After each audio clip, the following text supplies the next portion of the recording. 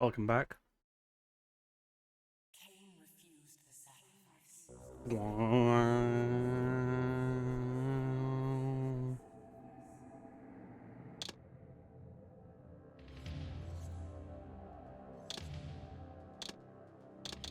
Subtitles on.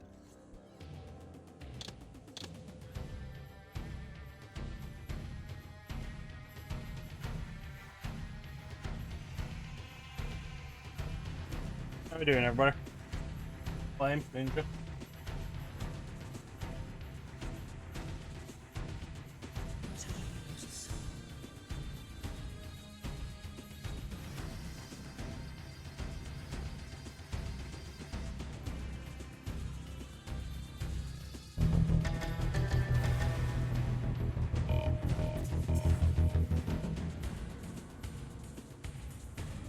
Flame, dearest of all my friends. Are you ready? Are you ready?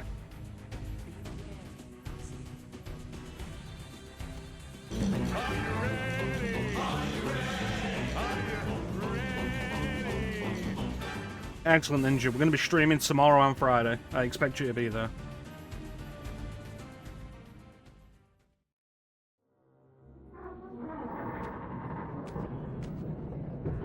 At last. I must say I'm disappointed in your progress. I imagined you'd be here soon. Oh, this is too... Tell me, did it trouble you to murder your brothers? This isn't supposed to run at 60. Me into the abyss. Eternity is relentless. It's too smooth. Raziel. When I first stole into this chamber centuries ago, I did not fathom the true power of knowledge. To know the future, Raziel. Also, like, look at the shimmering you can see as the camera moves. This is absolutely AI upscaled. I could never contain such forbidden truths. But each of us is so much more than we once were. Do you not feel with all your soul how we have become like gods? As such, are we not indivisible? As long as a single one of us stands, we are legion. Our futures are predestined. Mobius foretold mine eons ago. We each play out the parts fate has written for us. Free will is an illusion. I found the tomb of Sarafan, Kain. How could you profane a priest by turning him into a vampire? How could I not? I do respect they re-recorded all of this dialogue for Soul Reaver 2's opening. Enemies even closer. Because I think almost all of this dialogue is from the final confrontation with Kain from the first game. But they absolutely re-recorded it. Good and evil. The Sarafan were saviors, defending Nazgul from the corruption that we represent.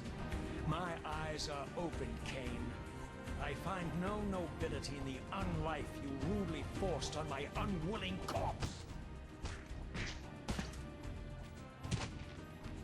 You may have uncovered your past, but you know nothing of it. You think the Sarafan were noble, altruistic?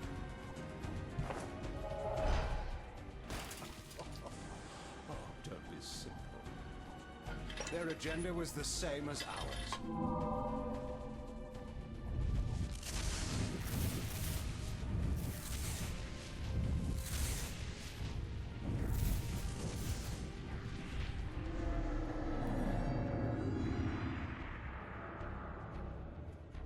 You nearly had me, Raziel.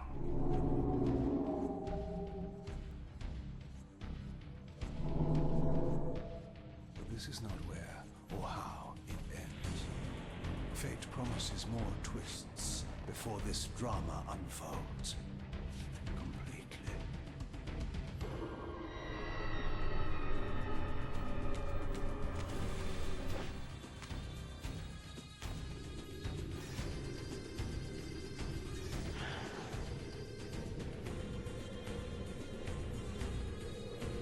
They also forget the line where the Elder God says, like, when Raziel goes through this time portal, he'll be beyond his influence. Probably because Soul Reaver 2 very quickly reveals that no, he isn't. Raziel, Redeemer and Destroyer, Pawn and Messiah. Welcome, time-span soul. Welcome to your destiny.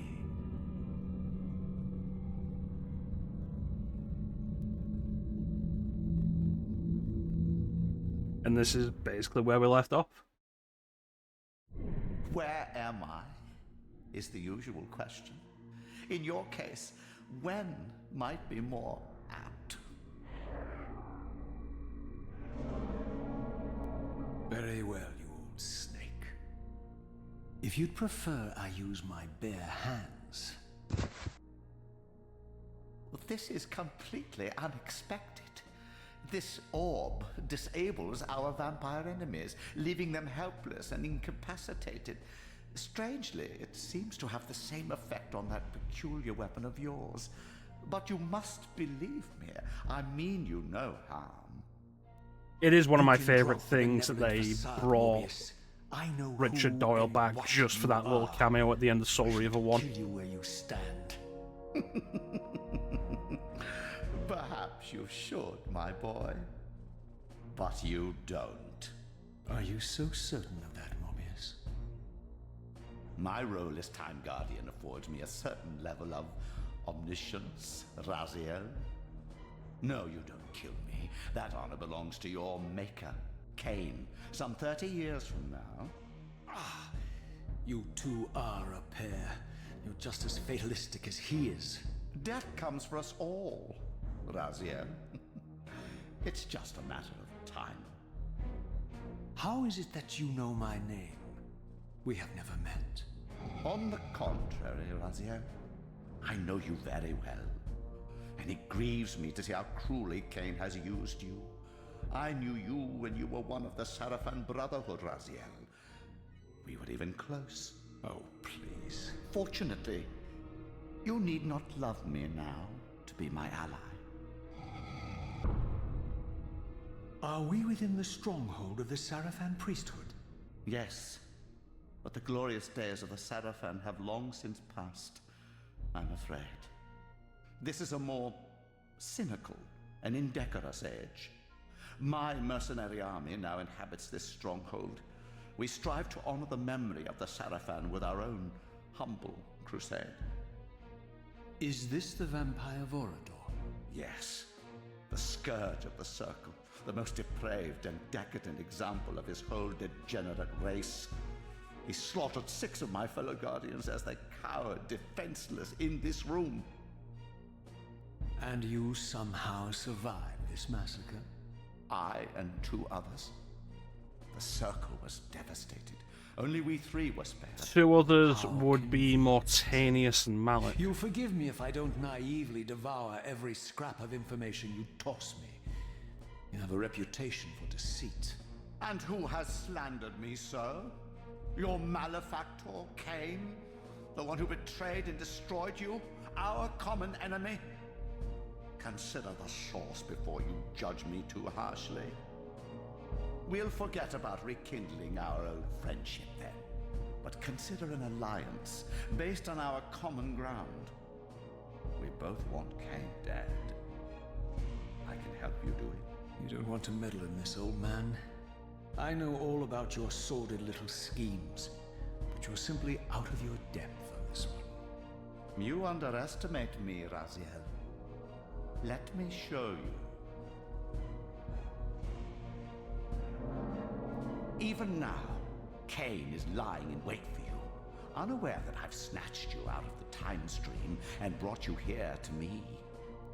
See how he lingers at the very pillars he is destined to destroy, foolishly confident that he has eluded your grasp. The pillars are still standing in this time.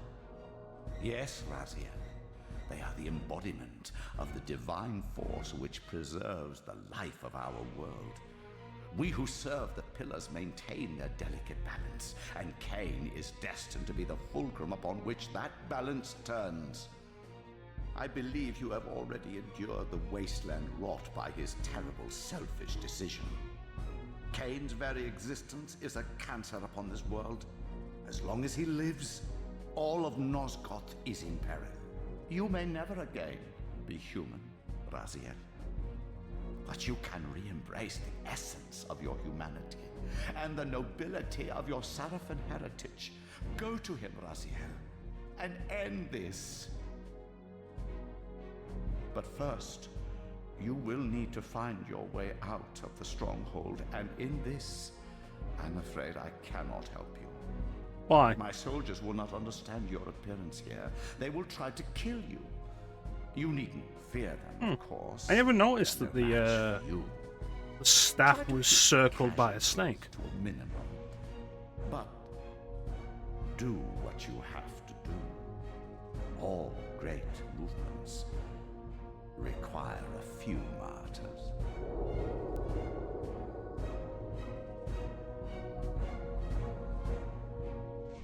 Alone now, I surveyed my surroundings and noticed a second time-streaming chamber.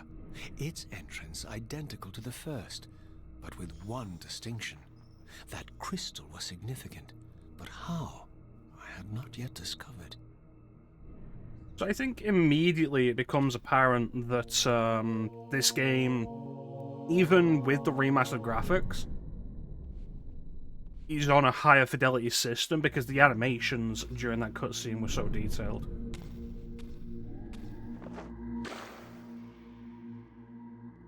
It's like, oh, I can't help you get out of the stronghold. My men will not understand your appearance.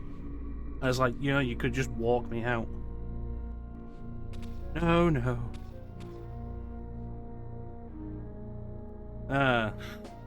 Yeah, Richard Doyle's return as Mobius, fantastic. Absolutely love it. Yeah, this is 30 years, currently 30 years before the first game. It's very important that we maintain knowledge of exactly when we are throughout this game, because we travel through multiple different time periods. We are currently 30 years before Blood Omen. So the opening of Blood Omen has already happened. But what this game makes more apparent is that the opening of Blood Omen is, I think, like 200 years before Blood Omen.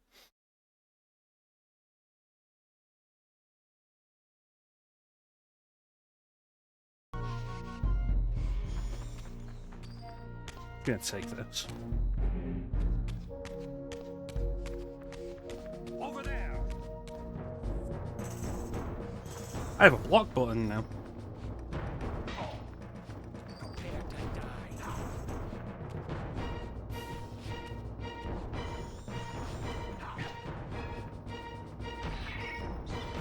Heavy attack, heavy attack.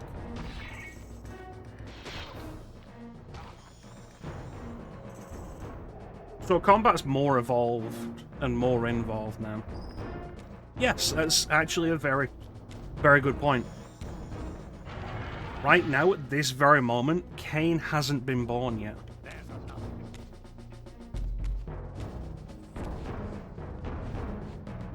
Prepare to die.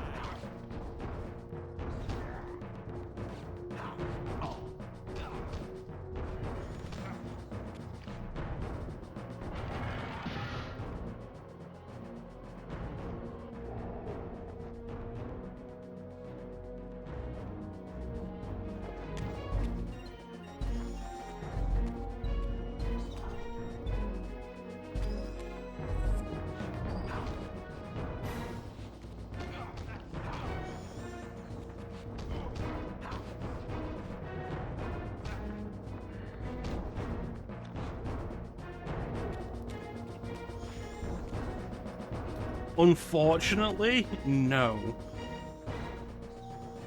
Because history is predetermined. What Mobius said is entirely true. This is a world where fate truly exists. And like Mobius said, he exists and will die in 30 years when Kain kills him during Blood Omen 1. However, it is worth noting that this is about 20 years after Kain went back in time and killed young King William the Just. So the concept of the Nemesis doesn't exist anymore. Throughout the stronghold, I discovered evidence of my former nobility and my life as a Sarafan priest. This was the heritage so foully stolen from me when Kain raided my sacred crypt and defiled me.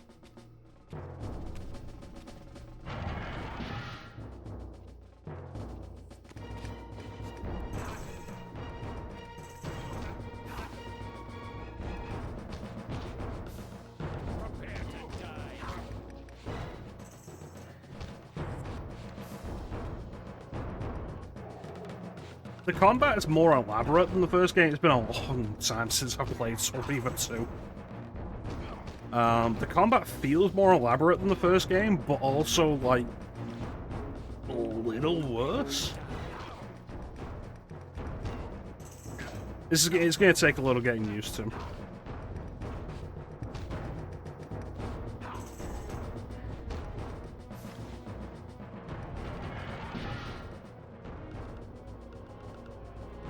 Yeah, that's exactly the point, Ninja.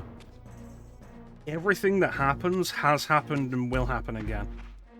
Fate is predetermined.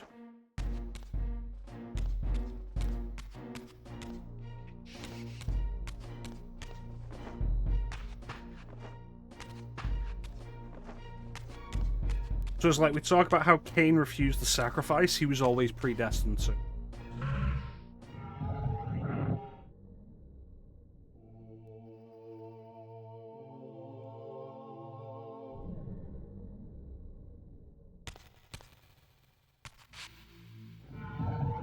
I'm always hesitant to use the Reaver in this game.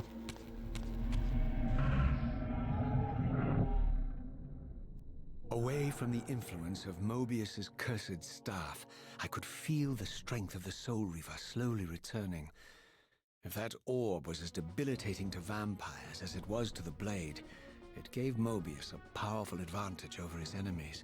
And it explains how Mobius was actually able to capture and execute Vorador. Vampires so successfully. If he could immobilize his enemies, they were at his mercy. But why, I wondered, would the staff have any effect on the Reaver? No, it didn't go apeshit yet, but I don't think we could summon it until this point.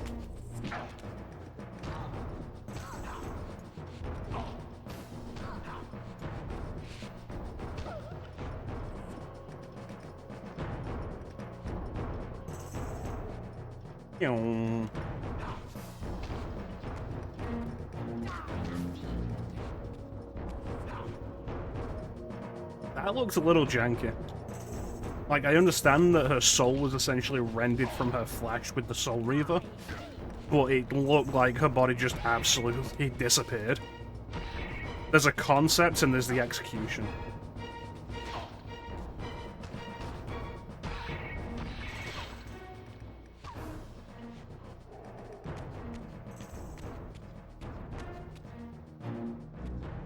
As I neared the stronghold's inner sanctum, a strange sensation crept over me. An indescribable feeling of displacement, a sense of vertigo, as reality itself appeared to warp and bend around me. The disturbance seemed to emanate from the sanctuary's furthest chapel. As I cautiously approached, the sense of dislocation intensified with each step. So this was the tomb of the beloved King. I think the only thing we're missing is the constrictability that we get from Gumar. Of Mobius's crusade. I was reminded of Kain's journey as a fledgling vampire. How Mobius coerced him to travel back in history and assassinate William, thus igniting a genocidal hatred of vampires among the citizens of Nosgoth. And here I discovered the source of the displacement. The Soul Reaver itself. laid out like a holy relic, and broken, apparently in the battle between William and Kain. I had not thought such a thing was possible, until, of course, Kain shattered the blade against me when he tried to strike me down.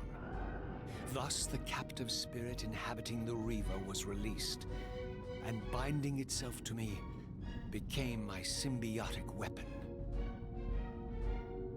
And so the Reaver met its former self, still imprisoned in this corporeal shell. I watched, mesmerized, as the Wraith blade uncoiled itself and snaked down the length of the physical blade. Embracing its twin, its mirror self, the Reaver's long-dormant spirit was now fully aroused. And for the first time, I felt the true presence of this other entity. Willful, ravenous, and deranged from thousands of years of imprisonment. The Reaver was now in command, and I, now merely its helpless host, felt my soul being leached to restore the blade. But the Reaver knew better than to destroy its host, and just as I neared the brink of oblivion, the blade released its hold on me. As I recovered, I realized we were now bound together in a fragile alliance.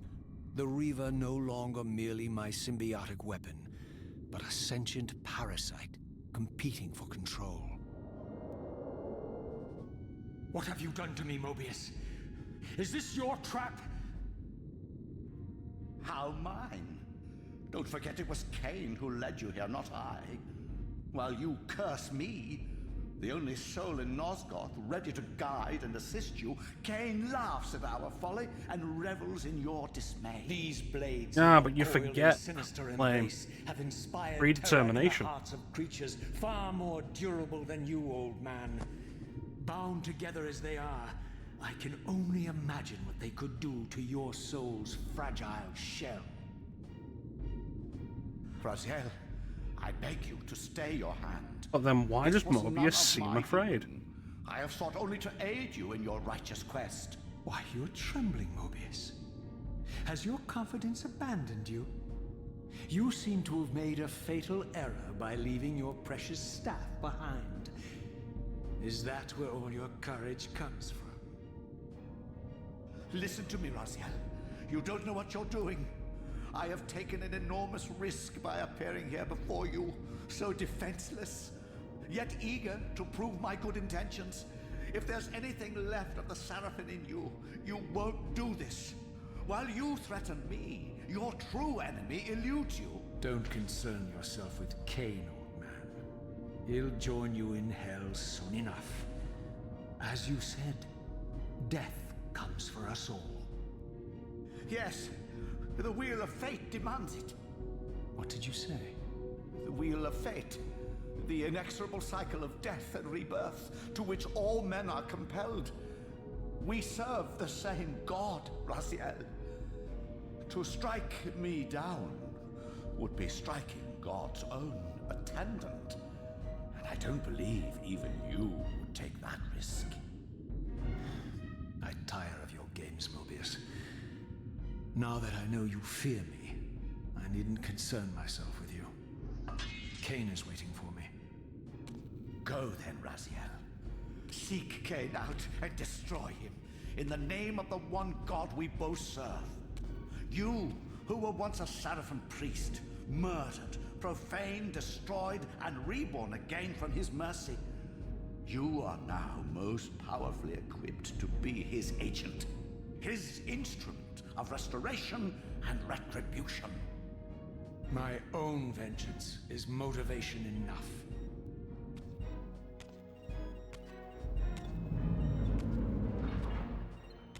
By my soul, you almost had me, my little blue assassin. But that'll be the one and only chance you get.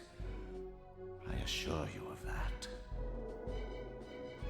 I could now summon the blade at will, regardless of my strength. But once summoned, the blade's ravenous appetite could not be contained. It devoured the souls of its victims, and if I allowed it to become over-aroused, the Reaver would now turn its hunger on me. Dangerous, but it's easy enough to prevent.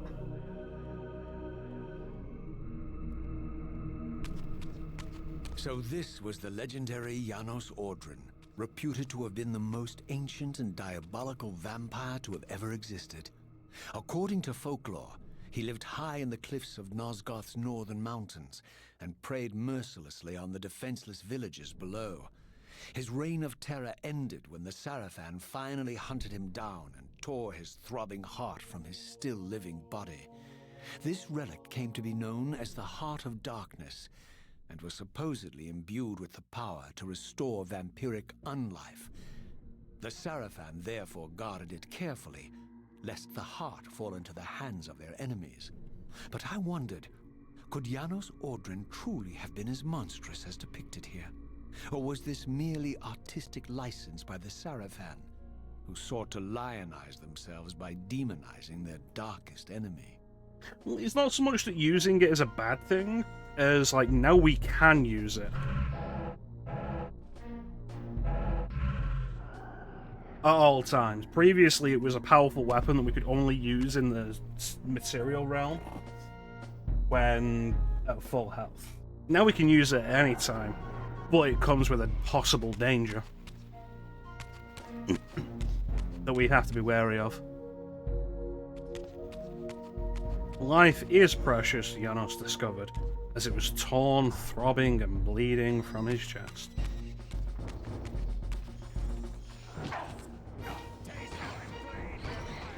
So that bar around it increases as we fight. If it fills the full way around, it will start draining our health. It's actually quite easy to prevent that from ever happening.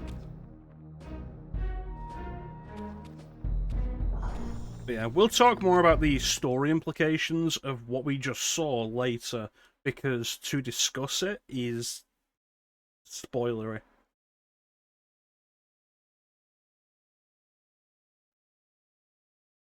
It's not all bad, no. There's benefits and risks to it. Yeah, the Reaver will consume their souls. So essentially, the difference between the Reaver in the first game and this game now is that it's as if the Reaver in the first game was asleep, and we were really just like dragging it around and hitting enemies with it. The Reaver now is fully awake and sentient, and desperate to consume. But yes, very important, predetermination exists. It's a definite, without denial. Everything that happens is fated to happen. But then we are left with one question. Strange how my... If everything that happens is fated to happen, how did Kain go back in time and change history? That's a question to ask yourself. History came full circle. This chapel, I realized, was a memorial to my former Sarafan brethren and myself. All of us martyred here. And then so cruelly profaned by Kain when he imposed his gift on our noble corpses. For the first time, I beheld the image of my Sarafan self. I actually quite like the among my fallen Soul Reaver comrades. 2 model for Raziel. It tortured me to see how noble and pure I had been, and what a vile phantasm I had become, and a profound sense of injury, of loss and betrayal welled up in me, so overwhelming I could barely contain it. All I wanted at this moment was to find Kain and destroy him.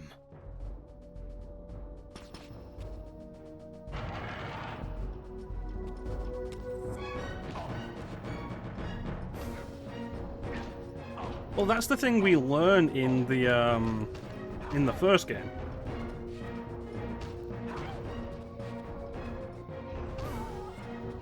If left alone, young King William the Just falls prey to Mobius's machinations, which is how he became the Nemesis. It was entirely through Mobius's manipulations.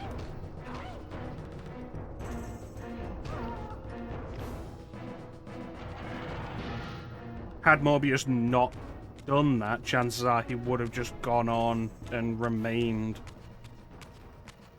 the saint that he was. Yeah, original Soul Reaver 2 is a great looking game. Like, we could play all of this in the original graphics and it would be fine.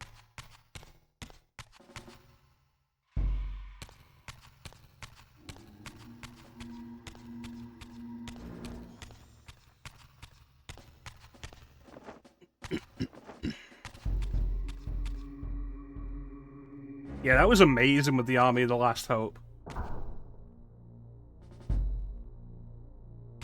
Like, we get back the soul from the Dollmaker and rouse the king into forming the army, and the army is just shredded. It makes no difference. I emerged, and for the first time beheld Nosgoth in its former glory. The land overflowed with abundant life and vitality, and I knew with certainty then that the world I had left behind was nothing more than the corpse of Nosgoth, a lifeless husk bled dry by the corruption of Kain's parasitic empire. This was the fragile world Kain sacrificed to preserve his own petty life and ambition, heedless of the profound cost. The sight only deepened my resolve.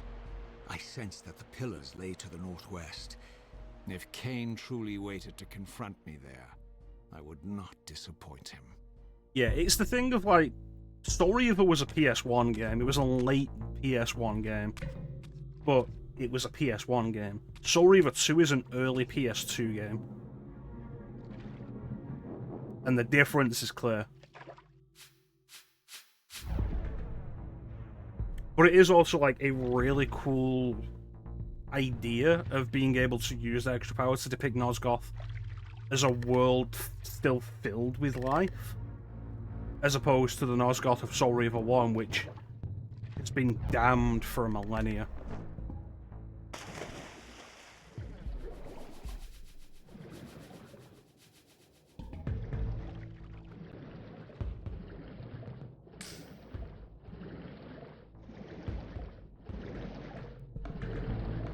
No, Mobius's keep is in the way.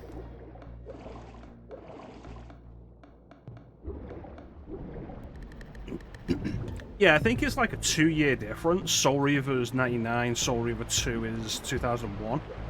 But it's PS1 to PS2. I possess the means to unlock this barrier, but this enigmatic symbol was clearly the key.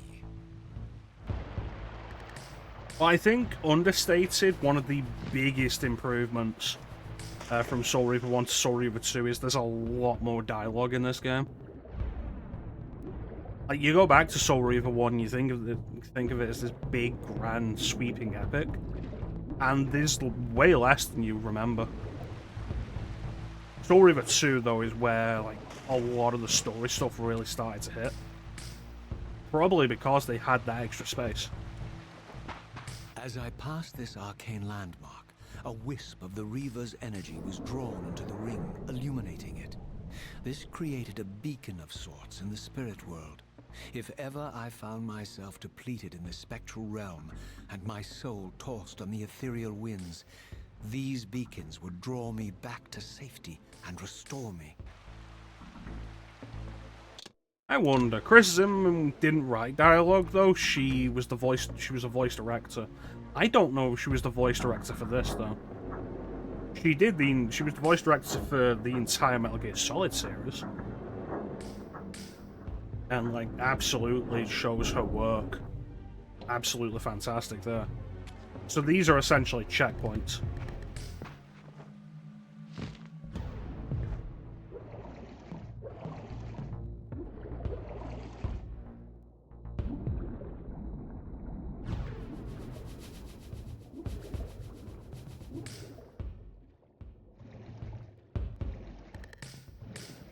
In fact, while we're just roaming a little bit, why don't one of you guys look up who she was the voice director? Yeah. To be fair, I think the main case in which Soul Reaver and Metal Gear Solid share voice actors is like it's really just Michael Bell and Richard Doyle as far as I can think, and neither of them had big roles in the Metal Gear Solid series. Like Michael Bell as Raziel, he plays the Fear in Metal Gear Solid 3, and Richard Doyle as Mobius, and he plays Big Boss in Metal Gear Solid.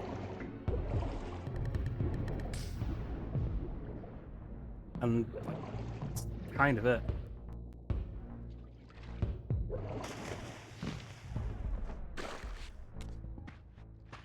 So I wouldn't really say it's because of that. It's probably just more standard casting. Attuned to my spiritual essence. Oh, Richard Doyle played the Fear. By simply touching the symbol, I could safely preserve an imprint of my soul, and thus create a milestone to which I could return when weary, and from which I could resume my journey. These are save points. Saving's different in this game.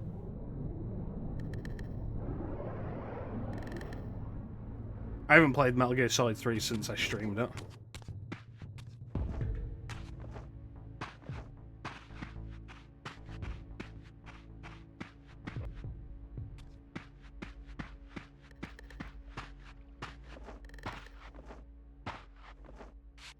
The FOV feels really weird. Escaped the stronghold.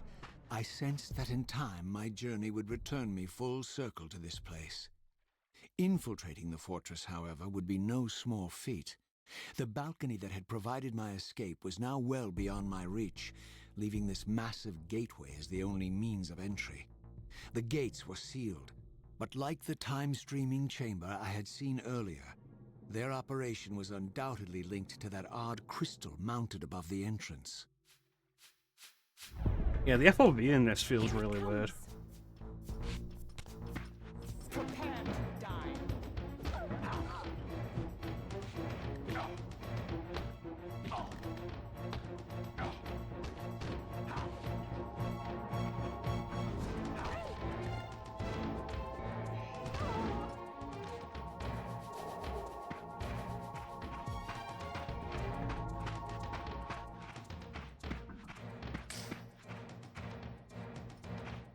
Get it! Die, fiend! Get it!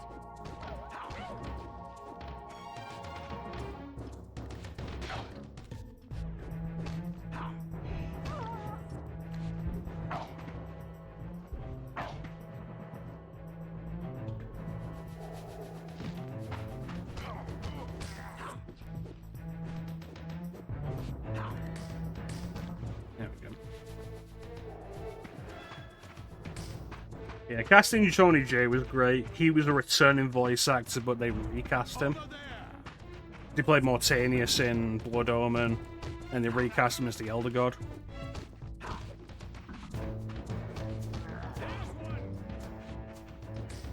I think bringing Tony J back as the Elder God isn't super surprising.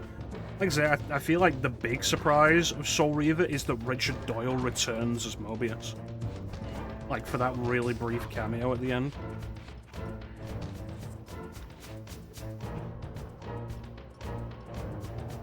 Prepare to die.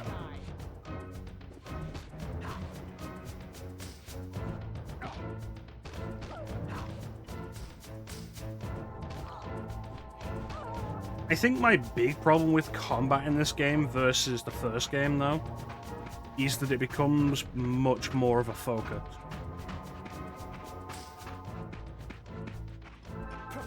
Like, there's so much of it.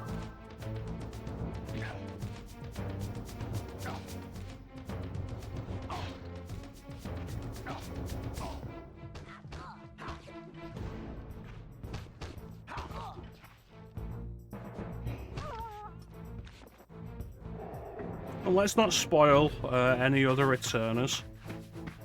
Let's see if anybody in the chat can remember who they are.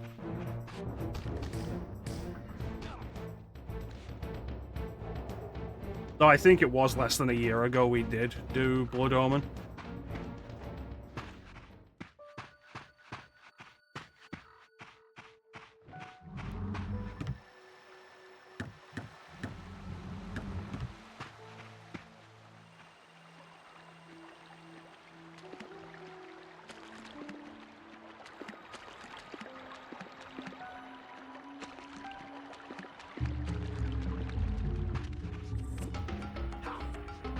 Well, Soul Reaver 1 also brought Anna Gunn back as Ariel.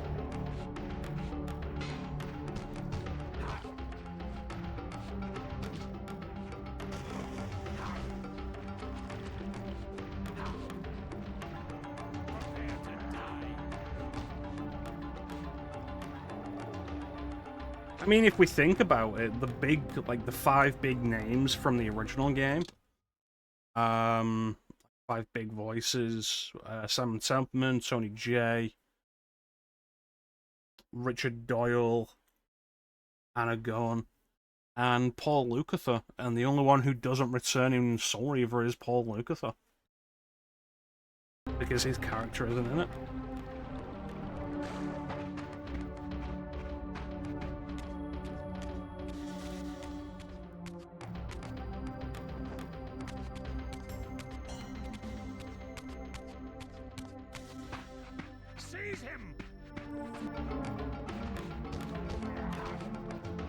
Though when you start listening, though, you can really hear them reusing the voice cast in the random mooks.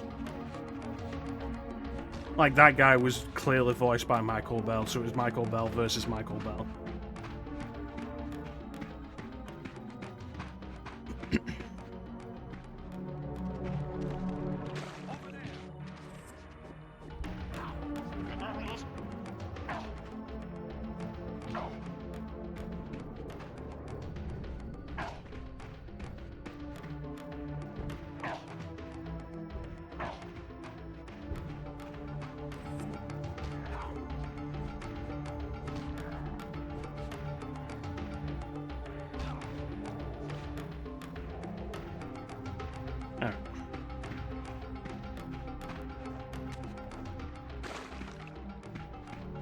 So I know I've mentioned this before, but it's most relevant here.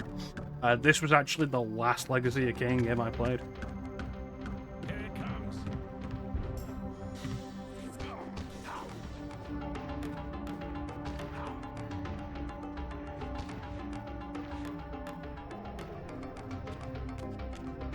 These vampires had nothing in common with the deranged jackals I left behind in Kain's derelict empire. They seem to retain much of their former humanity. In this era, vampires were clearly not the uncontested predators we had been. These creatures were hunted mercilessly and oppressed. And while I still believed that vampirism was a plague and had to be wiped out, there was nothing noble or righteous in this crusade. This was simply ruthless persecution.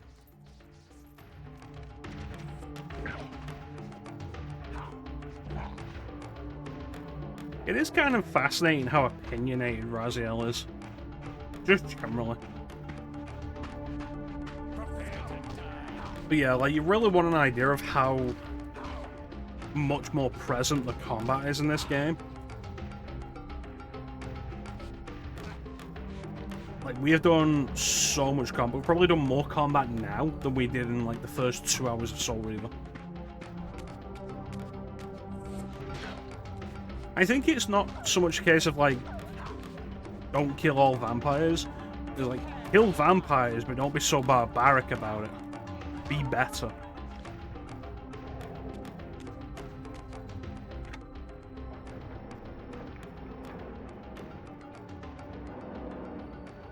Now, what's that?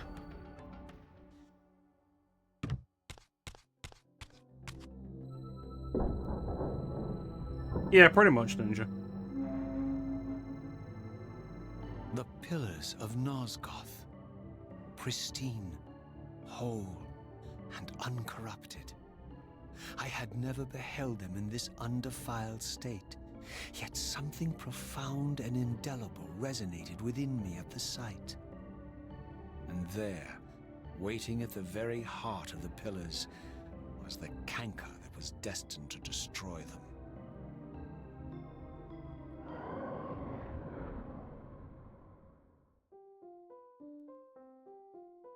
I know you're there, Raziel.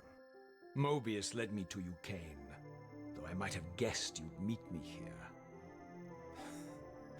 And if Mobius told you I was hidden on the underside of hell, would you throw yourself into oblivion to pursue me? Mobius trawls for the ignorant and unwary, hauling his gasping prey from the streams of their destinies. Stay out of his net, Raziel. Spare me your elaborate metaphors, Kain. Oh, that's a good I have line. pursued you That's such a here good for one line for purpose. Kain. You will pay for your betrayal, and balance will thus be restored to Nosgoth. And whose will is satisfied then? The will of Raziel or Mobius? Would I be better manipulated by you, Kain? Now, turn and face me. The chase is over. This isn't a chase, Raziel. We are merely passengers on the wheel of destiny, describing a perfect circle to this point. We've been brought here for a reason. I've seen the beginning and the end of our story, however, and the tale is crude and ill-conceived. We must rewrite the ending of it. You and I. Face me, Kain. Even you shouldn't die a coward's death. Isn't it customary to grant the condemned a final request? I recall no such courtesy from you. Indulge me, Raziel. All I ask is that you listen. This is the sublime moment of our undoing, Raziel. The ineffable fulcrum upon which swings the entirety of our history. This is where all of Nosgoth is betrayed. In this instant, Ariel, the Balance Guardian, is murdered by dark forces bent on overthrowing the Pillars. Her spirit is just now tearing free, lost in the ether, trying to find its way here. You have already seen how she comes to haunt these Pillars. Bound here by your refusal to die. You are the reason this land becomes diseased. As long as you remain alive, you condemn Nosgoth to an eternity of decay. Be still, Raziel. See this. As Ariel dies, I am being born to take her place as Balance Guardian. Such is my destiny. My God.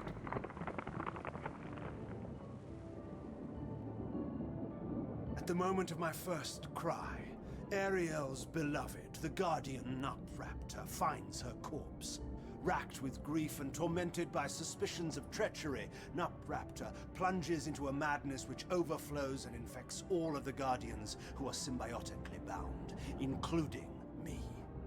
The repercussions of Ariel's assassination were expertly calculated. The entire circle descends into madness, and I am tainted at the moment of my birth, instantly rendered incapable of fulfilling the role destiny has prepared for me. Shall I show you the same mercy you showed the rest of the circle then? You blithely murdered them to restore their pillars, yet your hand faltered when it came to the final sacrifice. What makes you exempt, Kain? You're merely the last man standing. Why condemn me for simply carrying out what you hadn't the courage to do yourself? Let's drop the moral posturing, shall we? We both know there's no altruism in this pursuit. Your reckless indignation led you here. I counted on it. There's no shame in it, Raziel. Revenge is motivation enough. At least it's honest. Hate me, but do it honestly. 30 years hence, I am presented with a dilemma. Let's call it a two-sided coin. If the coin falls one way, I sacrifice myself and thus restore the pillars. But as the last surviving vampire in Nosgoth, this would mean the annihilation of our species. Mobius made sure of that. If the coin lands on the reverse, I refuse the sacrifice and thus doom the pillars to an eternity of collapse. Either way, the game is rigged. We agree then that the pillars are crucial and must be restored. Yes, Raziel. And that's why we've come full circle to this place. So after all this, you make my case for me. To end this stalemate, you must die so that new Guardians can be born. Pillars don't belong to them, Raziel. They belong to us. Your arrogance is boundless, Kain. There's a third option. A monumental secret, hidden in your very presence here. But it's a secret you have to discover for yourself. Unearth your destiny, Raziel. It's all laid out for you here. You said it yourself, Kain. There are only two sides to your coin. Apparently so. But suppose you throw a coin enough times. Suppose one day it lands on its edge.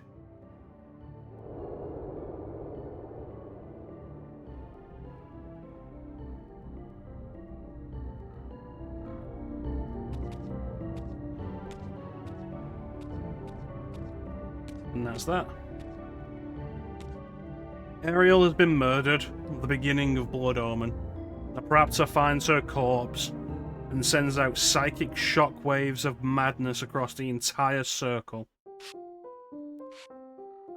including the newly born Balanced Guardian meant to replace Ariel, Kain. Kain, infected with madness from the moment of his birth, never truly given a chance to fulfill his destiny.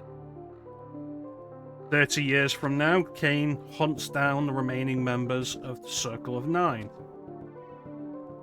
After having been assassinated by Mortanius in a grand plot to see the pillars restored.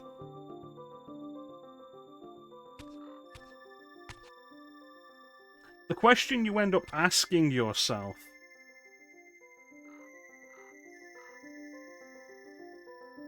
is, why is no more vampires a bad thing?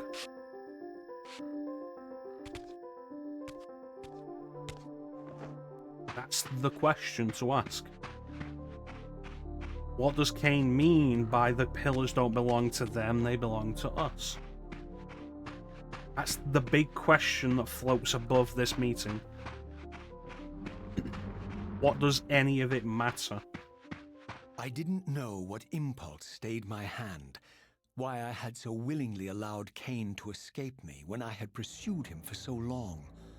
I had no reason to trust Kain after he had valued me so little, and yet I found myself intrigued by his words. I had been too cruelly used to so gullibly play his pawn, but if this world truly had...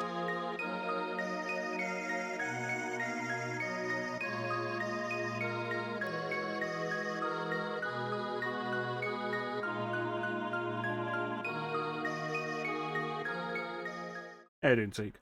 had secrets to divulge, I was determined to expose them.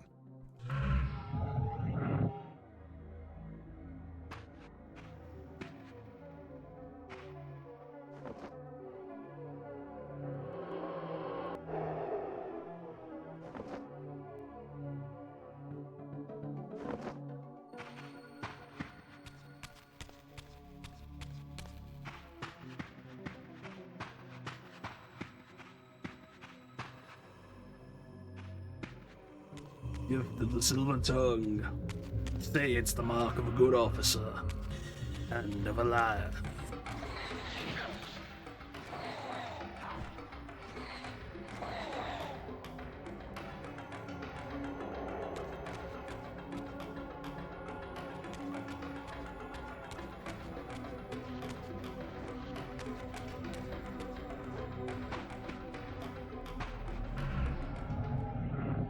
And back in Nosgoth. From the moment of my arrival, I had the constant and palpable sensation of being watched. Someone, it seemed, was keenly interested in my presence here.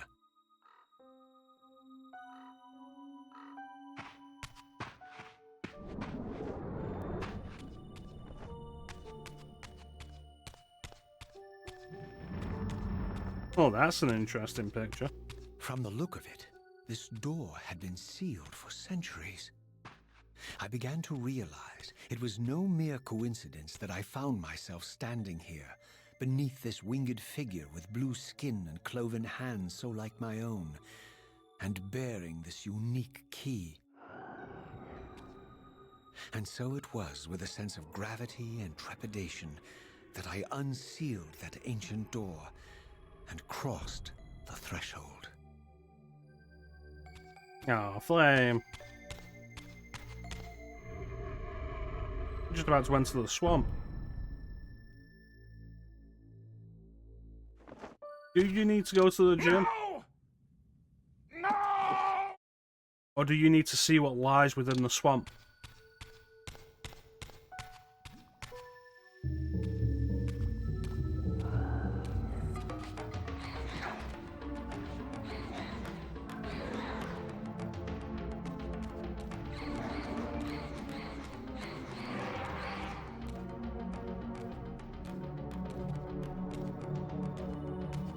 It's through the power of being really pissed off, Teak.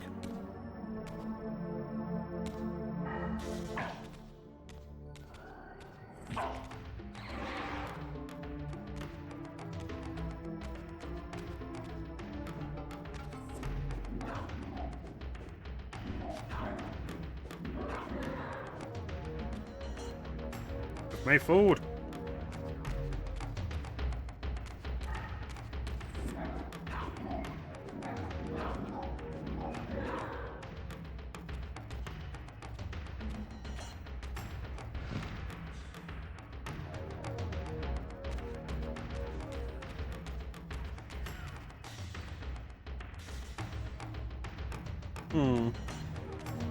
That's concerning.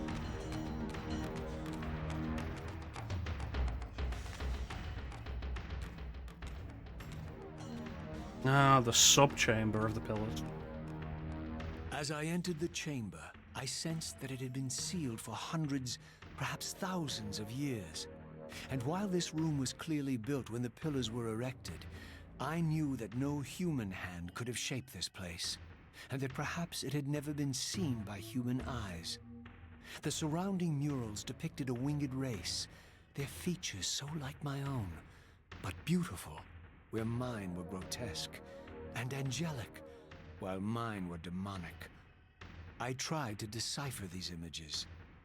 A great war, but with combatants like none I had ever seen. The pillars, raised by this winged race, who thus defeated their adversaries.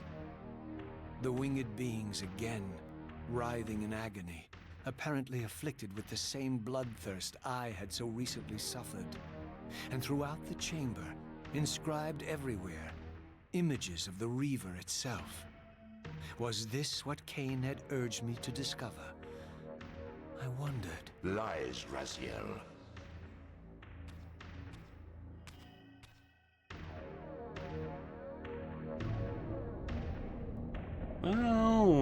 Well. Do not be deceived. Ah, my ancient benefactor. And I dared to hope we had parted ways forever.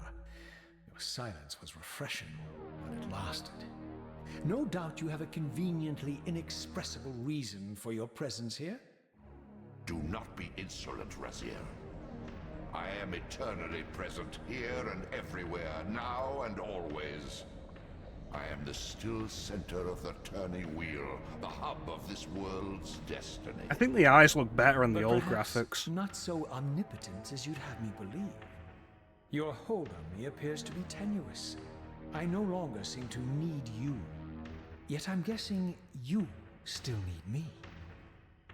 This impudence is unworthy of you, Raziel. Do not forget that you have a task to fulfill here. You are indebted to me. Indebted? You would have me show gratitude for a gift I didn't ask to be bestowed? Do you forget that you forced me to inhabit this vile carcass? I restored you to yourself, Raziel. It was Kain who destroyed you. The very enemy you've just let slip through your grasp. Do not fail me, my servant. I serve no one. Not you, not Kain, and not your lackey Mobius. Mobius is my good servant. I have many. And if I tell Mobius that he's worshipping a giant squid, do you think his faith will falter? You have grown willful, Raziel. But beware.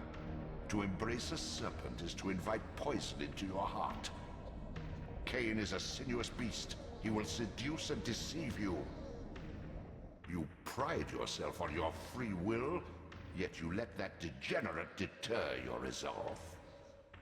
I harbor no illusions about his integrity, nor anyone else's. In fact, I am beset by manipulation on all sides. I merely seek the truth. These are the fathomless truths, Raziel. The agony of birth and death and rebirth. This is the wheel of fate, the purifying cycle which sustains all life. Vampires are an abomination, a plague which leeches this land of its spiritual strength. They obstruct the flow of life and death. Their souls stagnate in their wretched corpses. But the wheel must turn. Death is inexorable and cannot be denied. Your destiny is irresistible, Raziel. You are my soul Reaver, the scourge of the vampires, reaper of their apostate souls. Remain steadfast, end the vampire's parasitic curse, and restore Nosgoth. Kain's blood belongs on your hands.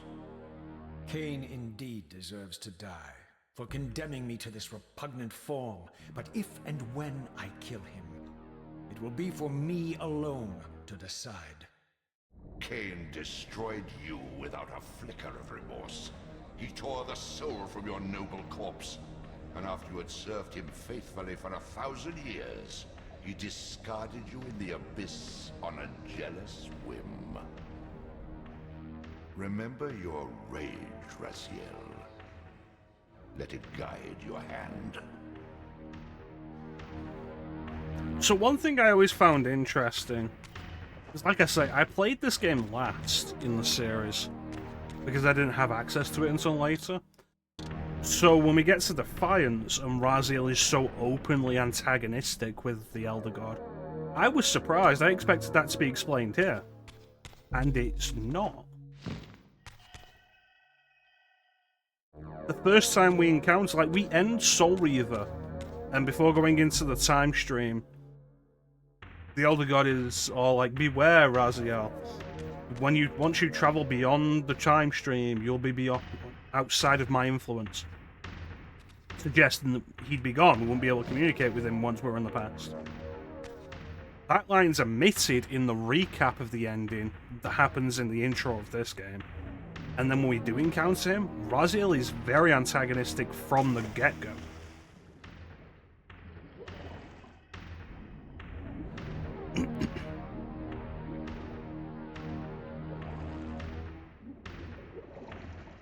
Destroy Kain.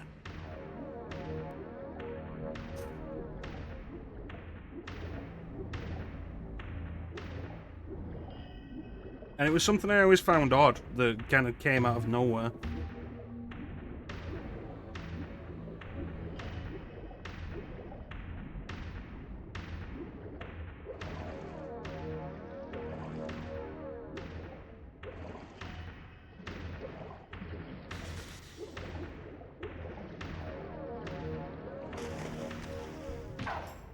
Dick.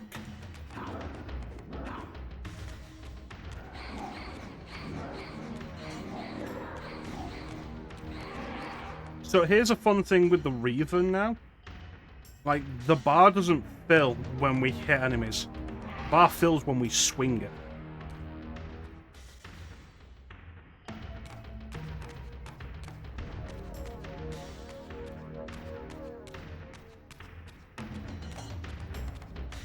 Which means you have to be very careful about overuse.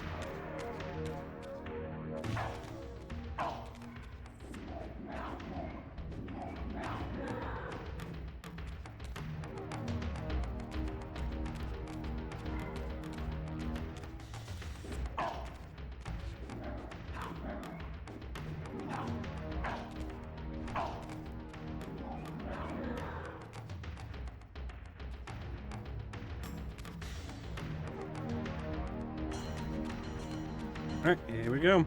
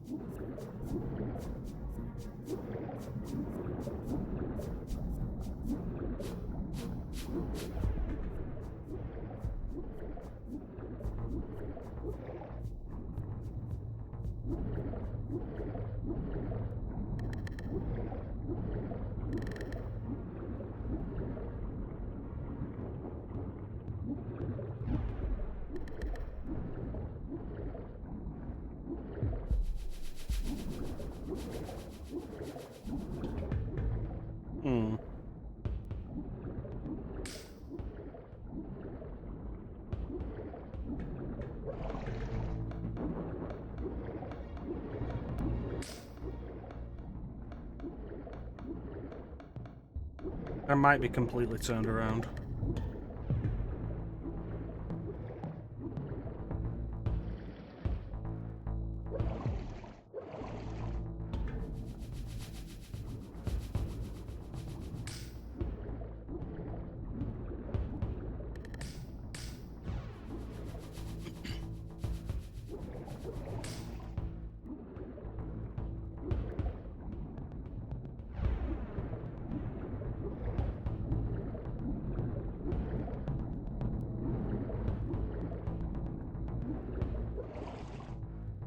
Oh, here we go.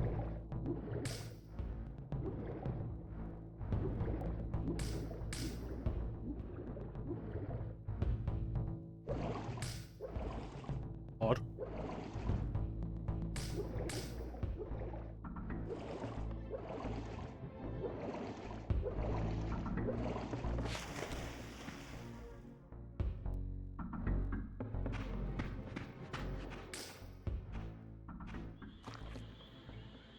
I surfaced into a very different landscape. The daylight barely penetrated the dense canopy of this forest. Here I discovered an ancient ruin, unmistakably one of Mobius's time-streaming chambers, but long ago sealed and abandoned to the encroaching swamp. I didn't currently possess the means to break this seal, but I thought in time that I might. Yeah, eventually, maybe.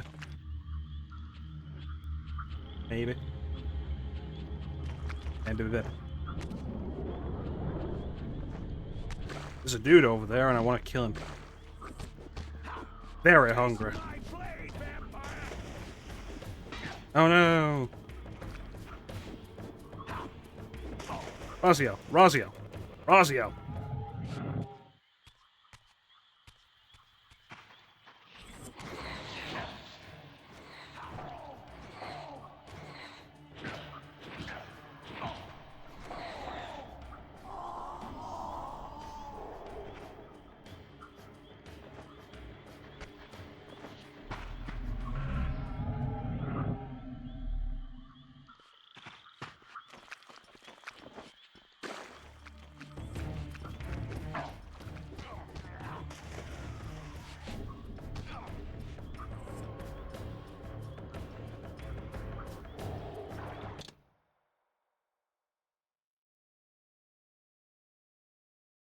That's Clint with a resub.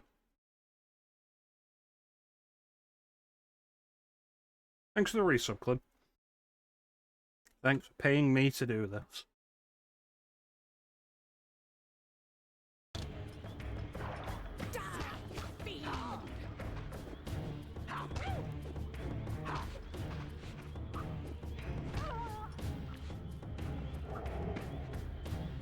The next several murders will be in your name.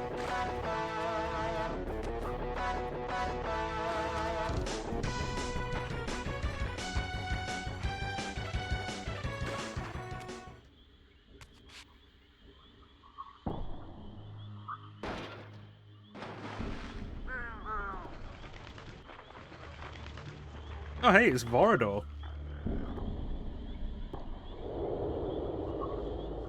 So, my lurking observer was exposed. The creature vanished when he realized he was discovered, but I caught a glimpse of him, and his features were distinctive enough.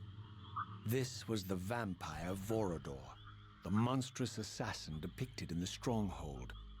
Strange that a creature brazen enough to assault the Circle single-handedly would avoid confronting me. Very well. If Vorador would not come to me, I would go to him. But first, I needed to find some means of reaching that terrace. Yeah, the Varma will probably loop around on it at some point.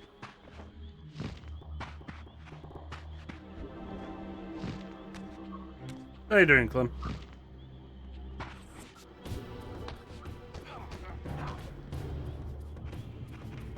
Absolute garbage. I am disgusted with you. I wish to sever our contact. I can't believe you would spend your Wednesday afternoon doing things that aren't watching me play video games.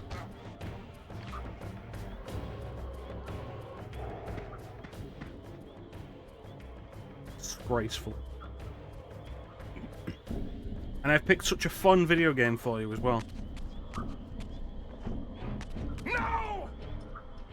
No!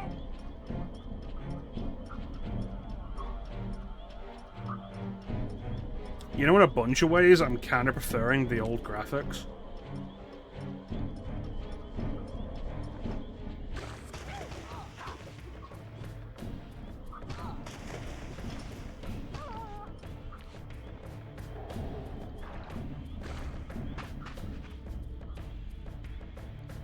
Clem's less disappointing than Flame leaving to go to the gym, though. Because Clem's not been wanting me to play this for, like, years. It's like, imagine if I finally did Mass Effect and you were gone for the entirety of the first game. And then, like, when I start the second game, you leave just as I get to Omega. I get they wanted, like, the character model parity between the two games, but, like, Reaver 2 looks great as it is.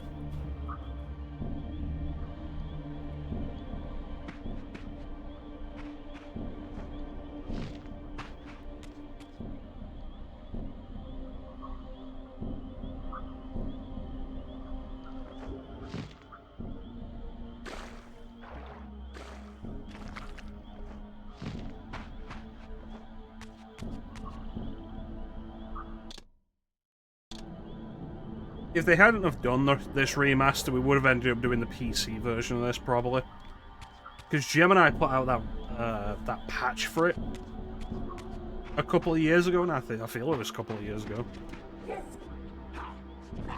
Like, that was really cool to find out. The guy who did the Rebirth patches for the PC versions of RE2 and 3 was also a Legacy of Kain fan and was working on fixes for the PC versions of some of the Legacy of Kain games. That was great.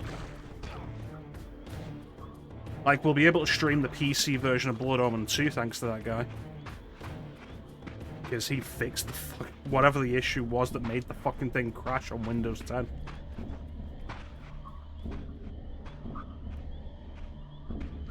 Which is good, because I like Blood Omen 2.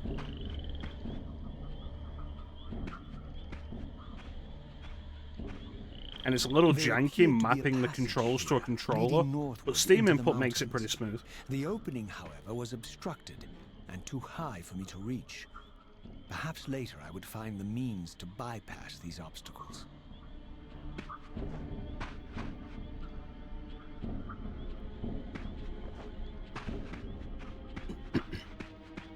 Taste my blade, vampire!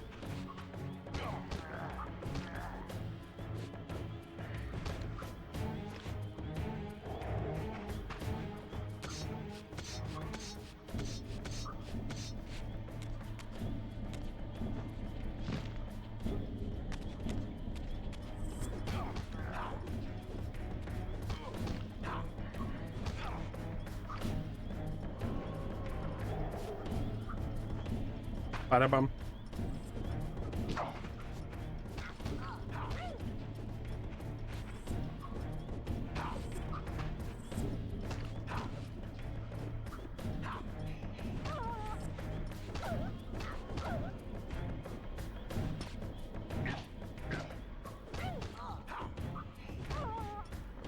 I don't know where I'm even fighting. This area's too dark.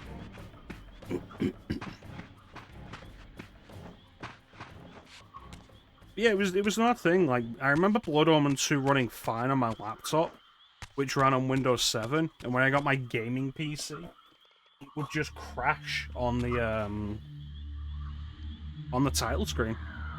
And it turned out it was specifically a Windows 10 issue. My friend was nowhere to be seen, but I found these ruins even more intriguing. I recognized these arcane symbols from the chamber beneath the pillars, and realized that this shrine, too, was sealed to all but the bearer of the Reaver.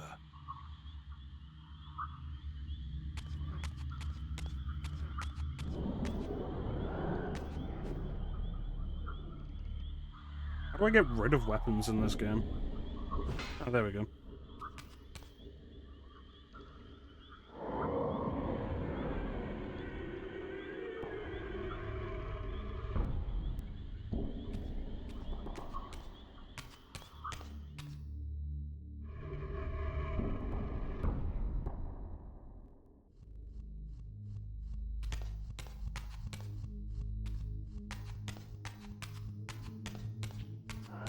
Sealed to all but the bearer of the Reaver, so what are these dudes then?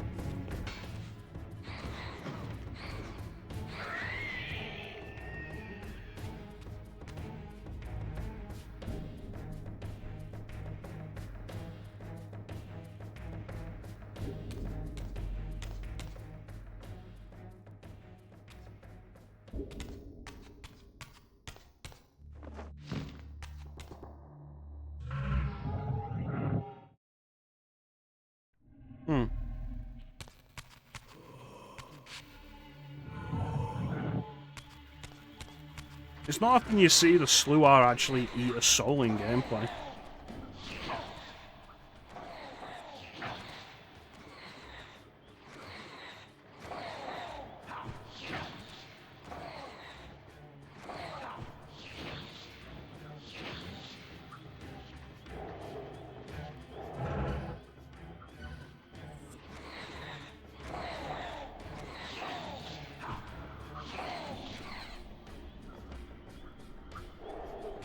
Alright, so there's a climbable wall there, but I'll need to be back in the material realm to use it.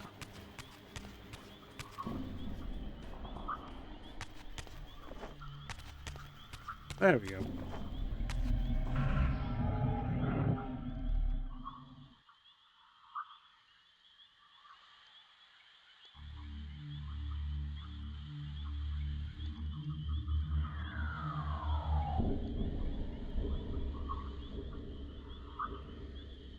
That's curious.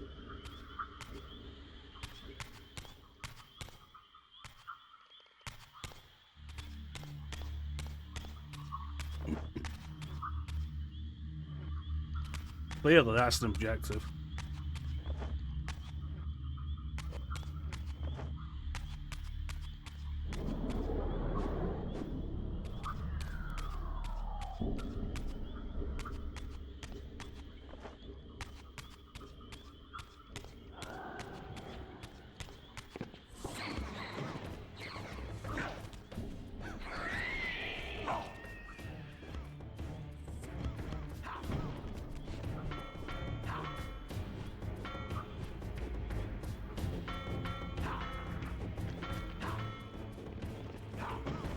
Where did those guys come from?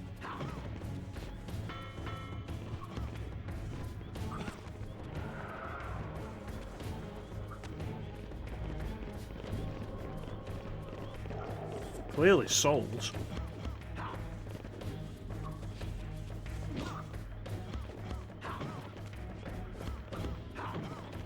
Reanimated corpses?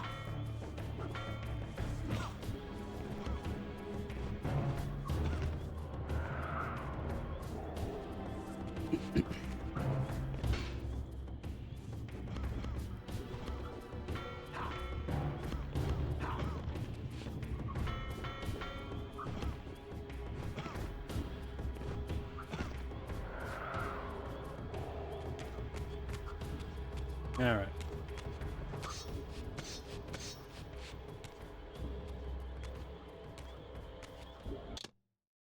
I feel like we should run the ad before we see this scene. So we'll be right back.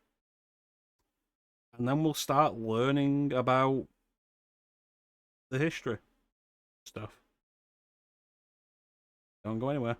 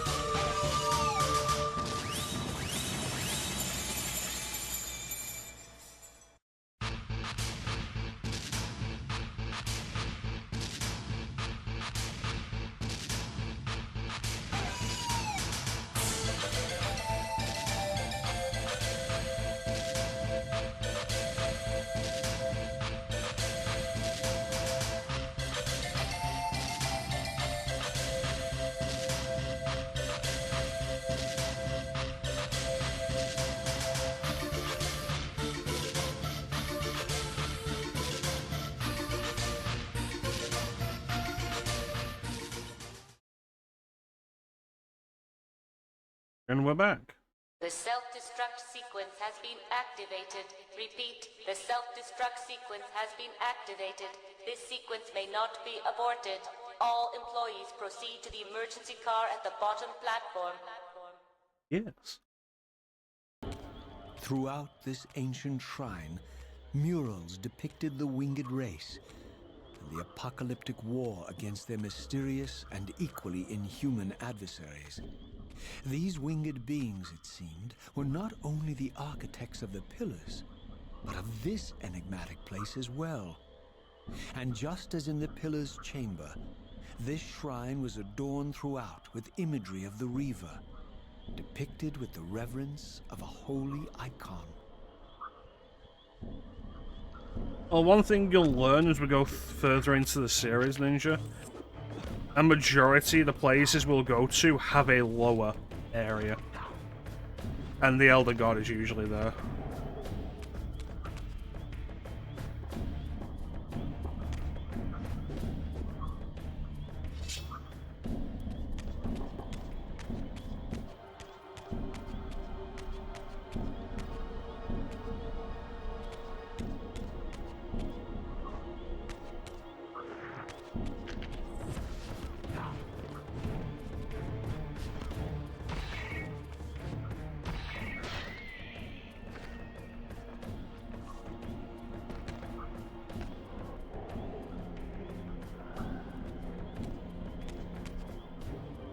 Alright, so I should be able to get over there.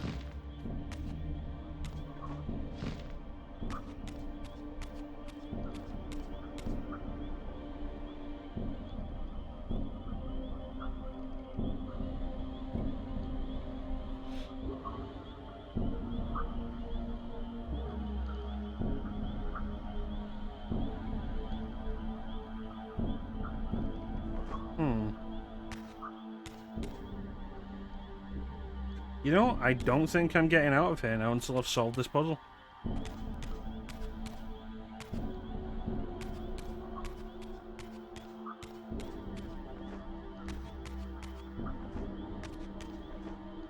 Okay, so clearly I need that mirror that we saw earlier.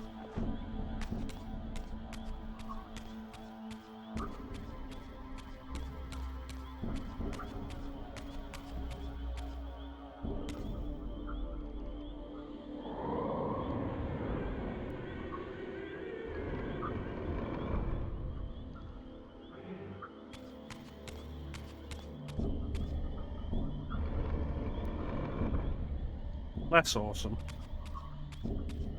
Alright. And what about in here? Nope.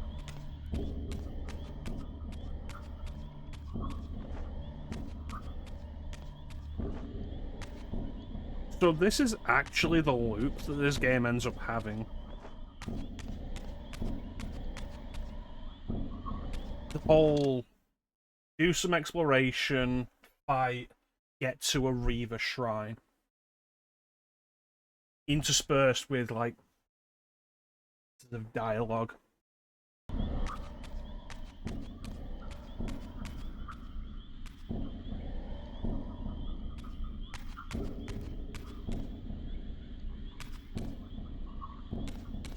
And it's not a bad thing, though it ends with this game being, like, kind of more formulaic than the previous two.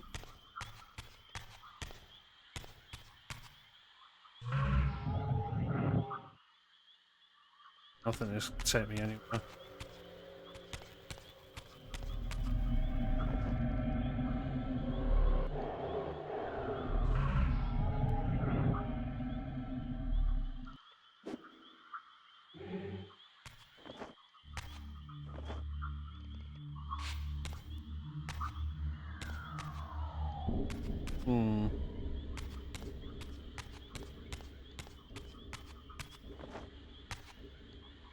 Alright, let's go back in there.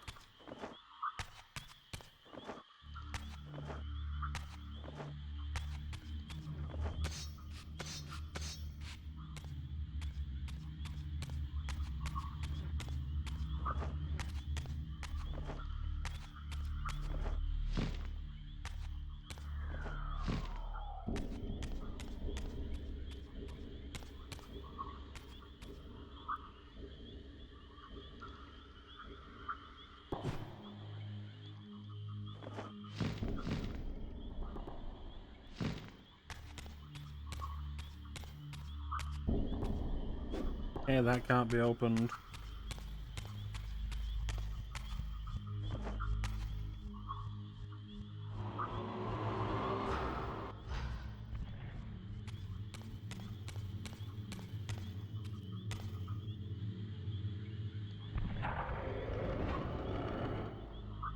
There was no indication that was going to happen.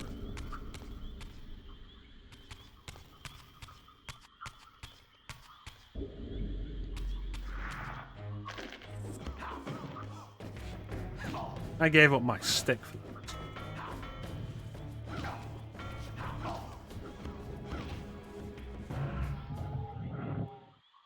Going to the spectral realm for this anyway.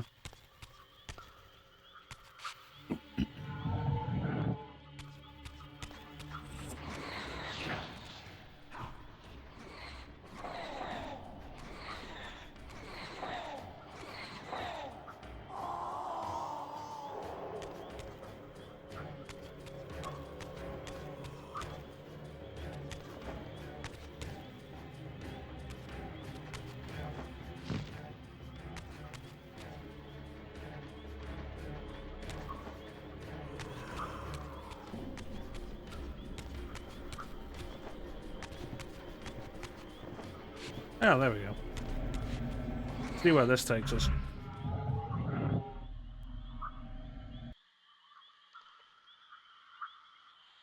Okay, so that center platform moves. Yeah. Spectral realm.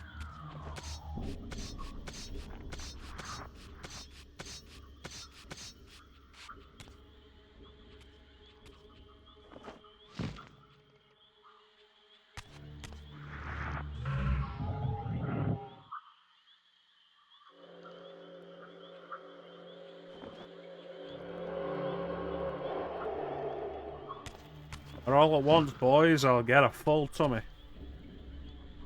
Oh wait, I don't have a tummy. Oh ho ho ho ho.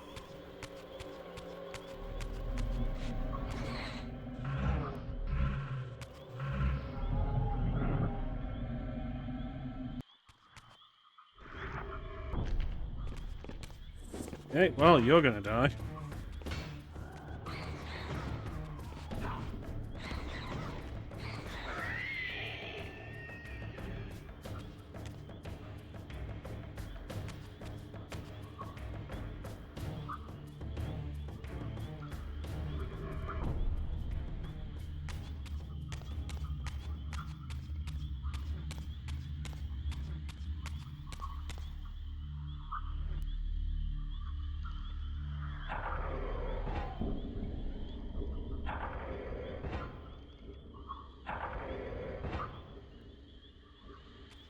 Okay, nothing's happening.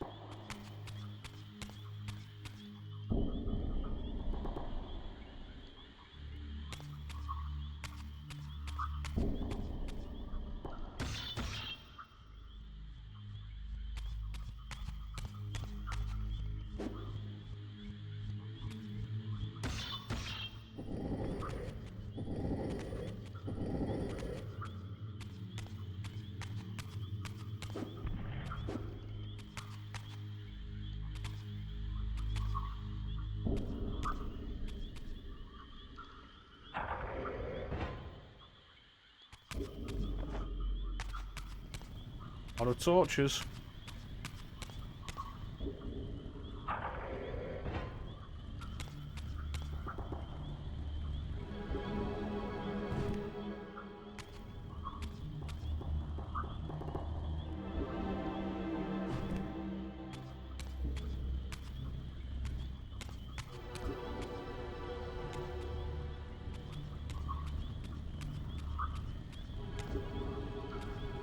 What puzzle target?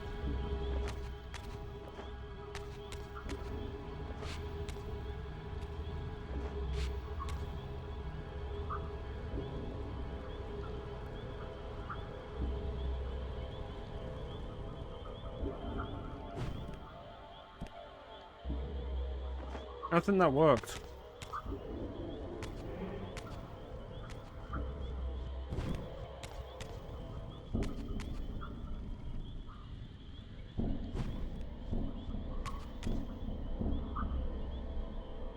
Okay.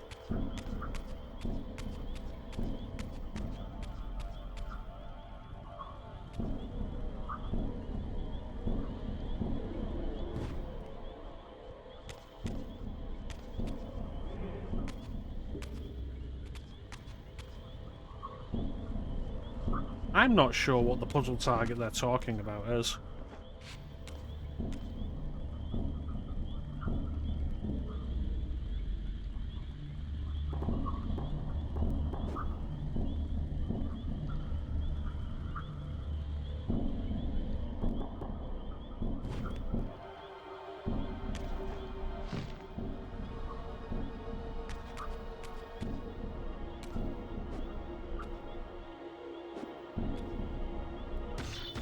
So I'm supposed to shoot I'm supposed to shoot projectiles at you, Ninja?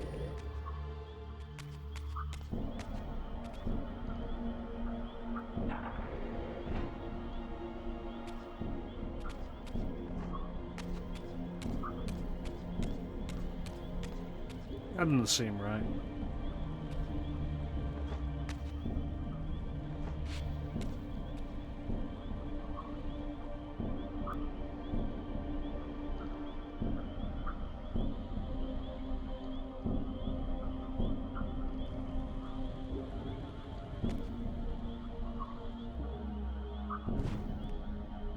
I just went through the thing.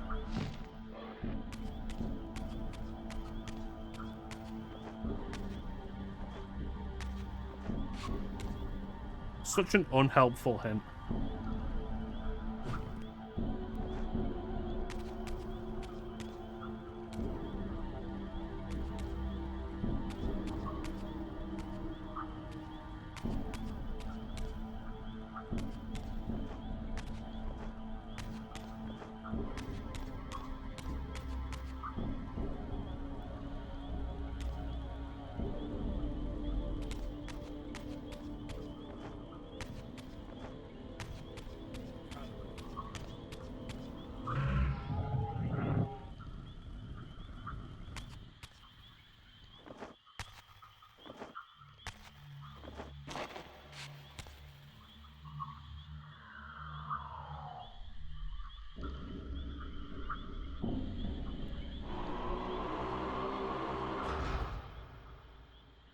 That's probably what it's talking about, isn't it? Like, just shoot the Reaver at the Reaver symbol. Have I been overthinking this? Again?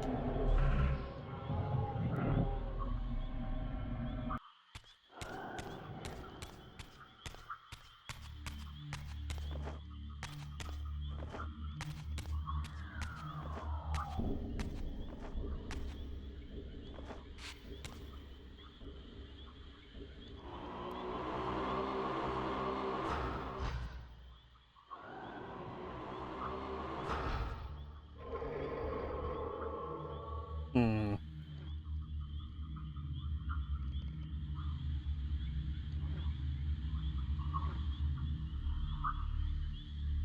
That looks like a tunnel. What does this one look like? Nothing. No.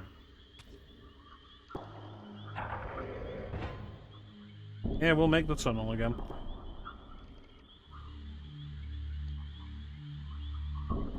Alright.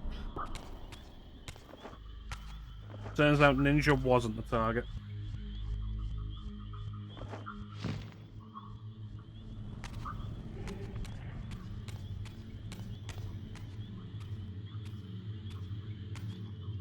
Oh, we made it up here.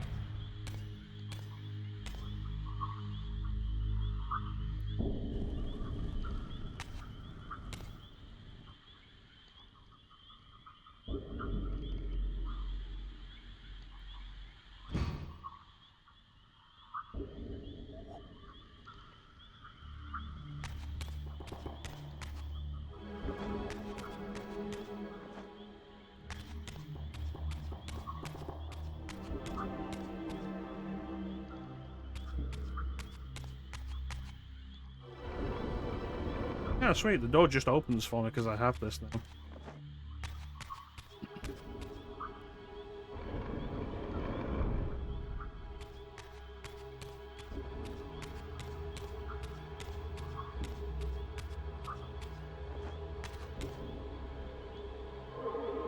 Oh.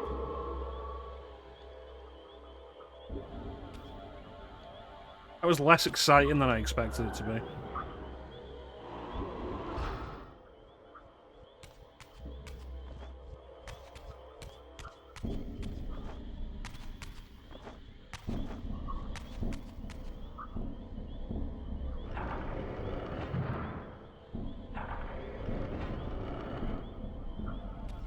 Going this way now.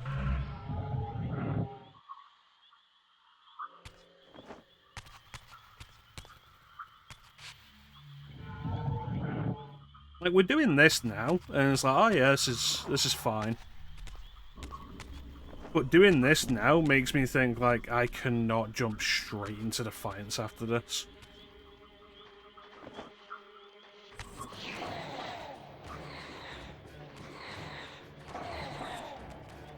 Like, I've not done Defiance in a long time, but I remember those shrines being an absolute slog. And there's so many of them.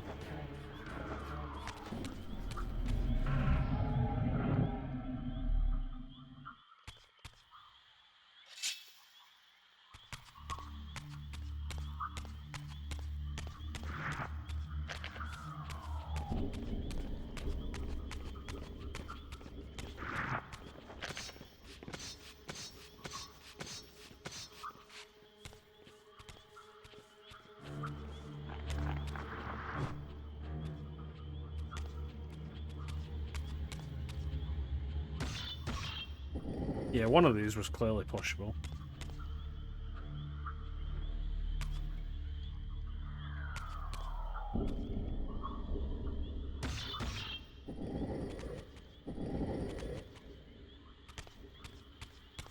You know, I actually remember this puzzle. This one was actually kind of clever.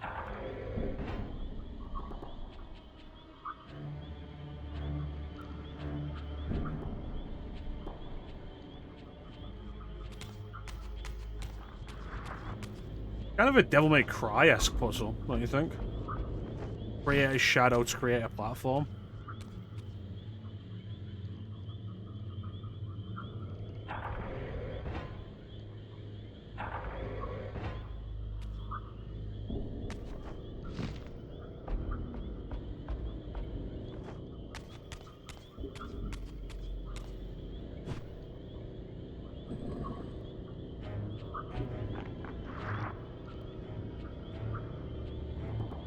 Oh, okay.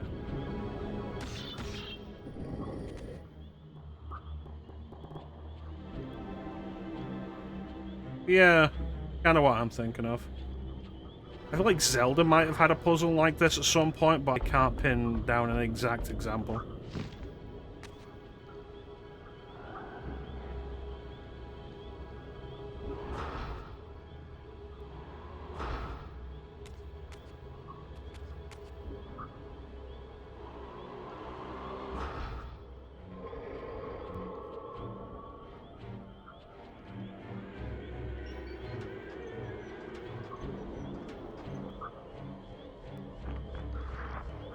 Yeah, hitting the Dragon Fireball back at it was a bold idea.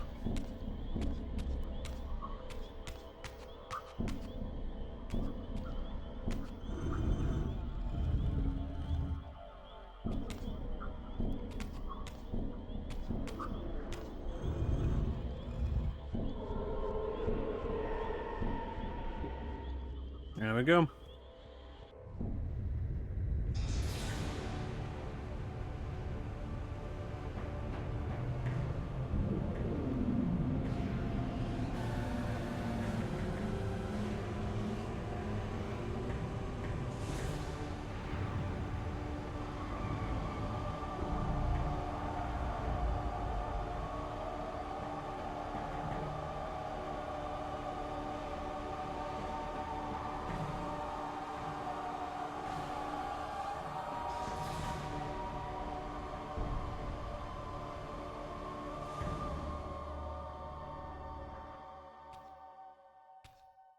Alright, let's go.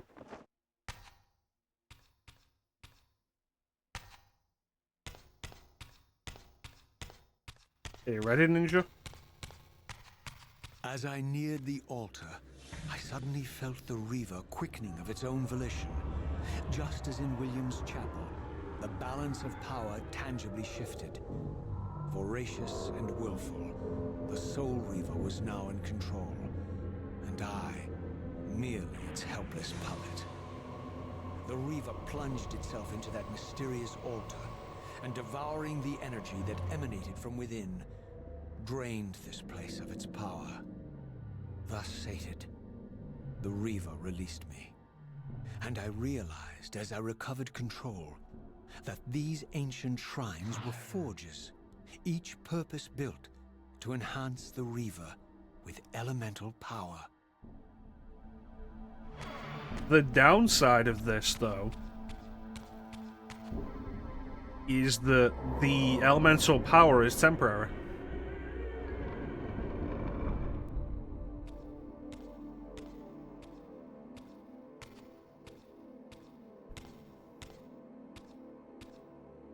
Now I understood the purpose of the mysterious basins I had seen throughout my journey.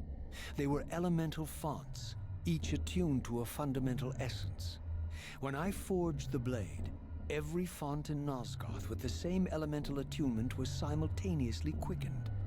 The Reaver's enhancements were never permanent, but these fonts enabled me to re-imbue the blade by bathing it in the elemental energy distilled therein.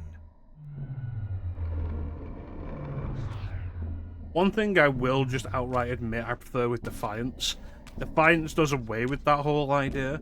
You have to go to new elemental shrines to re-imbue the Reaver with new power. And a lot of it's the same power. But it becomes permanent at those places in Defiance. So you just switch between them at will. One eclipsing the other. I recognize this symbol from the door sealing that other ancient shrine, the one I had seen in the lake outside the Sarafan stronghold. Perhaps now, armed as I was with the elemental power of darkness, I could return and gain entry. Yeah, so basically, now we're just going to go back where we came.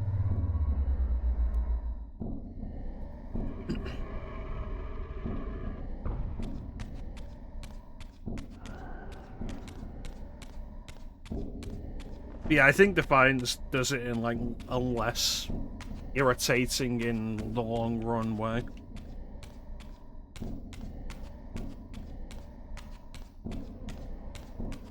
So it just lets you switch between them once you've acquired them.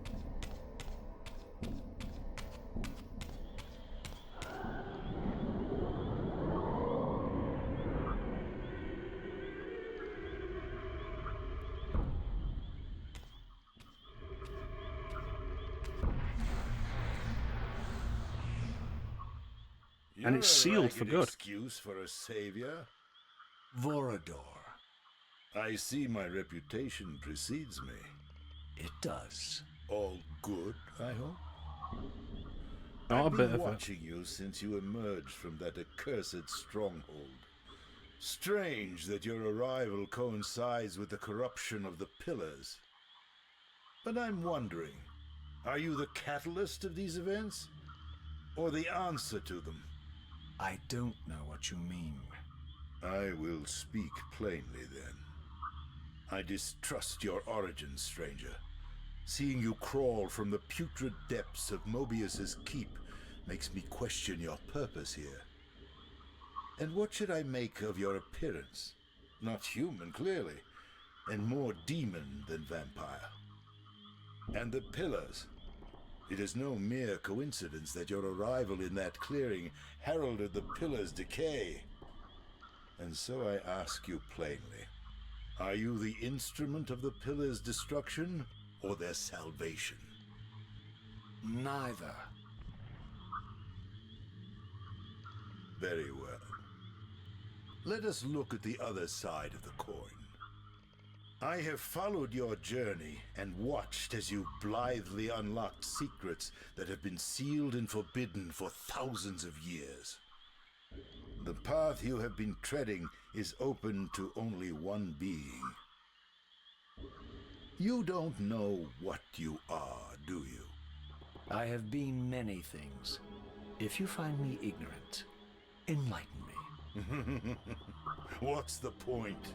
This world is beyond redemption. Let the human cattle have it. I would expect better than meek capitulation from you. Centuries of persecution have taught me well. 500 years ago, our race was nearly exterminated by the fanatical crusades of the Sarafan. And now the same sick drama unfolds again. In merely a decade, Mobius's cutthroat citizen army has nearly accomplished what the Sarafan could not. Vampires meddling in the affairs of men. Look where it's brought us. What am I to make of these secrets I've uncovered, then? The depictions of the winged race, the Pillars, and the Reaver. Fairy tales, boy. The delusions of an ancient culture clinging to hope long after the world had discarded them. Their bloodline trickled away, until only one of the ancients remained, sustained solely by obligation and his unfaltering faith in the old prophecies. But you see, even if you are who you appear to be, it no longer matters. You're simply too late. Janos Audron, the Reaver Guardian, the last of the ancients, and my maker, was murdered by the Sarafan nearly 5 centuries ago. He alone would have the answers you seek, but his secrets died with him. I don't know how you've come even this far without his guidance, or without the Reaver, stolen these 500 years ago by the Seraphan. I'm afraid, my friend, that you and all of us are out of luck. I had no less reason to trust Vorador than anyone else I had met. In fact, the ancient vampire was the most forthright being I had encountered thus far. Yeah, it's actually quite refreshing. If Janos Ordrin was the key to all this, then I would find him, and Mobius's time-streaming device would provide me passage. But first, I had to find a way back into the stronghold, and I suspected I would find the means within the lake's mysterious shrine. Alright, let's go. Yeah, it's actually, like, quite refreshing how not full of riddles Vorador was.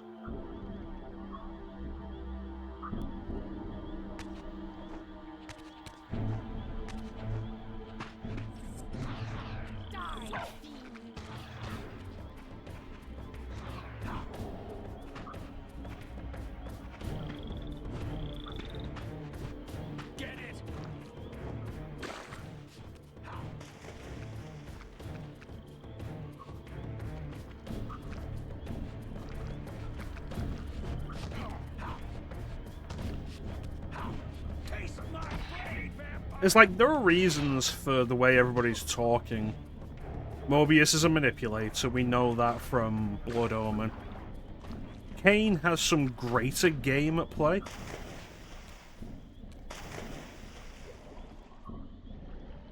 The purpose of which we don't yet understand. Though Mobius's game seems to be entirely about killing Kain. And the Elder God is also demanding Kain's death.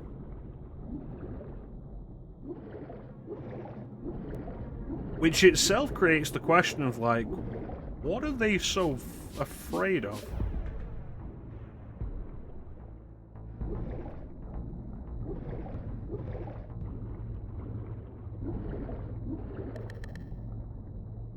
In the original, in the first Soul Reaver, it's a lot simpler. It's just Kain's machinations essentially break the wheel of fate. Souls can't return to it, and thus the world is doomed to eventually just unravel as a result. But in this, the idea changes. It seems we're going in a different direction.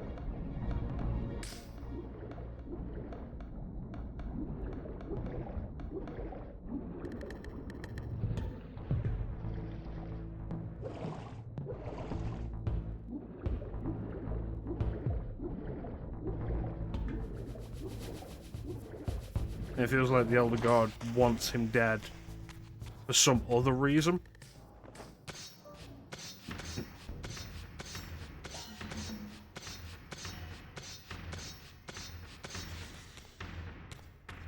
So that could just be conjecture, and it is still all about the Wheel of Fate.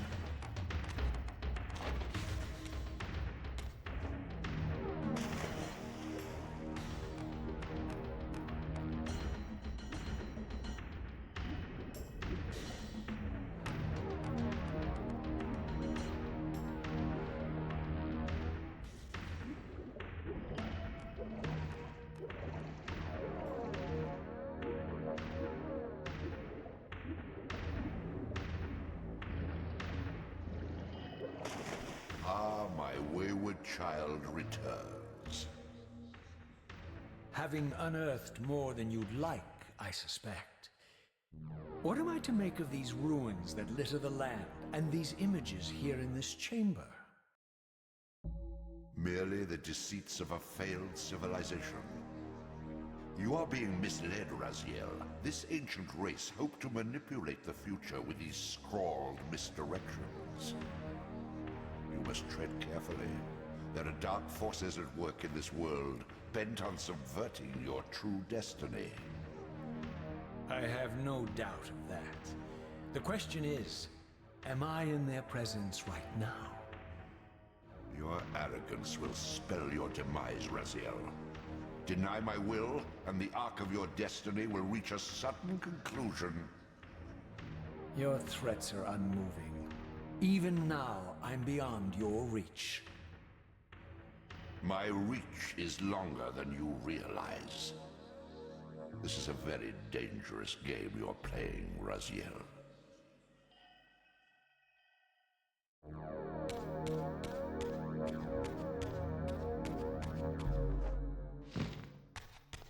So if I'm to give away one thing right now, it's that the balance of power has shifted. And there was one key event that we've witnessed that was the catalyst of that.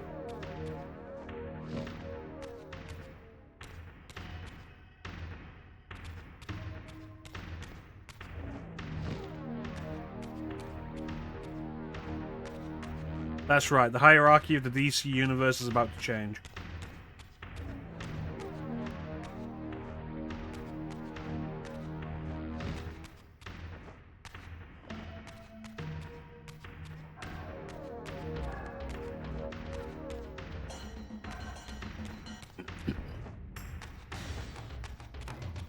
Alright, we'll be here when you get back, Ninja.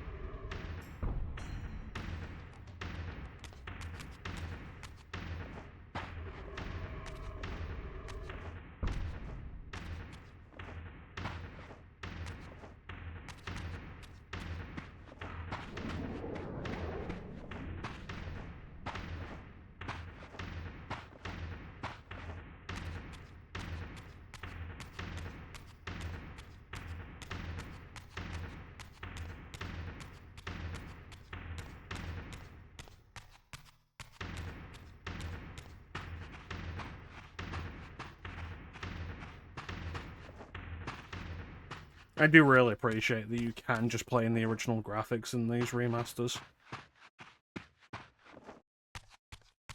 Like, it's low-key one of my favorite things.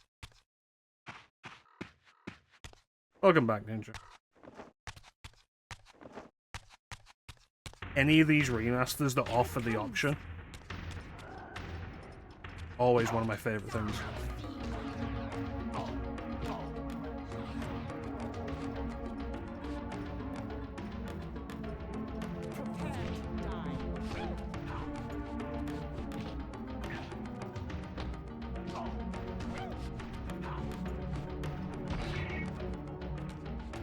Yeah, she went far with that one. Yeah, I think I think Halo Anniversary was the first to do that, and it was really cool. I think with like a lot of these games, the visual designs of the original were generally good enough.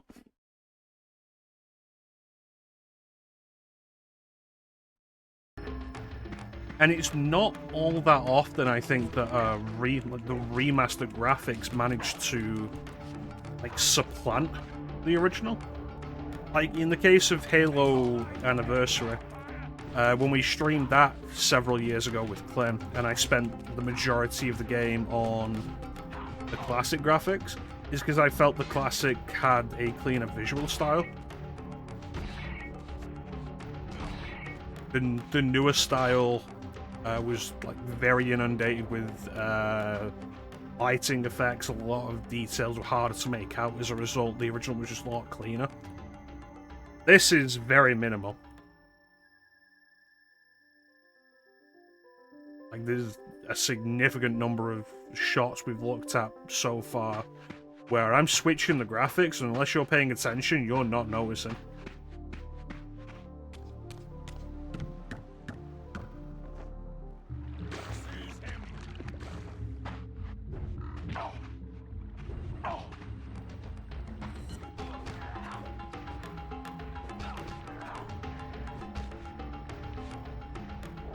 I do think the Tomb Raider remaster looks really nice. I'm still imbued with darkness, aren't I? Yes. Actually, one of my favorite things that remaster did was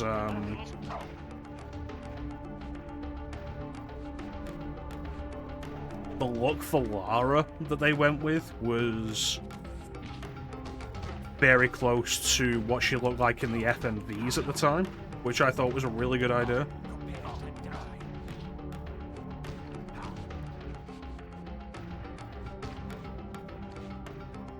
But even around that, the game itself looked really nice. Though the remastered graphics in that did come with their own issues. The keys were weirdly hard to see at launch in the remastered graphics.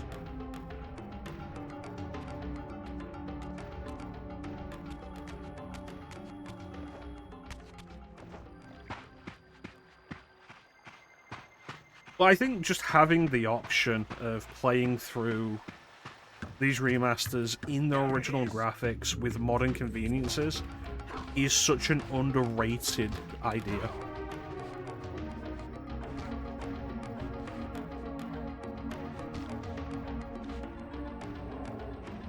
And it's like, oh yeah, just in widescreen. With modern controls. Great. I could happily play through the entire game like this. And the only reason I'm not is because of the stream.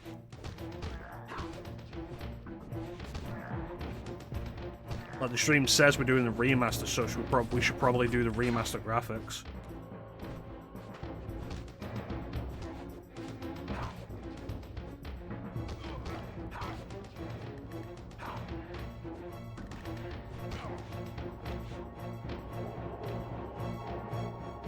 I don't know. I mean, one of the big things that a remaster like this has the opportunity to do is introduce new people to these games. One of the problems you can have with the new graphical style is it can look more modern than it actually is as a result. But the antiquated gameplay is still very much the same, which can be a turn-off. I think the choice is nice, and regardless of which choice you will choose, I think being able to make the choice is the important thing. Prepare to die.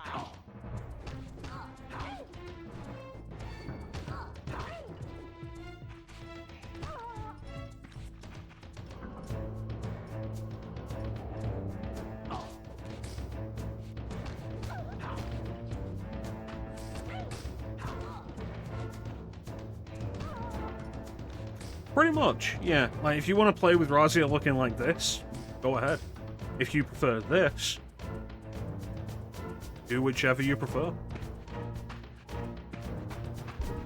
I think this one stands out more than the first game, though, because the graphics of the original release of Soul Reaver 2 are fine.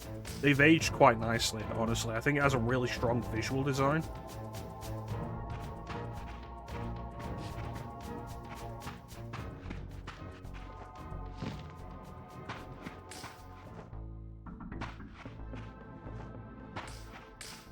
Whereas, like, the first Soul Reaver, for a lot of people, it probably would be difficult to go back to the original art style.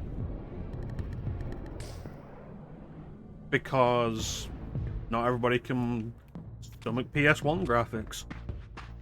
Personally, I think those people are cowards, but, yeah, neither here nor there.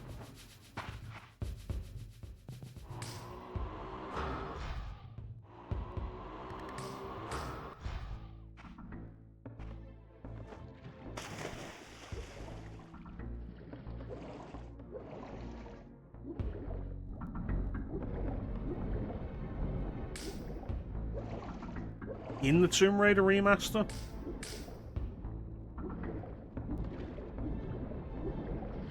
because like the Tomb Raider remaster, the FMVs aren't redone. I don't know. Like, I understand it's a lot of work and effort for not a whole lot of return.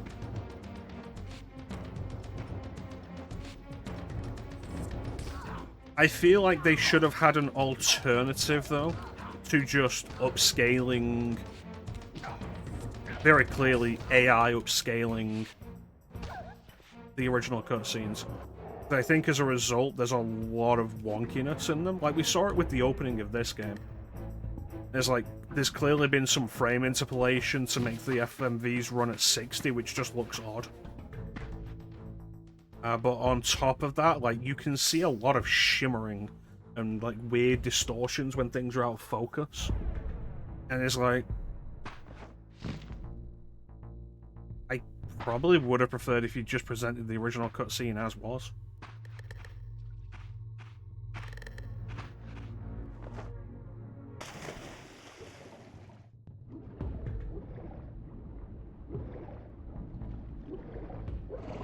Yeah.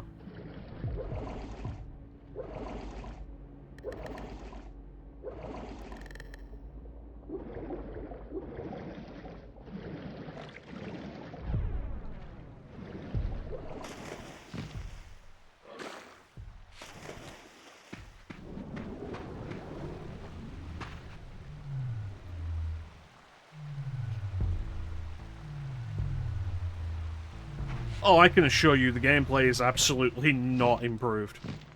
I mean the gameplay graphics. It's the difficult thing with, like, pre-rendered material.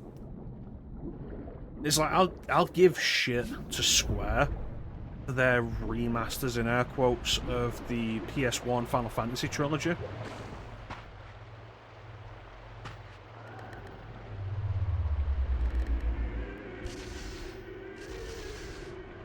But, like, the pre-rendered backgrounds and the FMVs are all just done. And unless they've got the original images to upscale, or, like, they spend probably an absurd amount of time going through the original footage frame by frame and cleaning it up however they can. Like, none of it's really practical.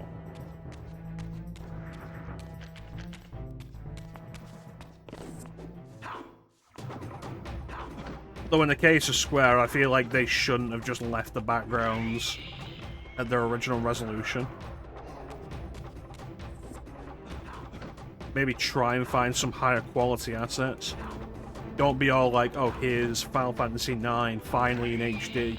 And every background image is clearly still its original 240p.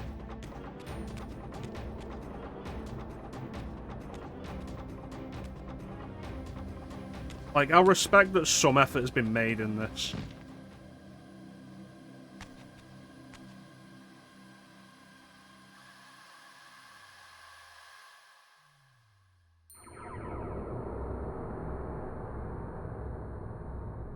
Because the end result for me left no room for doubt. Is that it's one of the contributing factors to me feeling like the HD versions are less worth playing than the originals. The pillars appear to banish or diminish their enemies somehow.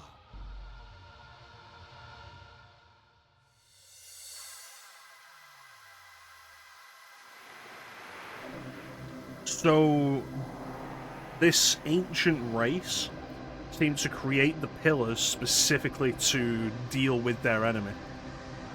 Whatever their enemy was.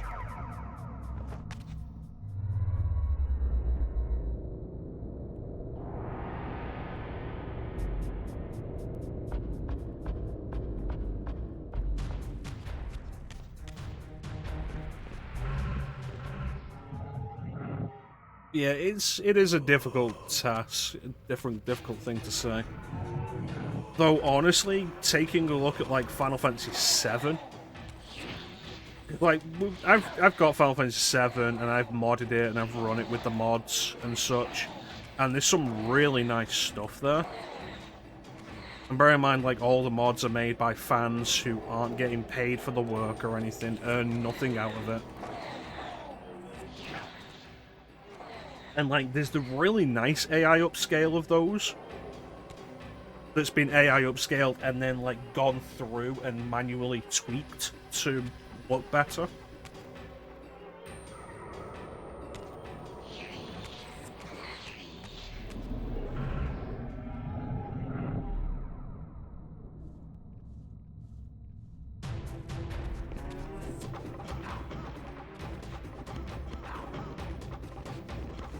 Which is like really good. And it looks really nice, honestly. Like, I've played through all of FF7 like that, and it looks great. Look at the Seamless HD mod that Teak has played through several times. I've never streamed it, I've never played through any of it. But visually, that looks quite nice, and there's been extra details added by the fans in various places. Like, it's not that the AI upscaling itself is a bad thing, it's that these companies essentially put it through, like, a single pass and then shove it out. They should spend the time to tweak it to make it look a little better, a little cleaner, maybe. But then we go back to Final Fantasy VII for a second. One of the craziest bits is the Cosmo Limit Break mod, which essentially draws new assets outside the original boundaries to make it widescreen, which is super cool. It's not perfect, but it's really fucking cool and impressive that they've done that. And again, fans that aren't being paid for that.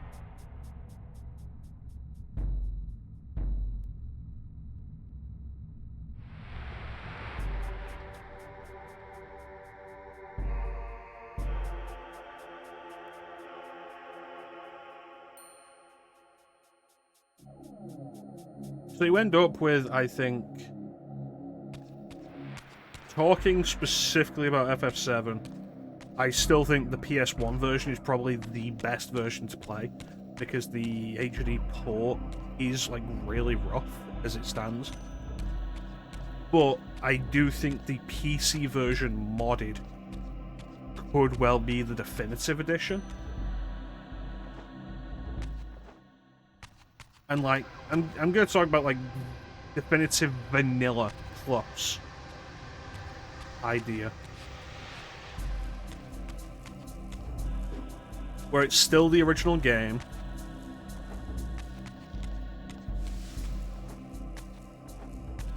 just a lot cleaner.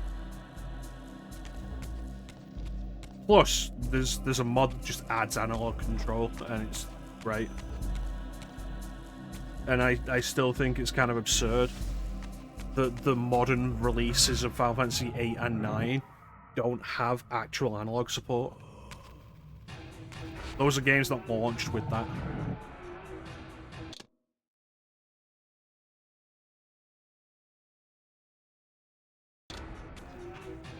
Honestly, like, if we're talking about this on its own, this is great. Like, if you wanted to play Soul Reaver and Soul Reaver 2, I can't give you a reason why you wouldn't play this version.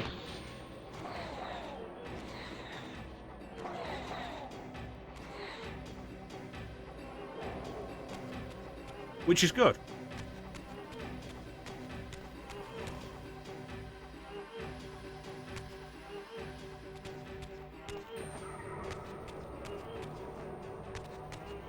Which again goes back into the whole thing with Square of like, I can give you reasons why you shouldn't play the PS4 version of Final Fantasy 8, 7, 8, and 9.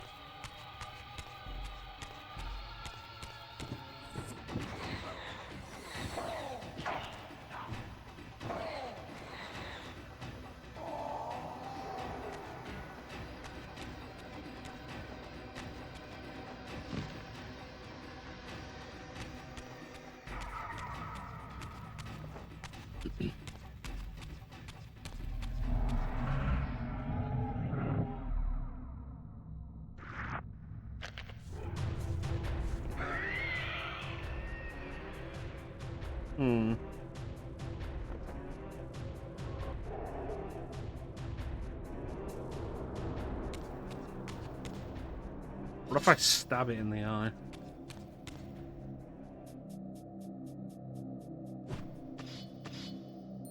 I think that worked.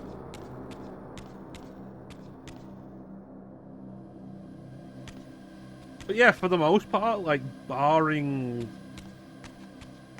minor complaints here and there, like with Tomb Raider Remaster, where in the remaster graphics the keys were really, and I don't mean like, oh yeah, if you looked you could see them, I mean like really fucking hard to see. That was kind of absurd. Like, barring that, Tomb Raider 1, 2, 3 Remastered is probably the way to play those games.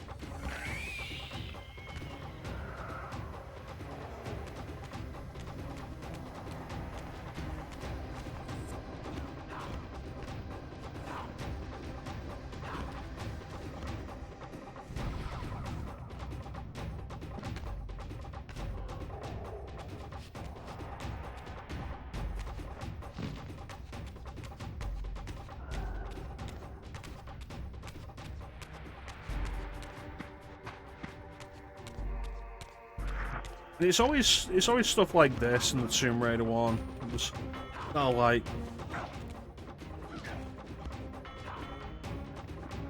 this kind of thing is why I have hope for a lot of these when remasters and collections and stuff are announced. Stuff like this is why I'm always hopeful for it, because while we do get like cheap cash grab releases like that, there are plenty of like really solid, like actual, we put effort into these things. And in the case of this, like, they got people from the fan community involved. People who had spent years digging up like the lost content, the stuff that was cut, all that stuff. That's really cool. That's an immediate positive in my book.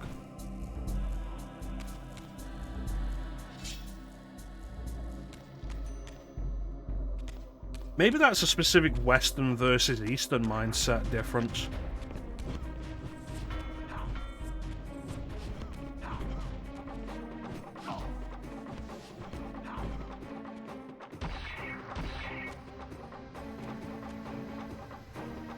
Whereas like this and the Tomb Raider games, they're all Western developed.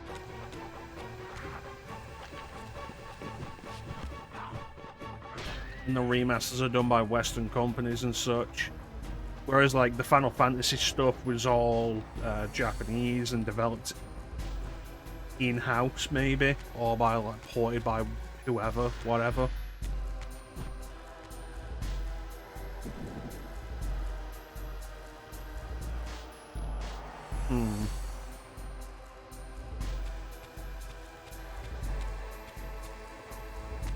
And when a company like spends the time, is like often enough,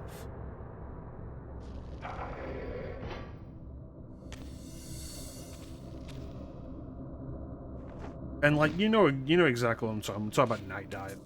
Like when a company like Night Dive does it often enough, that they just put out like really high quality remasters of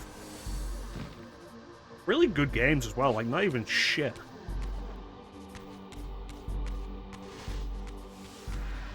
Then that's always a thing of like, yeah, I want to support these guys. Just because.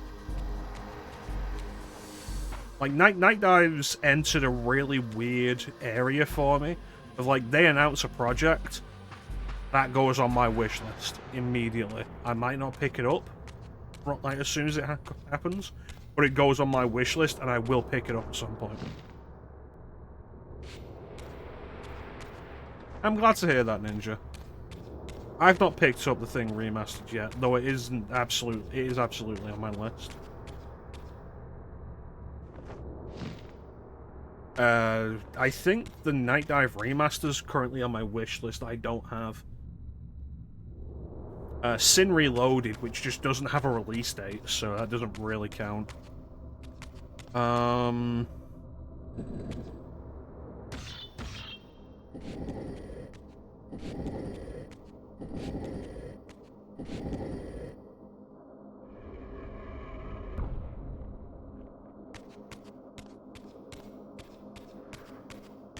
Turok 3.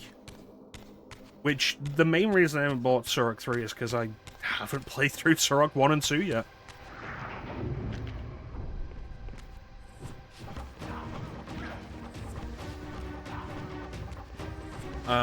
The Thing Remastered I've not bought yet.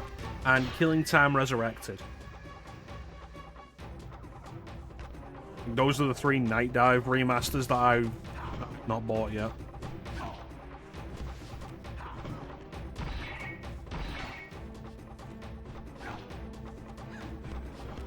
Chances are the first of those that I will actually pick up will be Killing Time.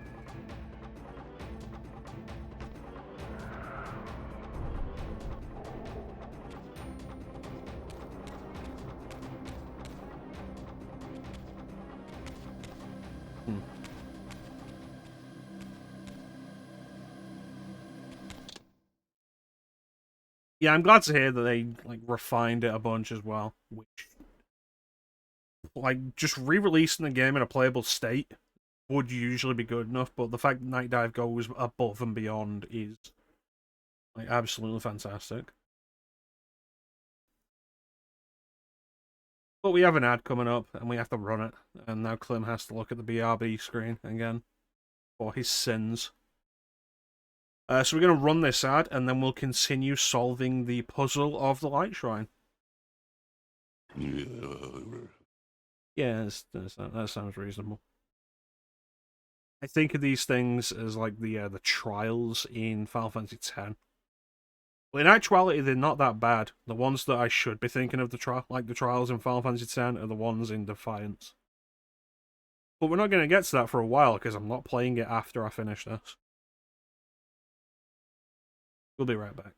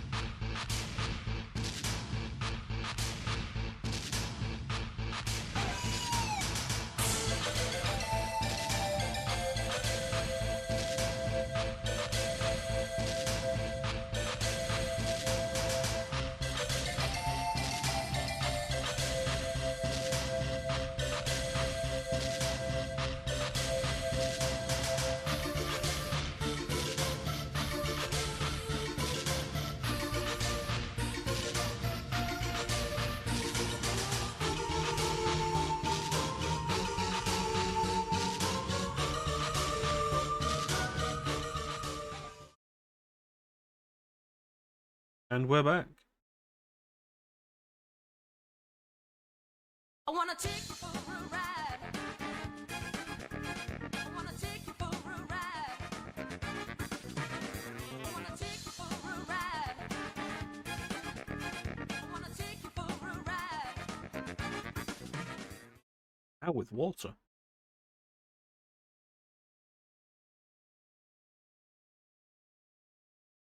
That's just life-giving water.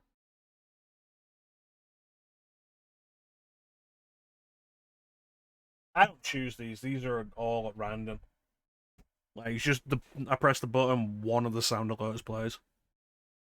That's disgusting. Yeah. Anyway. Welcome back. Yeah, you know me. I'm a very big advocate of remasters and quality remasters. I feel like there's just generally not a good reason to put out garbage like that.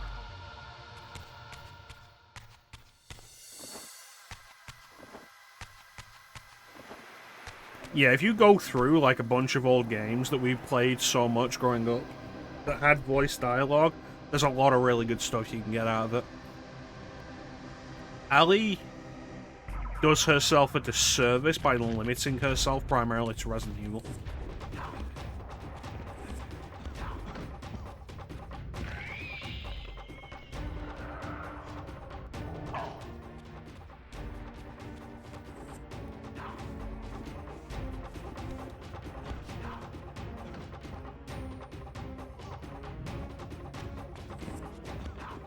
I think the only one I have from Resident Evil is the self-destruct one, actually. No, I have monsters. Look at those monsters.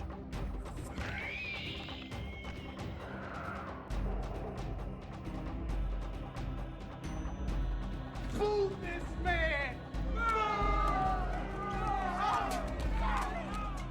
Yeah, that one is, of course, a classic.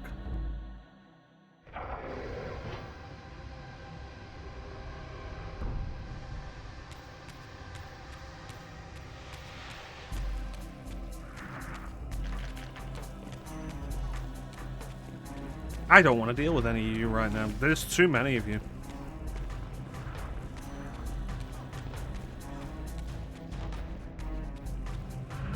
I have to go into the spectral realm anyway, so fuck all of y'all.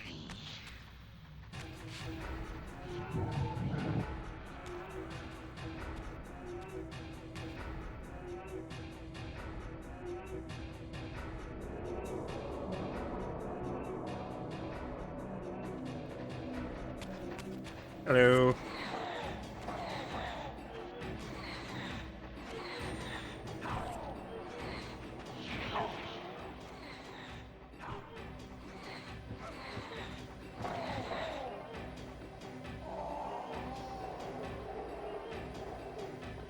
Alright, let's get out of the spectral realm, shall we?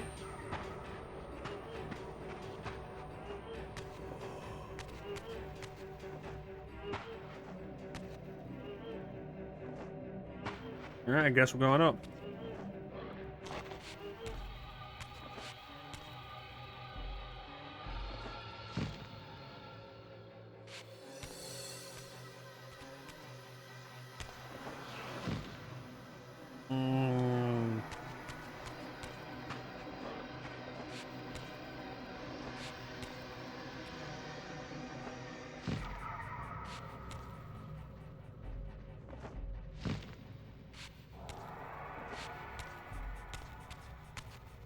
I guess now we're going that way?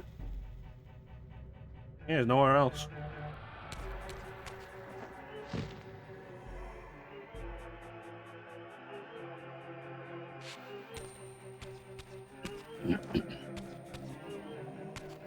This place is too big.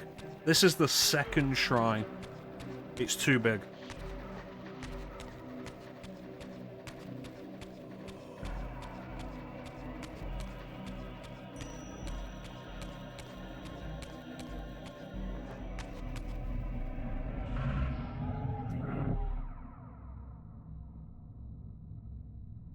Alright.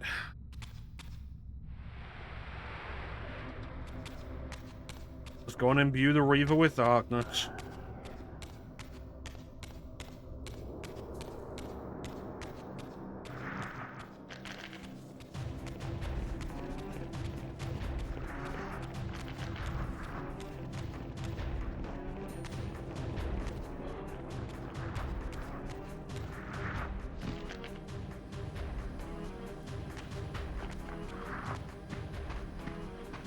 There it is.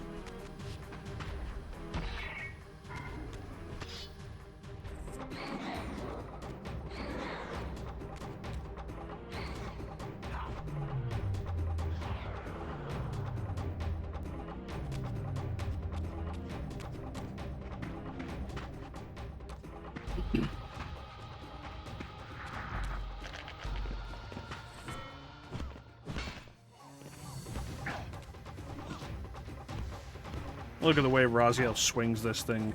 He's so cool.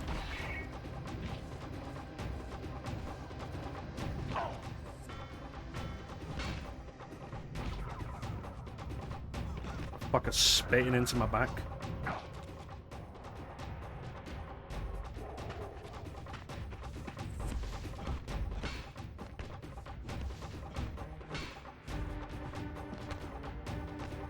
I think it's a really interesting thing with Raziel's design. Like, we talked specifically about like coolness and everything.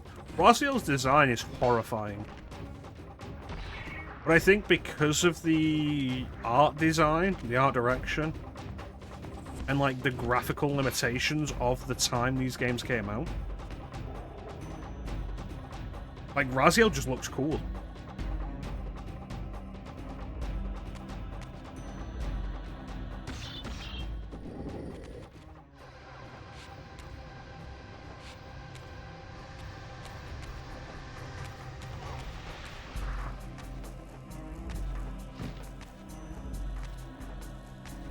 It's now a legal requirement for you to hang for the rest of the stream.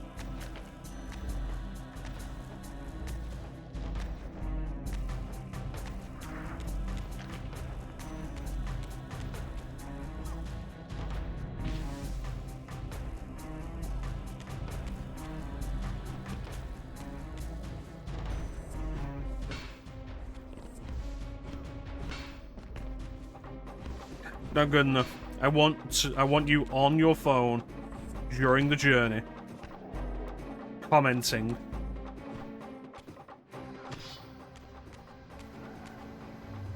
It's the year of our Lord 2025, Clem.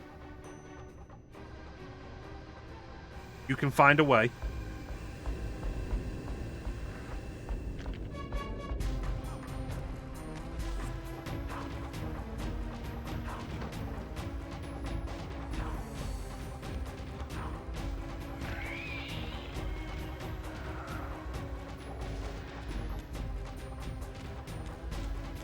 Yeah, but Clem already, like, human Clem already steals so much from me. Imagine how much AI Clem would steal from me.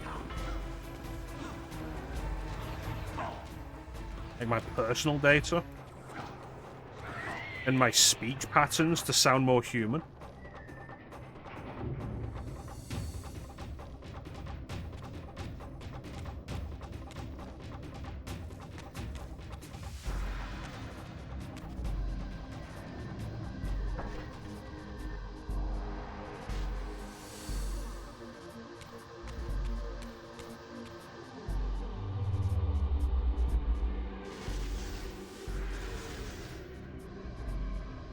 No, but you'll give them bad opinions. You'll give them bad opinions, Clem.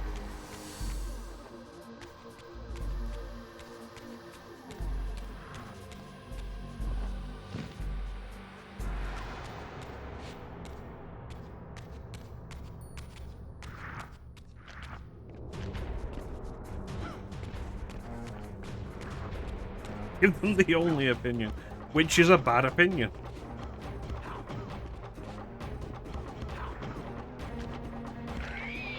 The idea that there's only one opinion is a bad opinion.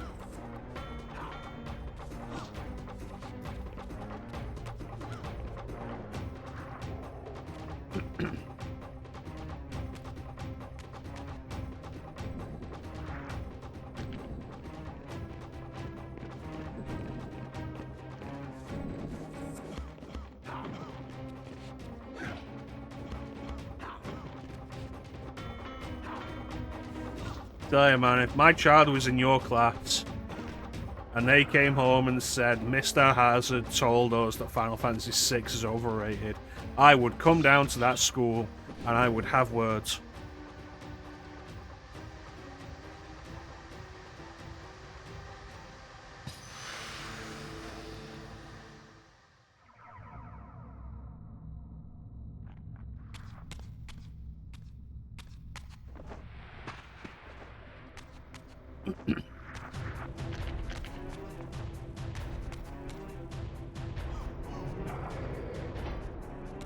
I mean, I don't entirely disagree with you that FF6 is overrated, but I'm also of the opinion that stuff like, yeah, Final Fantasy VII is probably also overrated.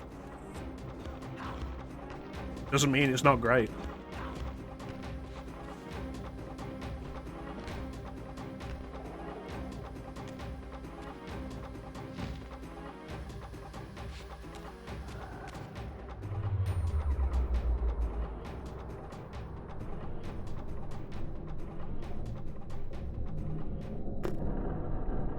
This coming from the guy who's only streamed Final Fantasy VII, what, twice?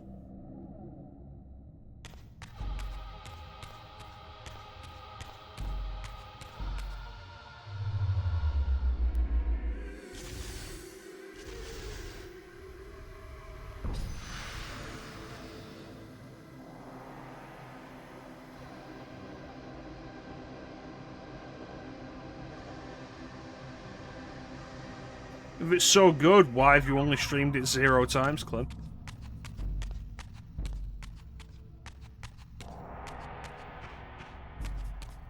I don't know what the fuck this accomplished.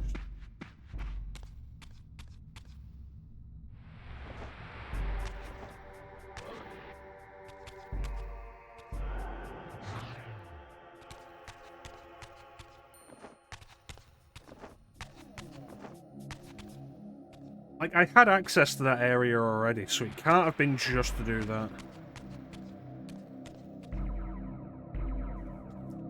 Yeah, if the remake's so good, how come you've only streamed it once?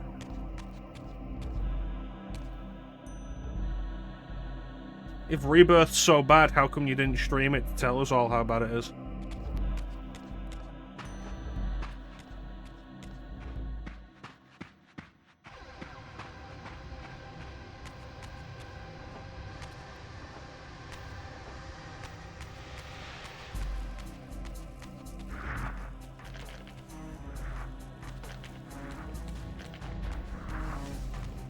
That sounds like the words of a coward to me.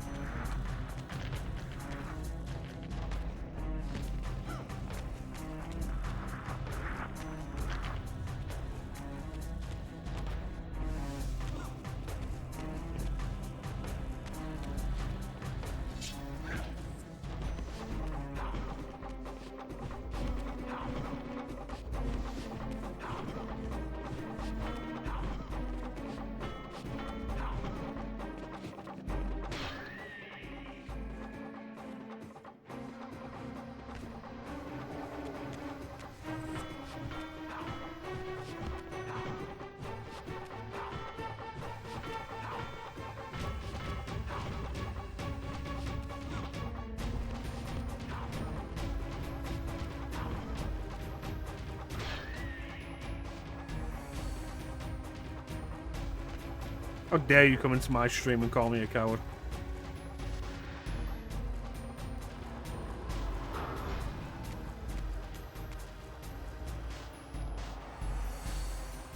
Alright, I stole the thing.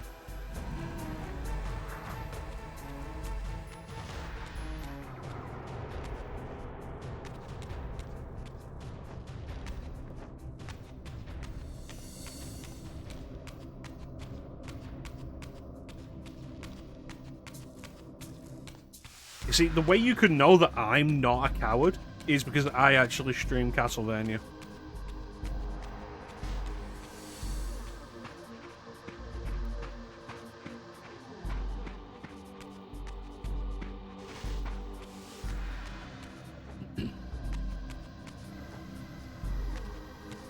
Alright, let's do this thing.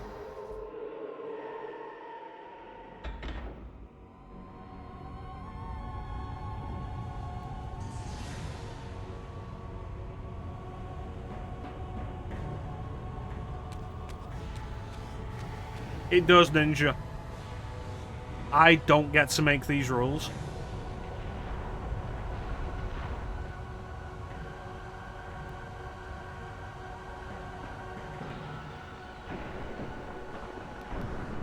I feel like there's a more constructive way that this statue could have done that.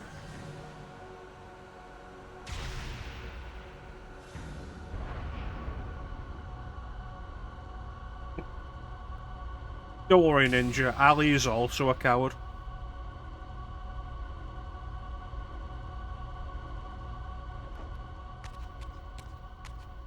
Alright, here we go.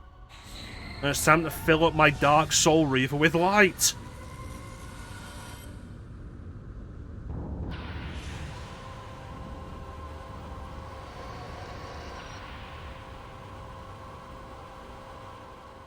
I plunged the Reaver into the forge and imbued the blade with the elemental power of light. Thus armed, I now had the means to re-enter the stronghold and finally use Mobius's time-streaming device to accomplish my own ends. Was that not like a good joke? I'm going to fill my Dark Soul Reaver with light. I want to fill my Dark Soul Reaver with light. Alright, what did Klim link?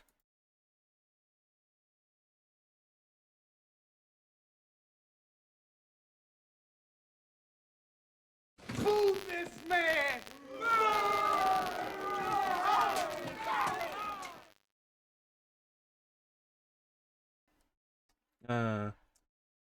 It's funny that that clip opens with "Stop talking bad about my town, man," when I am known to talk ill of New Jersey. For no other reason than that Klim lives there.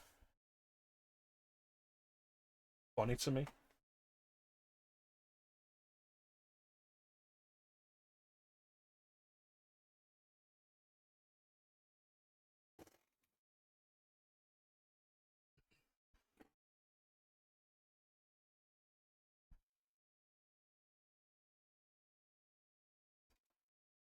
Honestly, my standard thing with this game has never really been to rely on the Reaver for a tank. Because the way it works, like, you know, once the bar around your health for the Reaver fills up, it starts to cause problems. I generally don't... It's a puzzle item for me. Honestly, I think the Reaver in general in this game just looks kind of lame. It was kind of cool in the first Soul Reaver where it was a big, fairly sizable energy beam. And I love the way it looks in Defiance where it's literally a spectral form of the Reaver. That's really cool. I love that. I think this is its lamest appearance, honestly, in this game. The graphical upgrade, I don't think... Like, we're in the original graphics here. The graphical upgrade from PS1 to PS2, I don't think really helped it. And the expertise wasn't there yet to make it look as good as it does in Defiance. Fuck off. The fuck do you want?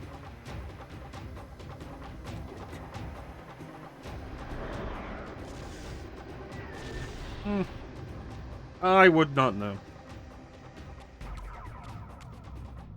While you guys were busy playing StarCraft, I was busy getting laid.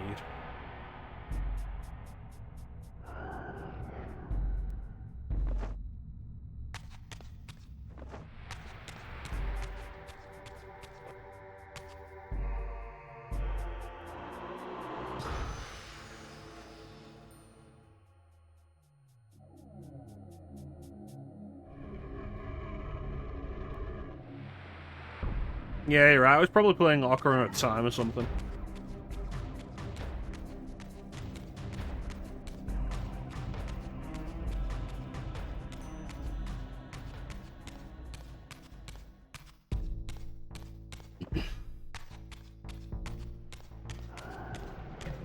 Alright, let's go break into Mobius's house and steal all his stuff.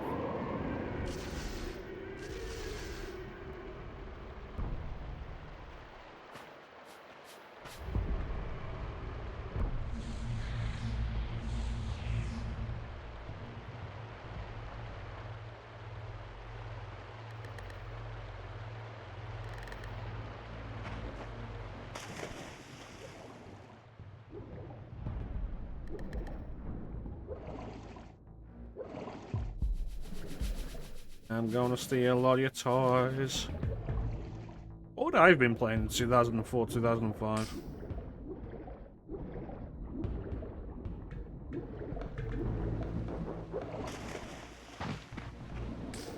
Original Xbox and GameCube.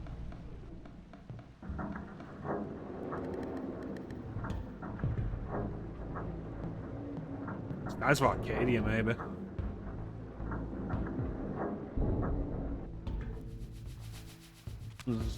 I feel like 2005 might have been when I did my first full playthrough of that game.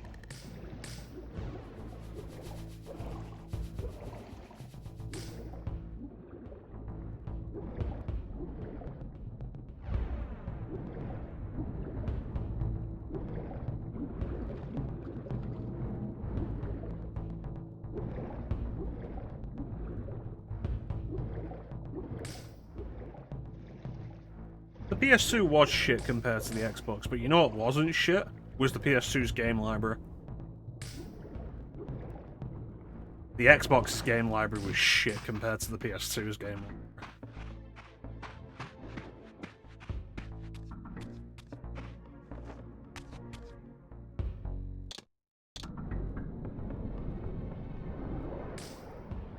Tangible save points are underrated.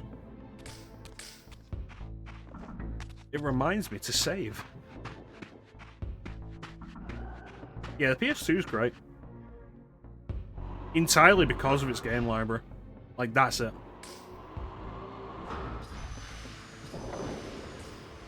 If we didn't have that library, it wouldn't have anything. But as a result, like, the PS2 is generally...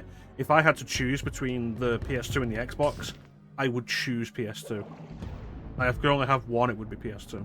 Well, PS2 didn't have Resident Evil 4.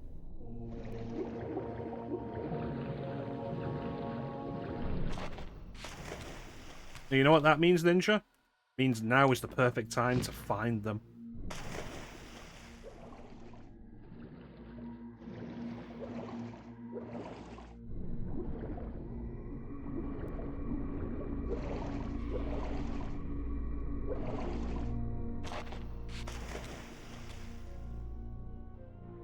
Yeah, I didn't get a PS2 until 2008, so I missed a lot of them. I've still never played Jak and Daxter. And I've only done like an hour of Ratchet and Clank. Well, the older Grand Theft Auto games I played on Xbox. Get it!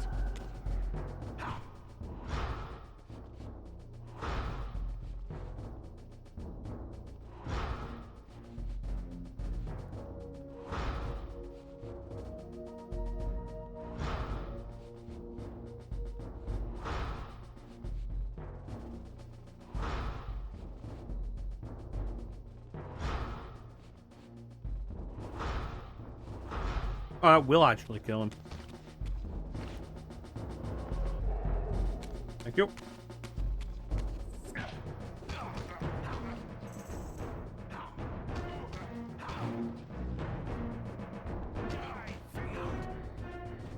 I think the craziest Grand Theft Auto thing to me that always surprised me that it never actually got a lot of controversy, which I think is because not enough people played it, was in Grand Theft Auto Chinatown Wars, which was originally released on the DS. People talk shit about Chinatown Wars, like Chinatown Wars is garbage. Chinatown Wars is one of the highest rated DS games. It is absurd how highly review sites rated that game. But it's a good game, like, it absolutely is. The best way to make money in that game is trading. Buy low, sell high. So essentially, like, buy something in one area of the city and take to another area of the city where it'll sell for a lot of money. And what was the commodity? It was straight up drugs. And I was always surprised that didn't get more controversy, because you were essentially drug dealing.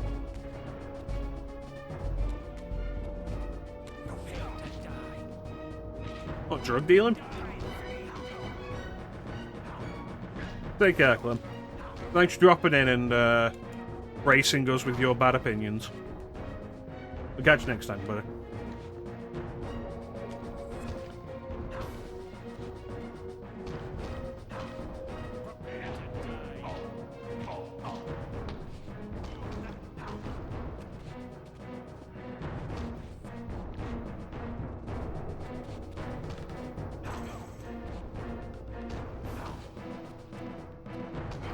I like that this game gives you the health upgrades as you get the new elemental forges for the Reaver. Like, it makes getting health upgrades so much more bearable. Because, like, let's not forget, I finished Soul Reaver 1 with no health upgrades.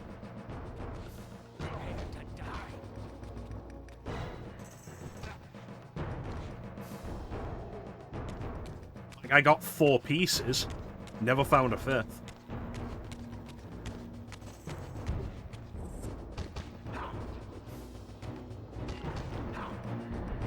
So this doing that is, like, really convenient. But it also makes a point of, like, how much more linear this game is.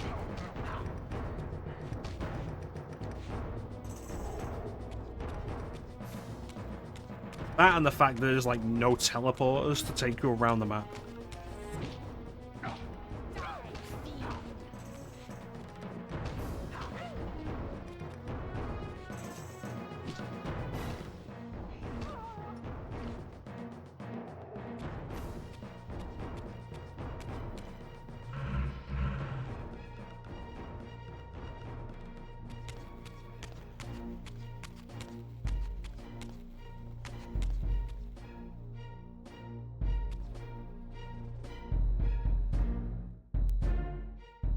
Oh, Ninja with your Die Another Day references.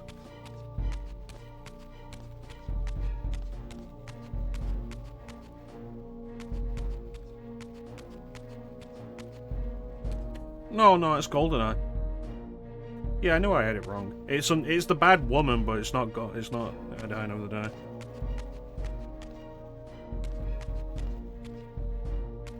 I got it before you said it.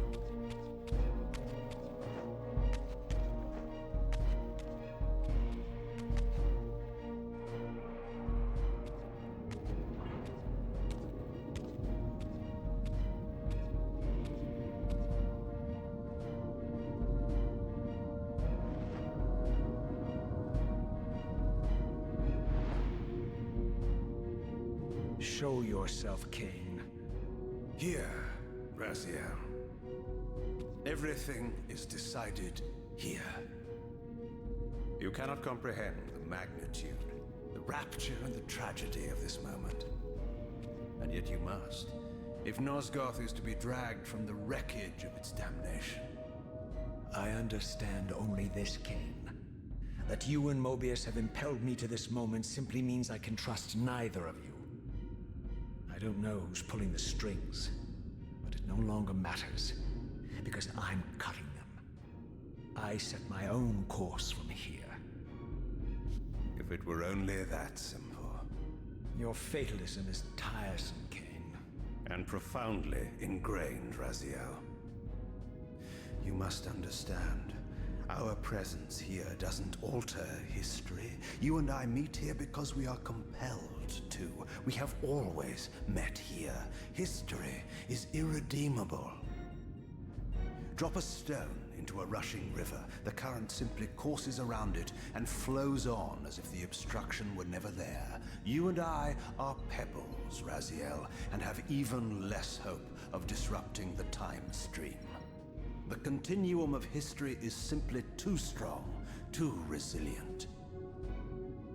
Except, then how do we explain William here? The beloved boy king turned tyrant. In my youth, I witnessed William's rise to power and his transformation into the nemesis who laid waste to Nosgoth. Keep your distance, Kain. Years later, I stumble upon a chance to journey back in history, unaware that the entire affair has been carefully orchestrated by Mobius.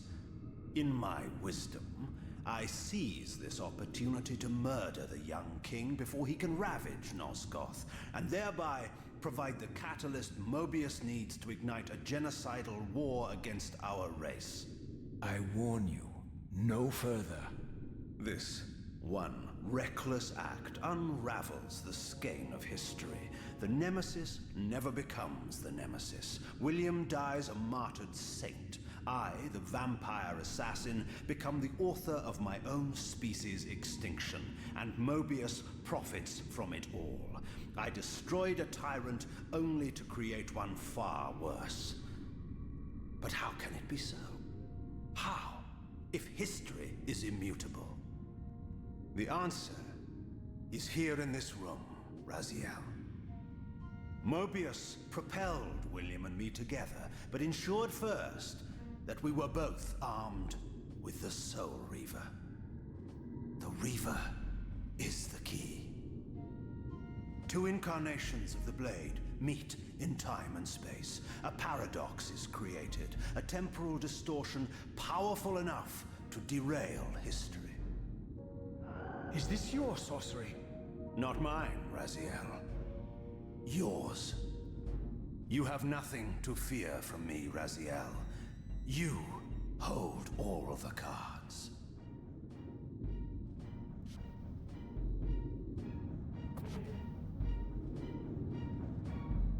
Then perhaps I should test your sincerity. If what you say is true, you should be terrified. I could kill you here and now. And so you do, Raziel.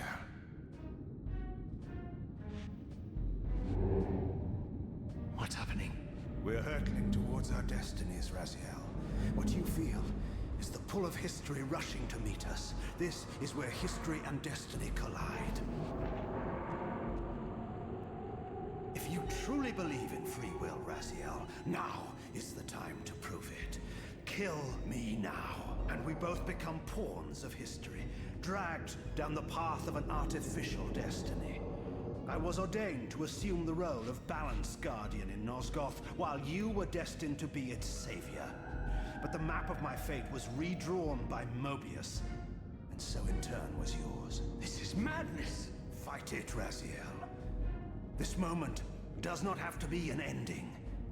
It can become a prelude. I can't. You can, Raziel. Look inside and see that it is so. You have the power to reshape our inevitable futures.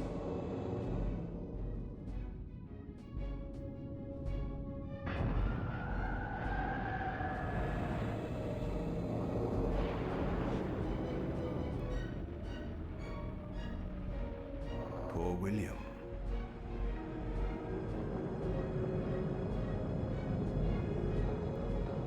What is this? History abhors a paradox, Raziel.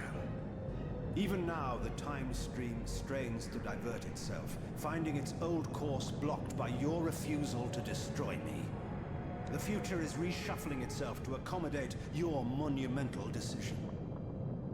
This is where we restore ourselves, Raziel, and reclaim our intended destinies.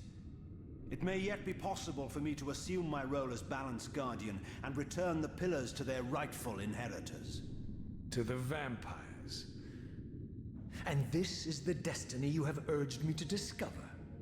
I don't know what game you and Mobius are playing, Kain, but I refuse to be your pawn.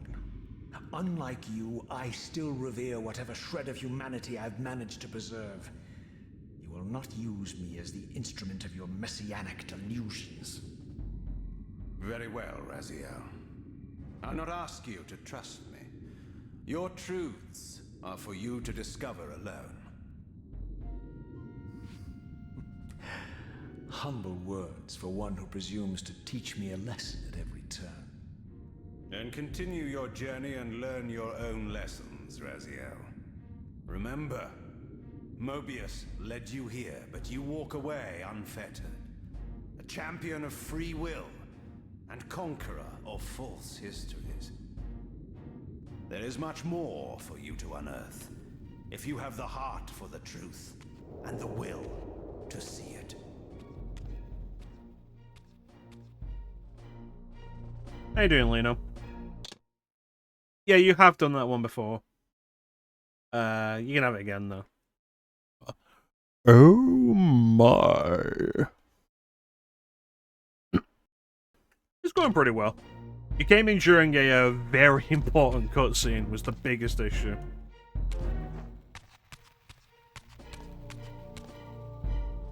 And so, there you have it, like, the explanation for why Kain was able to change history when history is predetermined.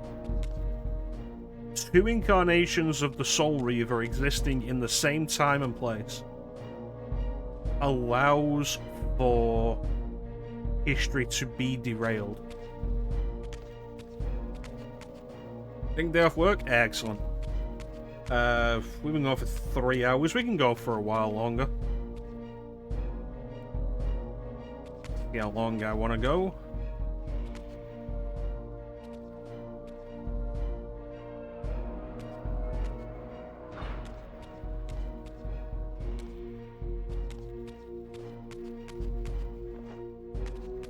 Have you ever played Soul Reaver before, Lino?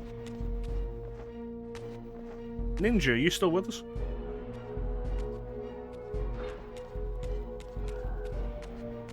This is just a regular Reaver now.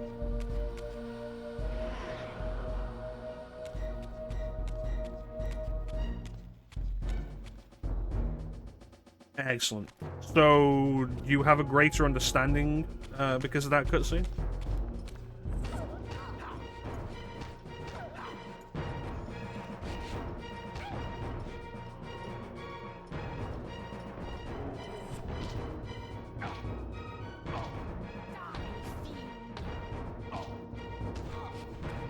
If you have any questions, you can absolutely answer them. And if you have any questions, you can absolutely ask them. Legacy of Kain is really interesting. The biggest trouble with it, Lino, is its age. But, like, if you're willing to play old games, which I know you are, it's definitely worth experiencing.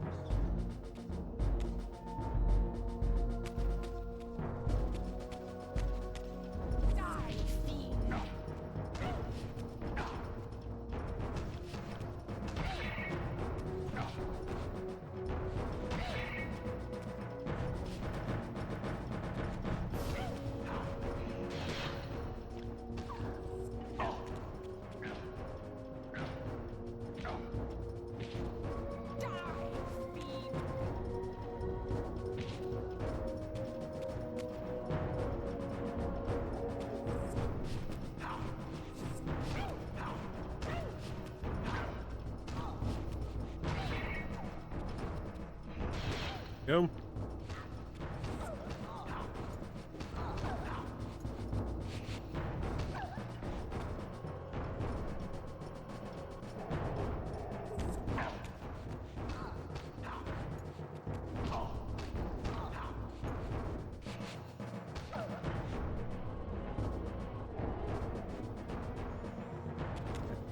So, that was the moment that Raziel's quest was supposed to end.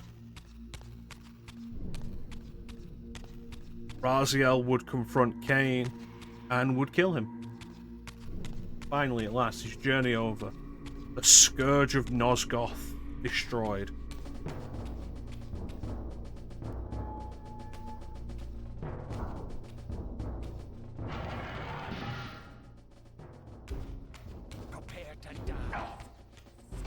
But Kain's machinations had worked out.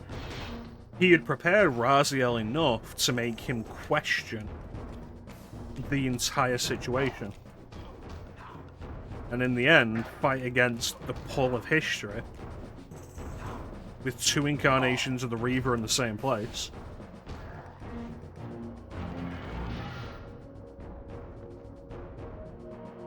And make his own choice.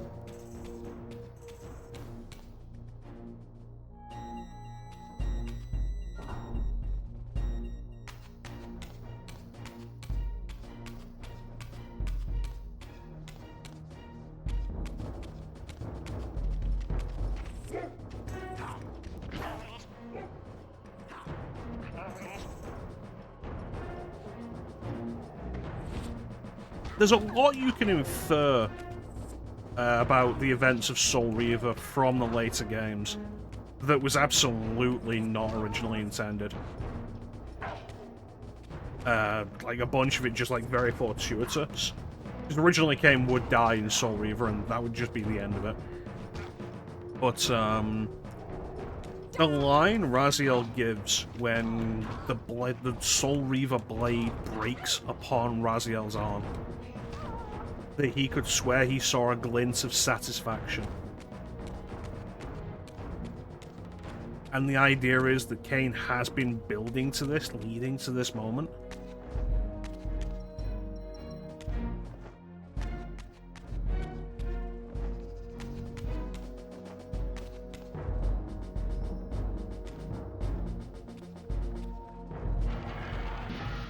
Seize him!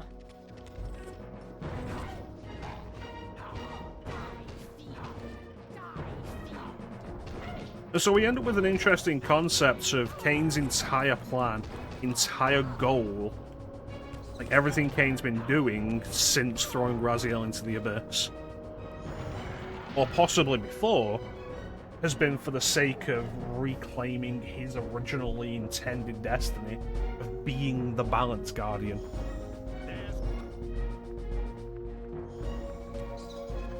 How well that will work out remains to be seen.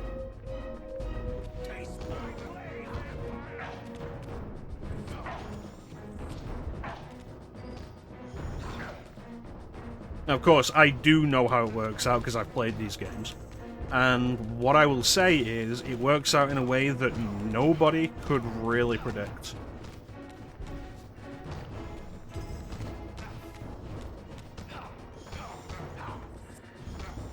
Not even Kain.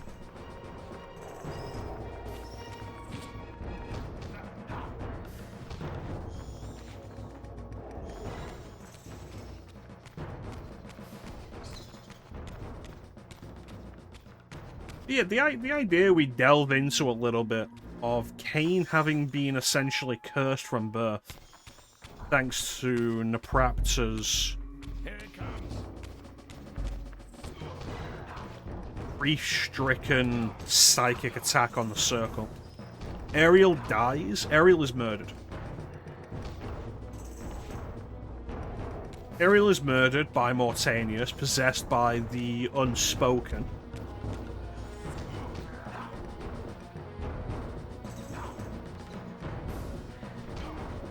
And at the moment of her death, as has been preordained, Kain is born. And in that time,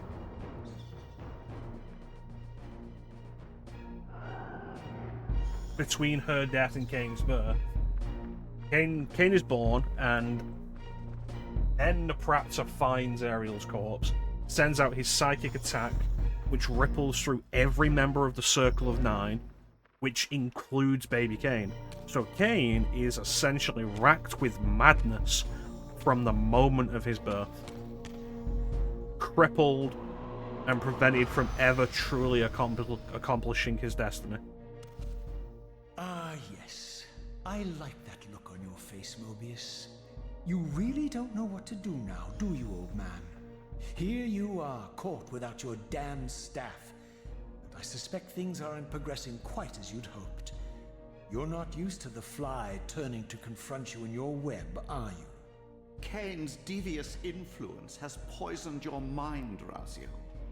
Now you see betrayal everywhere, even in your closest allies. We were never allies, Mobius. Conspirators, perhaps. Briefly. Why did you not kill Kain when you had the chance? He was at your mercy. Precisely. I had a choice, and I chose mercy. And now I know your sordid little secret. The significance of that displacement I felt when the two Reavers came together.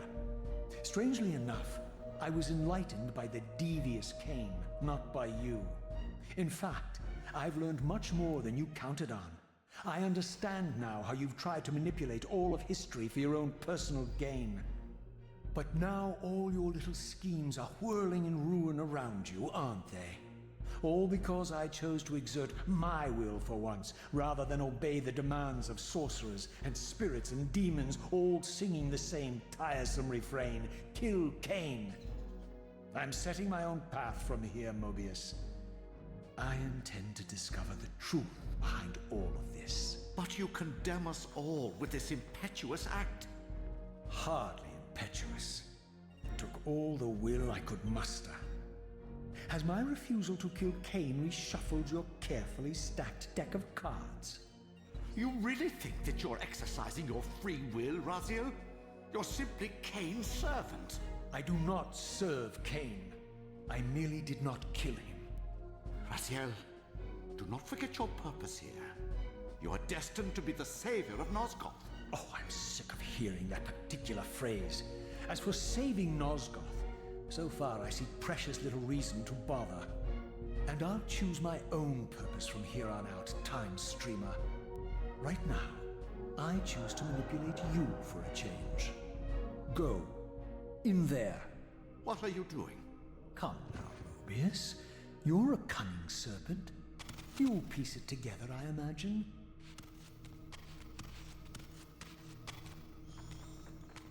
This error is of no further use to me. You will operate this device to provide me passage. I want to see the world in a simpler time, before the Sarafan began their crusade. And what about Kain? You're leaving your core behind. You kill him if it's so damned important. You need only touch the two poles of the switch, and the device will transport you. But I urge you to reconsider. You've lost your powers of persuasion, old man. Rot here and forget me.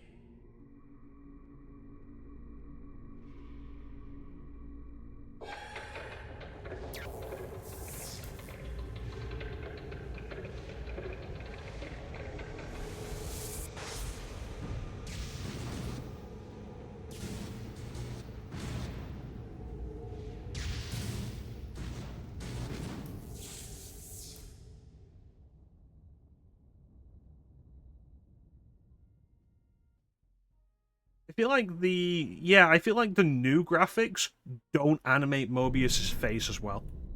He absolutely smiled, and he's a lot more expressive in the original graphics.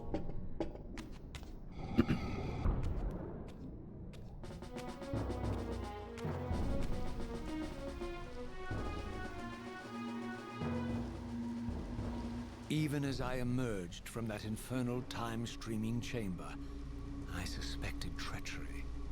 The stronghold was vacant, derelict, and abandoned.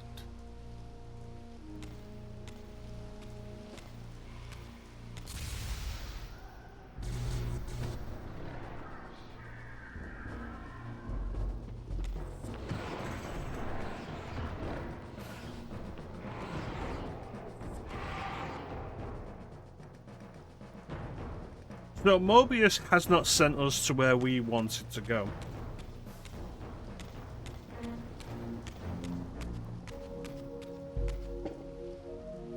And neither of these time streaming chambers will operate now.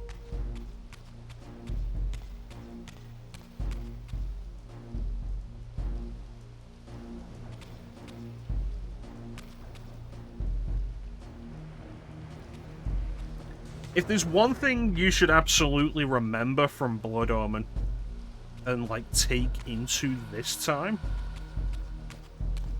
into this game, it's that regardless of who you think may be good or bad, Mobius is absolutely not our ally. And if you remember Blood Omen, like, you'll understand.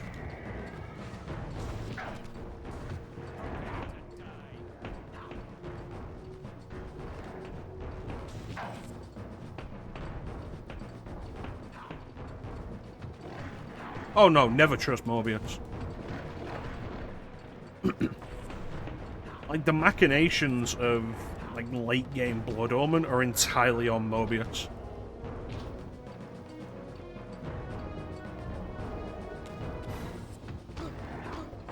Mobius manipulates Kain. Under the guise of the Oracle of Nosgoth, Mobius manipulates Kain into raising the army of the Last Hope, knowing that it would fail. And thus Kain would be on the front line of the battle. And with no other choice to survive, Kain would use the time streaming device that he had found, that Mobius had so carefully left for him, to travel back in time. And it would take him 50 years into the past, before the Nemesis existed, back when the Nemesis was simply young King William the Just. Kain would take the opportunity to murder William before he ever had the chance to become the worst tyrant Nosgoth had ever seen. And bear in mind, this is also when we learn that the reason he becomes that tyrant is because Mobius had spent decades whispering in his ear.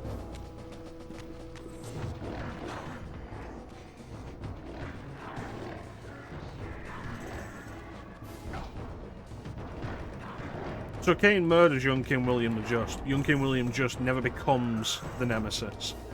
So nobody knows that Kain has thus saved Nosgoth by doing this. All they know is that a vampire appeared and murdered their good king. Mobius uses this outrage to raise a genocidal crusade against the vampires, which works. When Kain returns to the future, he returns just as Mobius's mob executes the last vampire, Vorador.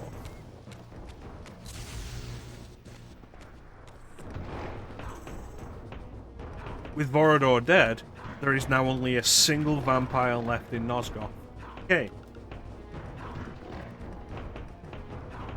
And all of this is through Mobius's machinations. And so remembering that turn of events is exactly why, by the point of this game, we should know not to trust Mobius. Everyone else, we don't know their agendas. Vorador was surprisingly straight with us. But Vorador was also quite straight with Kain in Blood Omen.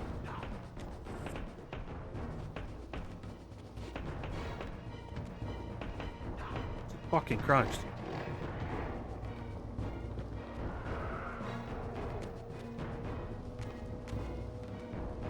Vorador seems to have no interest in manipulating those who would be easily led. Doesn't seem to care. His entire agenda is to stay out of the affairs of humans. He feels that his actions murdering the Circle, his actions of murdering 6 of the Circle of 9 had big repercussions.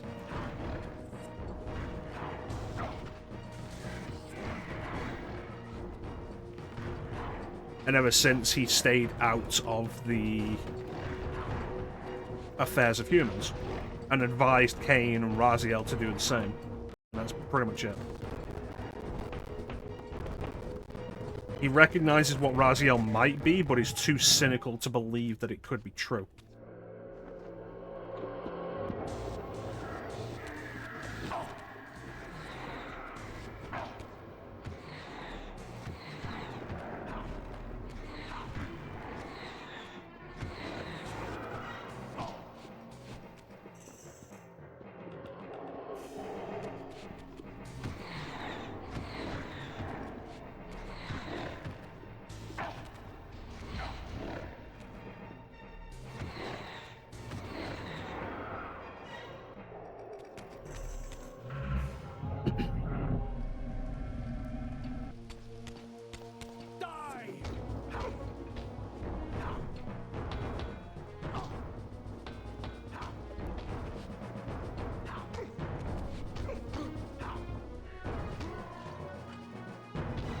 At this point, like, we don't know what Kain is doing. We don't know whether Kain is going to be a good guy or a villain. Well, he's certainly not a good guy, but we don't know whether he's a villain. Like, whether he's someone we need to stop. Whether he is truly somebody we should kill. Because Nosgoth isn't a world of black and whites.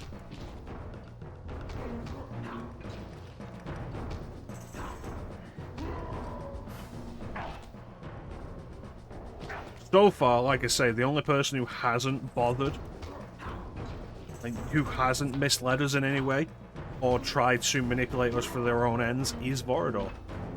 And it seems largely because Vorador just doesn't care.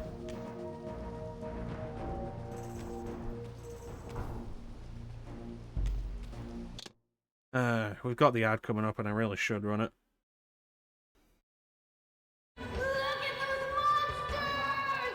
Yeah. So we're gonna run this ad, and then we'll be back, and we'll continue this discussion. Don't go anywhere. Or do, but do it during the ad.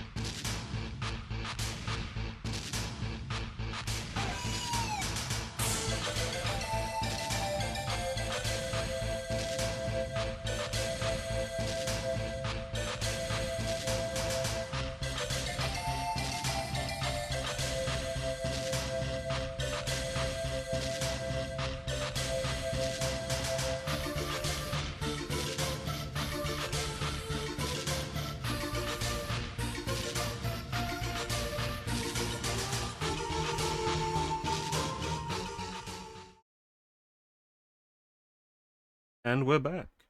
Yeah, but we already had that one. No. Yeah, we had a subscription, so that's happened.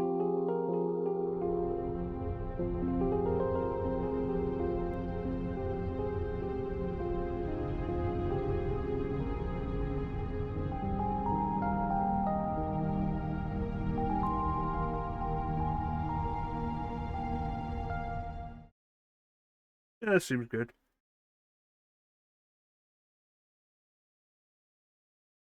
Anyway.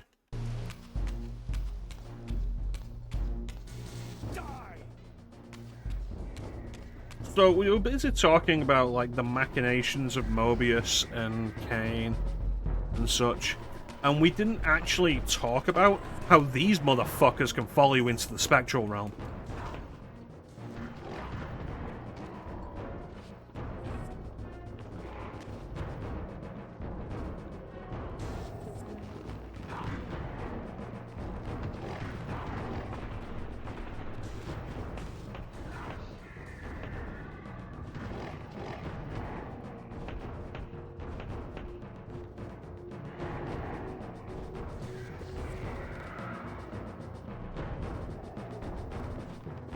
it makes this whole era that we're in dangerous and a little frustrating. Because they're not overly easy to kill. They take a lot of hits, they have a penchant for blocking.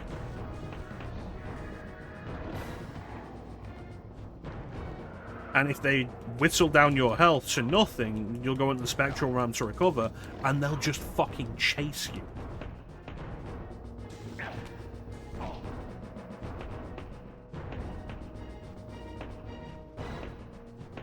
Yeah, probably.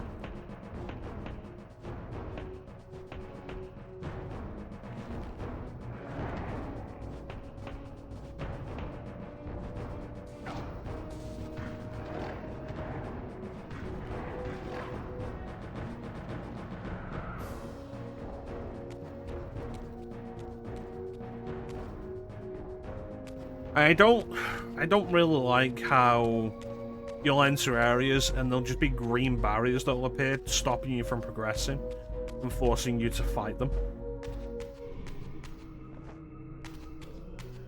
It's one of the things I think contributes to this game, like this. It contributes to this game being probably less enjoyable overall than the previous one. This bigger focus on combat.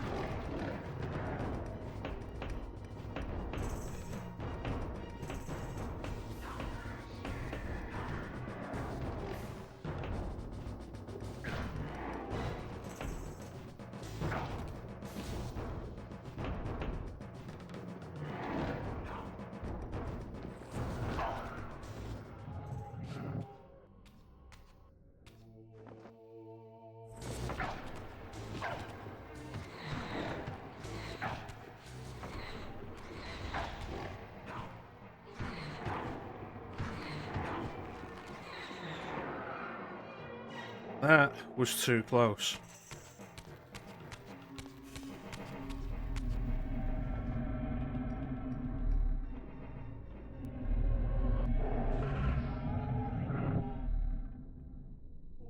But yeah, the way everything just stopped for them. If I had any doubts about the era I now occupied, this grotesque tableau certainly eliminated them. For here was Mobius, long since murdered by Kain, lionized and beatified as the martyred leader of his bloodthirsty crusade. And if I required further evidence, I needed only to behold the gruesome trophy Mobius held aloft. A severed head of Vorador. The final triumphant kill of Mobius's cutthroat mob.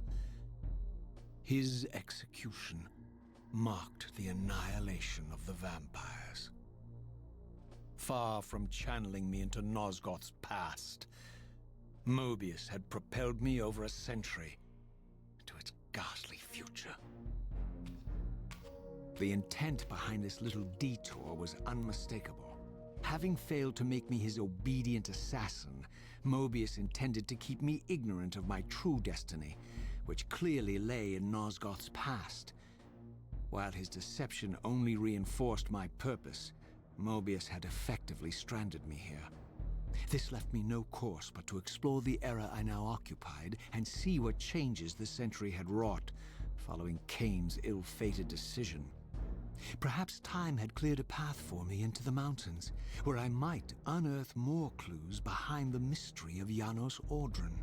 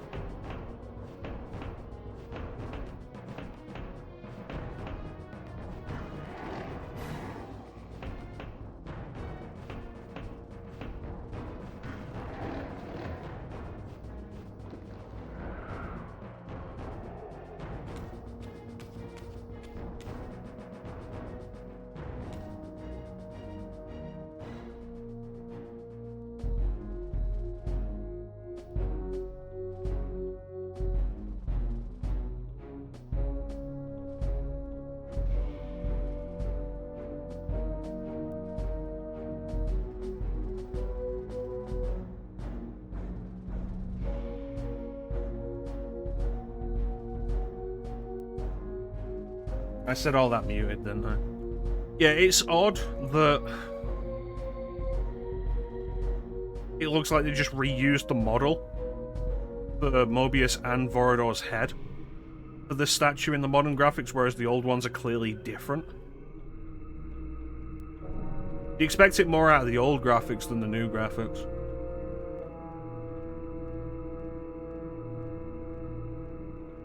The plaque on the base is, like, certainly quite odd, I think. Requiescat in pace, which is Italian.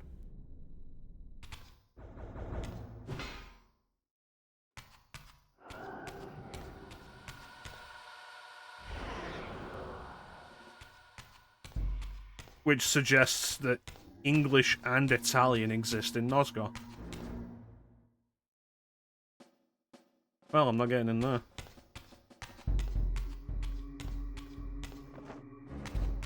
Ninja, are you referencing that movie that Sequel admit is a good movie?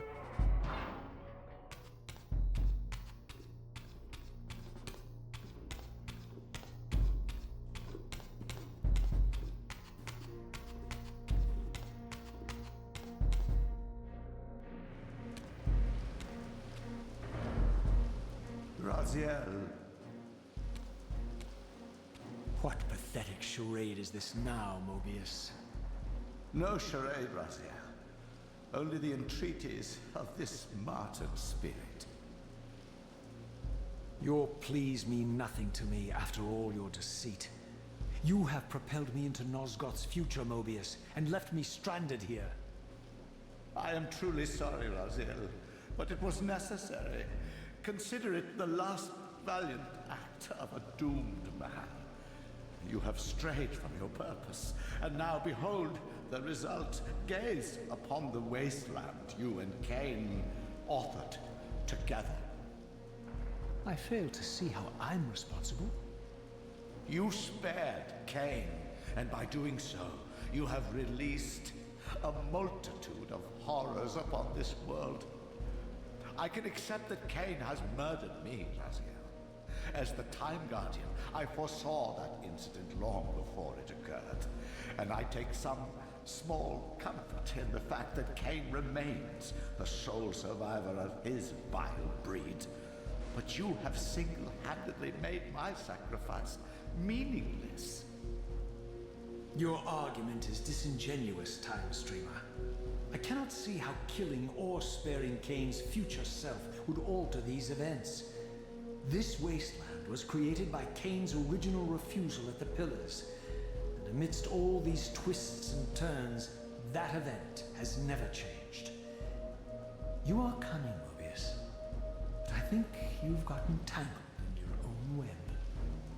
As Kain clings to his precious seat of power, the Pillars sink into a mire of decay, dragging all of Nosgoth down with them. I don't think this has anything to do with the Pillars, or Kain's failure to sacrifice himself. I think you're simply afraid, because you don't know what he's up to. He's a wild card, isn't he? And you don't want his influence in your game. Which is why you wanted me to eliminate him. Well, now that he survived, you have no idea what's coming, do you? Maybe, for the first time in your entire life, you're terrified that he may have truly found a third option out of the dilemma you orchestrated for him. Kain's lies have addled your mind. Leave this place and trouble my spirit no more. If you even are a spirit, you've forgotten. I have a way to tell for sure. If you're willing to risk it. I didn't think so. Either way, you lose.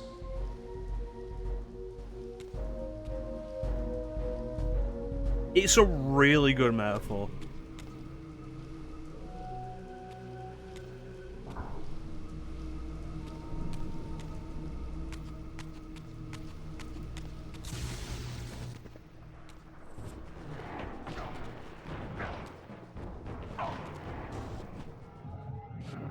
That was bullshit.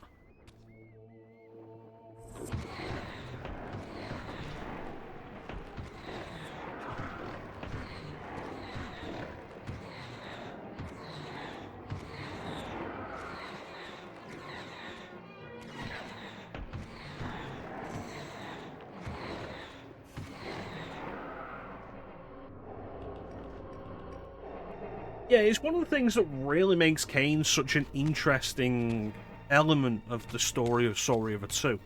Far more so than it was in the first game. He's clearly doing something. And the more information you get, the more... the broader your view becomes. The more you see that what he's doing isn't at all what anybody's predicted.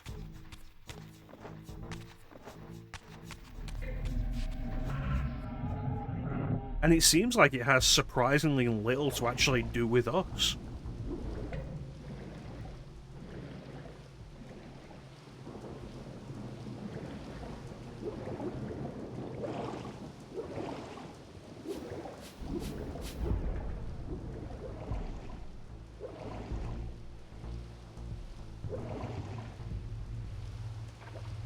Because Kain's entire motivation here is essentially to become what he was supposed to be.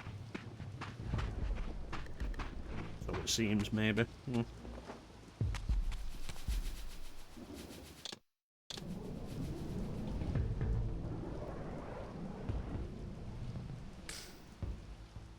Like he says about reclaiming the position as Balance Guardian that was denied him.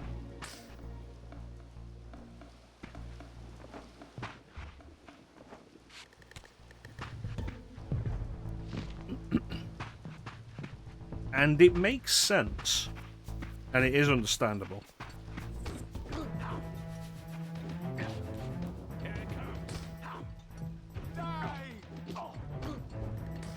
Because there's also the idea of Kain has had literally centuries with all of this.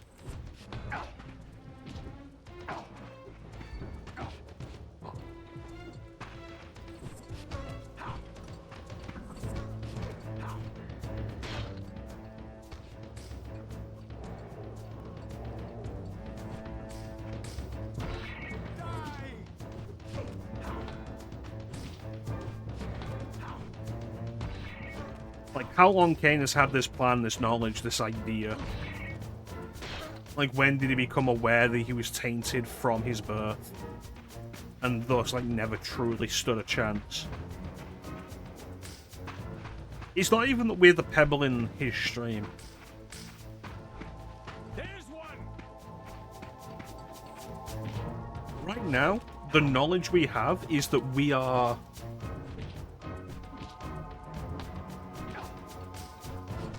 the dam, perhaps? We are where his stream ends. We cause its end.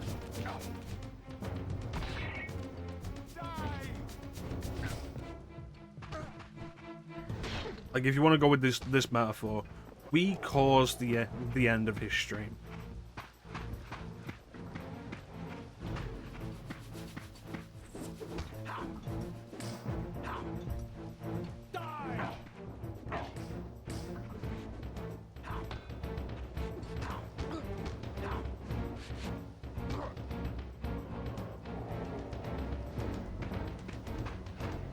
And so, everything Kain set up so far was to essentially allow the option for Raziel to make the choice not to end Kain's stream. Not at that specific moment, anyway. We could probably still turn around and kill Kain at some later point.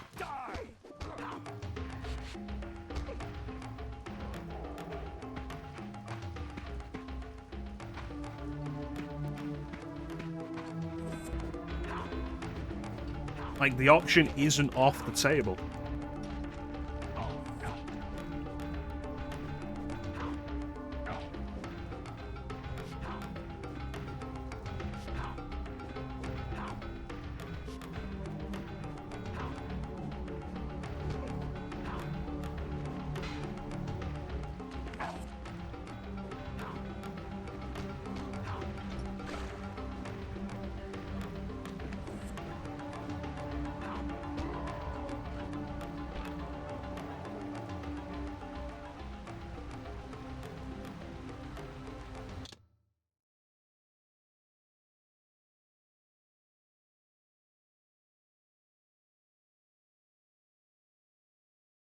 See, I don't think that's necessarily true.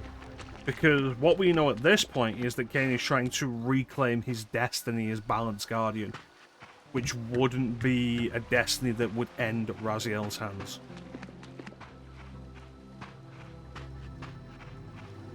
Seize him!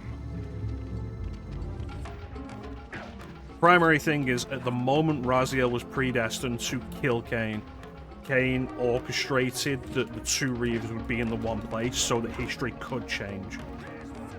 He gave himself a chance for the coin to land on his edge.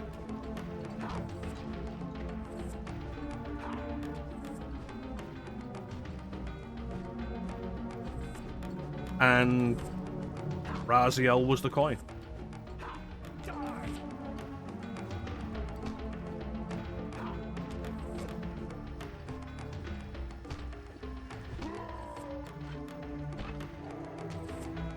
I hate when games have sequels that prioritize combat. It's like, oh yeah, no, the previous game didn't have enough combat, so we've expanded and elaborated the combat. Combat's now more of a thing. And like, we think back to the end of last stream where we watched the trailer for Soul Reaver 2, and it was all, like, so much of it was combat. And it's like, I hate when they do that and the combat's not good. Yeah. It's one of my biggest problems with the classic Tomb Raider series. I think the first game is great. It's let down by combat. The problem you end up with as you go further in the series is they expanded on the combat more. As a result, while Tomb Raider 2 mechanically is a lot better, it has a lot more combat, and a lot more combat against guys with guns.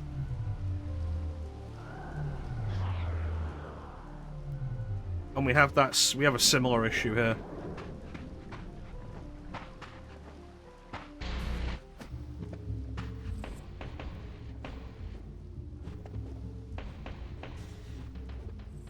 A bunch of it is that these fuckers can block.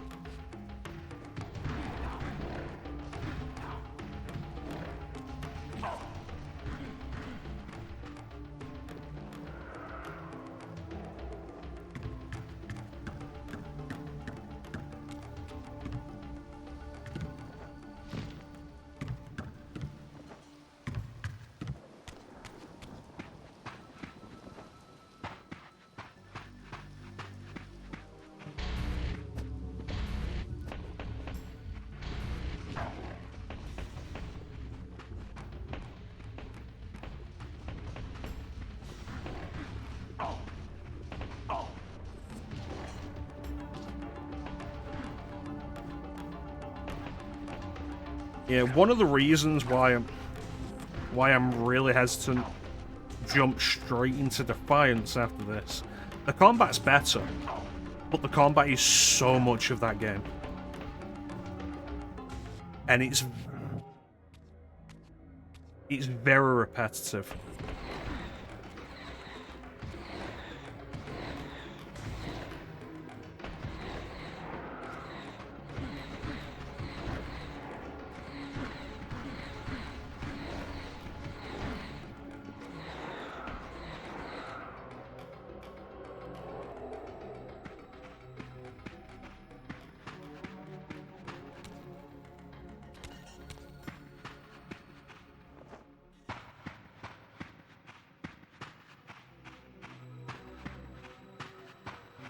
It is kind of funny because I expected, and I feel like I have stated this opinion previously, that Soul Reaver 1 would be the game in the series that had aged the worst. And we're almost 4 hours into this, and I'm like, you know what? No. This is absolutely worse as an experience because of just all the combat.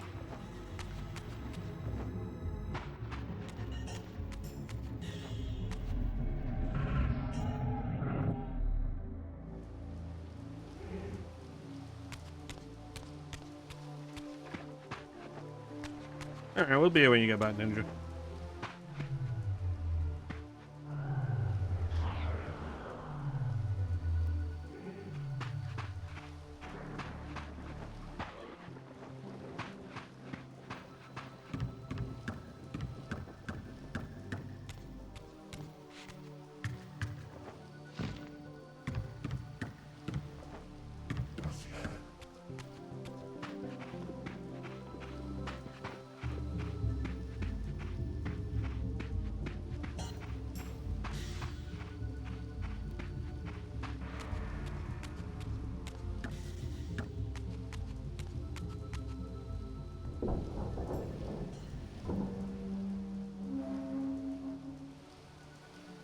Here we are once again. Pillars of Nosgoth. These were the pillars so familiar to my blighted eyes. But now that I had begun to learn their true significance, I regarded the pillars' destruction with a new, enlightened sense of horror. And I questioned now whether Kain's simple refusal, his mere ambition, could truly have caused such devastation. I felt that some darker influence was at work here. There she is. As I approached, I discerned the spirit of Ariel, bound here now for more than a century. Forever am I bound, hope abandoned, my spirit tethered to this place.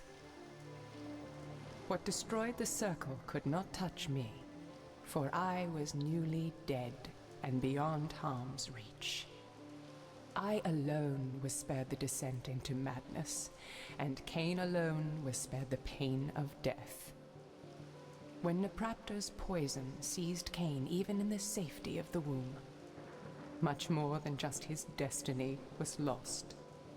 All of Nosgoth lost balance. Consider us now, both of us less than we once were. I, pure but insubstantial, and Kain, terribly real, but corrupted. Your imprisonment here has deranged you, Spirit. You fixate on Kain because you believe he is the tether that binds you here. But we both know he is not the author of your agony. The pillars were subverted by dark forces, invited by the Guardians themselves. The more I learn of your circle, the more I see a tangle of nested manipulations. Kain handed them their victory. They sought to topple the pillars, and he was their willing instrument. Or was he their unwilling pawn? Would it blunt your wrath to know that Kain's dilemma was calculated to bring the pillars down, regardless of the choice he made? And that the devastation would have been even greater had he chosen the path you would prescribe for him? Oh, you are a subtle, deceitful creature. But your clever arguments do not absolve Kain. He must die for the pillars to be restored. There is no other way. Then consider this more ominous possibility. What if Kain's death does not restore the pillars?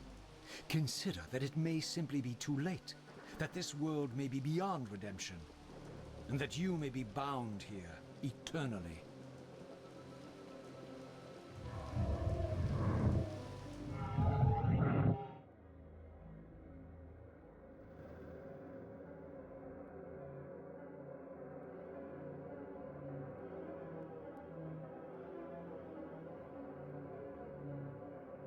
Why do you hound me, demon? You can see that I am captive here. Show me some mercy. Like the mercy you showed your fellow Guardians when you set Kain on them? Or the mercy you showed Kain when you kept him ignorant of his destiny while you used him as the scourge of the Circle? Or perhaps like the mercy you showed your beloved Nepraptor when you made him Kain's first kill? You are cruel. Why do you torment me? I'm merely looking for answers, Ariel. Ah, very well. I'll leave you in peace. But know this about you and this purgatory from which you long to escape. You're merely at the threshold.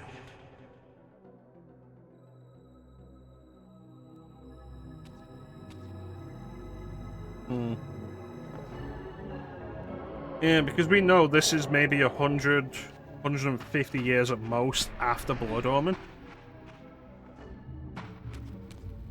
But we know Ariel will be here during the time of Soul Reaver, which is well over 1,000 years after.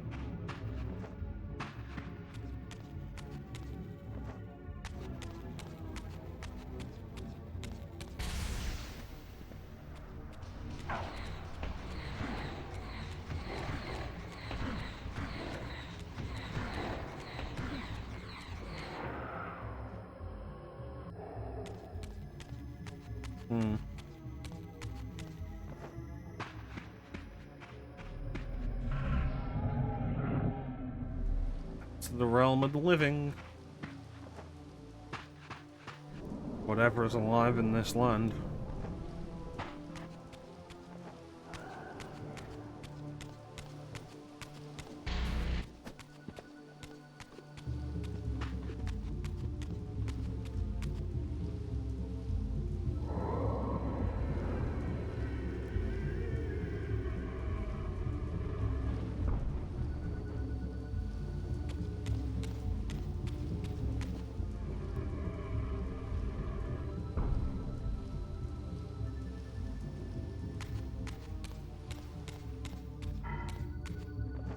No, I don't think I'll deal with you fuckers.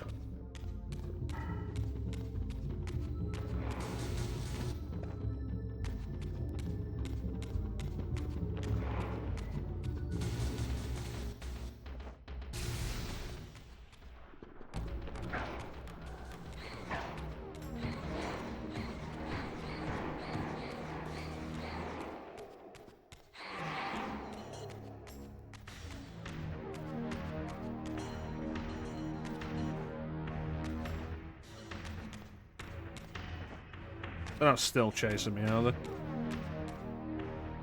No.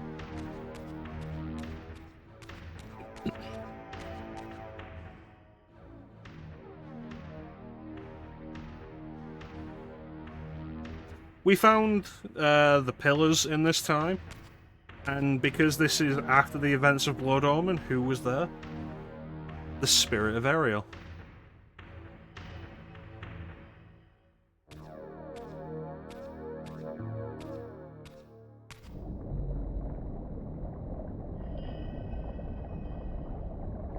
Raziel, the failed assassin. You had Kain at your mercy, but lacked the courage to fulfill the act. And now you see the wasteland wrought by the tyrant's hand, by his selfish decision to preserve his own life, even when it meant sacrificing the whole world. This is the fate of Nosgoth, as long as Kain remains alive. An ironic condemnation, given this guilty sin. One would think you'd torn down the pillars single-handedly. What are you trying to obliterate as you drag your loathsome body through this chamber? And why, as Nosgoth descends into madness and misery, do you appear to thrive? Things in this world, I am learning, are rarely what they seem. You, apparently, are no exception. I am the engine of life, the source of Nosgoth's very existence. I am the hub of the wheel, the origin of all life, the devourer of death. Or maybe you're just hungry. Could it be as simple as that? Wouldn't that be poetic irony? The great adversary of the vampires turns out to be the biggest parasite of them all. Do not test my patience, Raziel. I made you, and I will unmake you if I become so inclined. As your agent, I am beyond death. There are fates worse than death, Raziel. Oh, I see you now as you truly are. A cancer. A spooling parasite burrowed deep in the heart of this world. Go now. Play out your pitiful rebellion and take your place among the destroyed, the used, and the damned. But know this. You are mine for eternity. You have always been, and will always be, my soul Reaver. One thing that's interesting... Oh, fuck off. One thing that's interesting that's kind of understated is in this era of death and decay, this same place that we saw in the past, he's grown larger.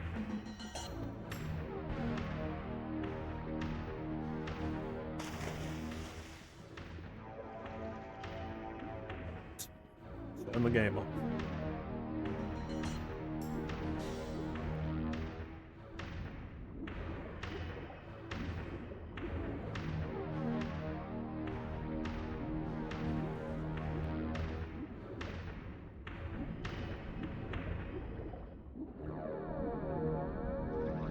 So it's as Raziel said. For all Nosgoth is falling apart here, he's thriving.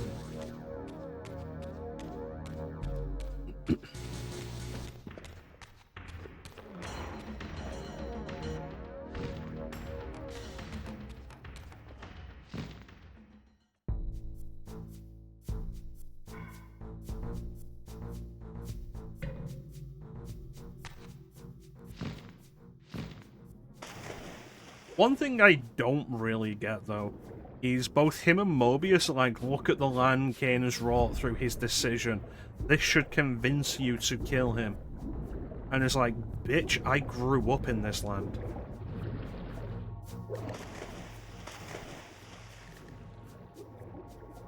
Raziel has no memory of his human life, only of his vampiric unlife. As a result, everything Raziel knows existed after this.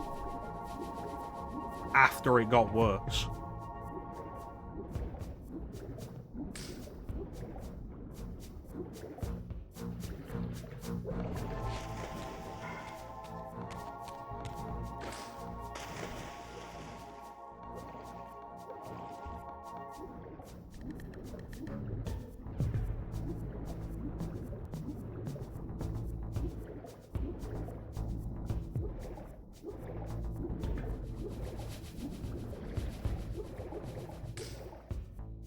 Where am I?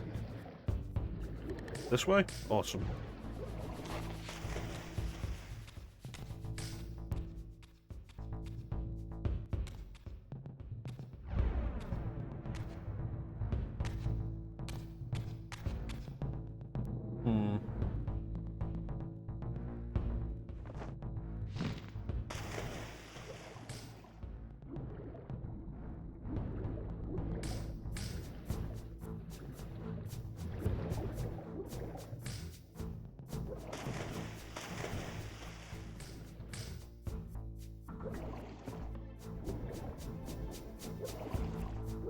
I don't remember my way through this area.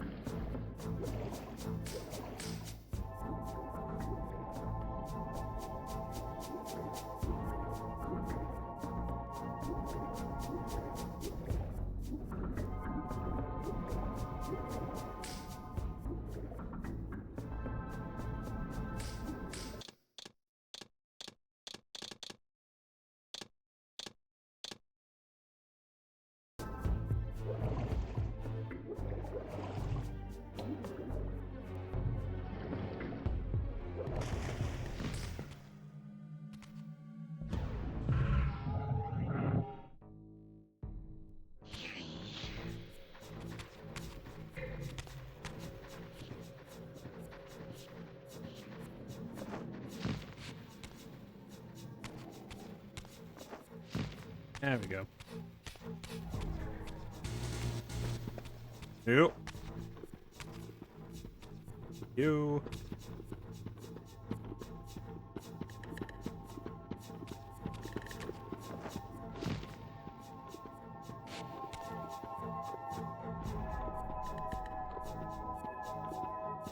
This is getting, yeah, that's a darkness icon. This is a bridge I'll need to cross, and I'll need the Dark Reaver for it.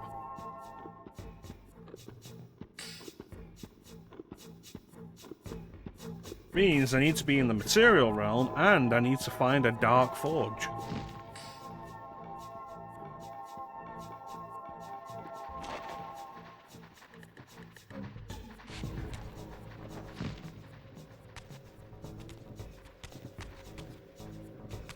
Alright.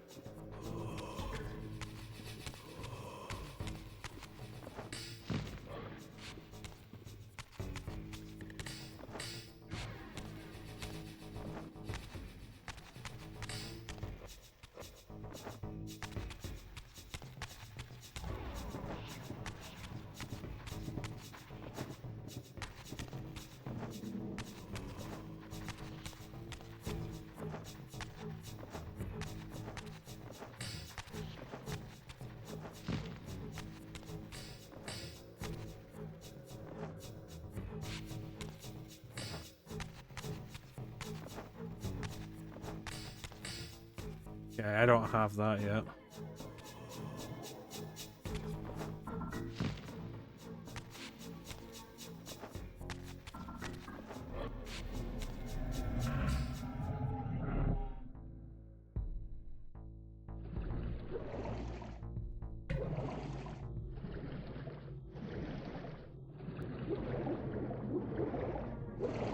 So I need to find a dark font.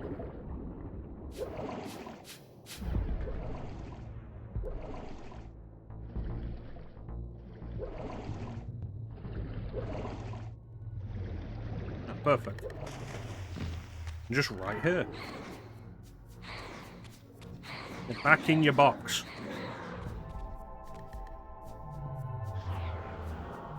Alright, let's go.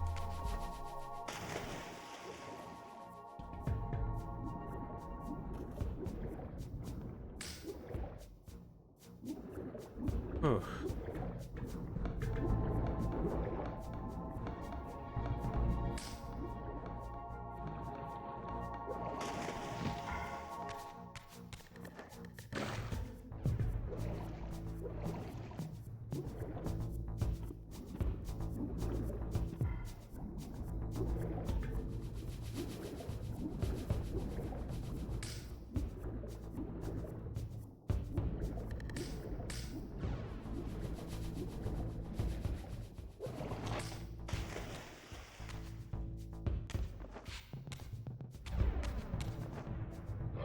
Okay, my glide didn't happen.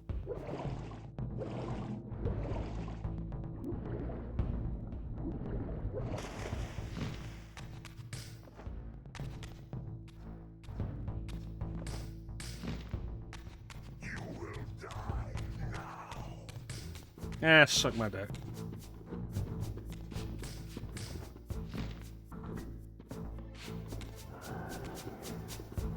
Alright. This was so much easier when this entire cavern was filled with water. The worst part is, like, you can see there are Reaver things, whatever we'd call those, Reaver interaction spots, that are still submerged. Which means you know at some point we're coming through here again with even less water.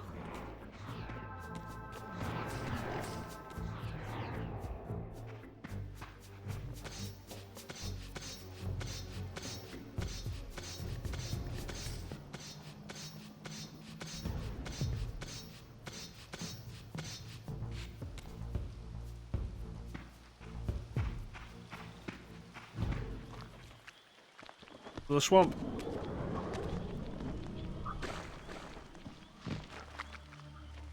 Beyond this edifice lay my sole hope of escaping this demon-infested wasteland.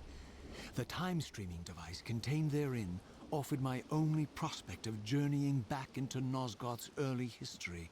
Unless I discovered some means of breaking the seal, I was condemned to be stranded here eternally. Well, nothing to do but to keep moving forward then. Hopefully everything will work out. Here it comes. Mind me?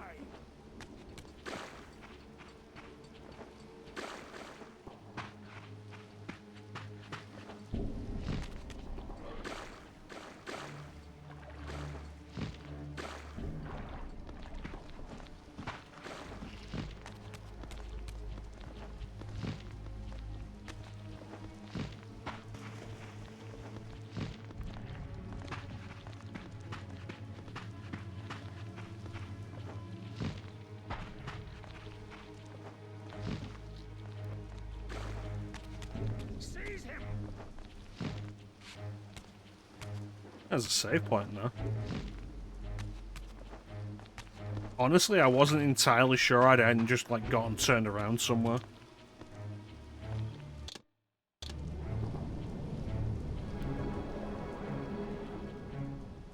If I quit this now, you can guarantee that when I come back, I'm going to go the wrong way. Demon, there's one.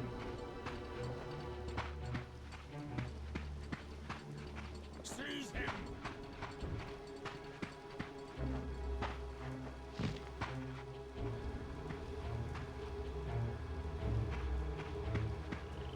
passage of time had indeed cleared my way forward, enabling me to explore the northern mountains of Nosgoth. I was anxious to discover if some evidence of Janos Ordren's existence might still remain. It's not likely, given that by this point it's been at least 600 years since his murder. But who knows? Live in hope.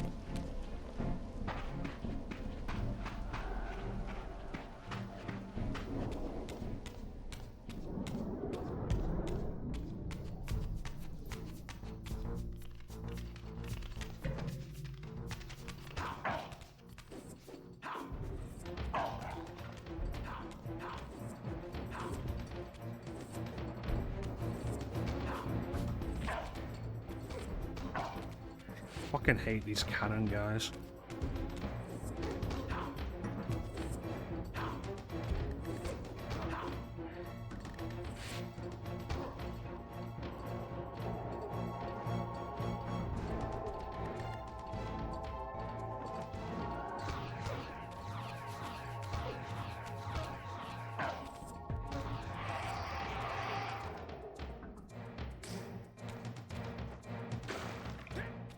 Oh, this is nothing.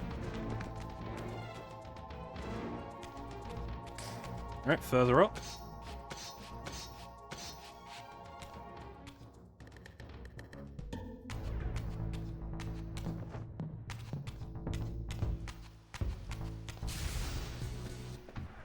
I was worried that this would be the way I came, but clearly it's not. Also, that was a really bright flash. Almost fucking dead again.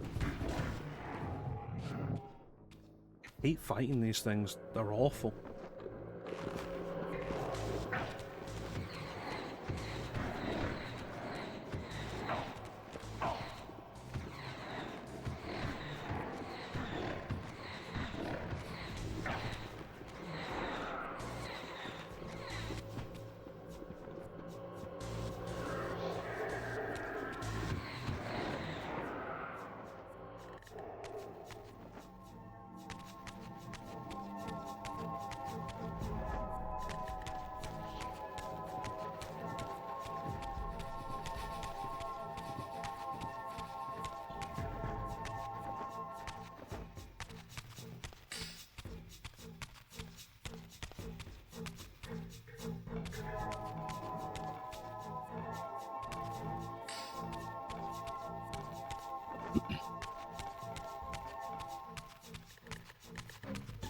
There we go. What if we don't and say we did?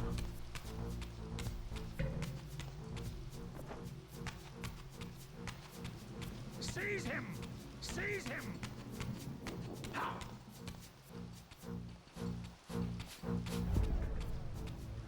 Yeah.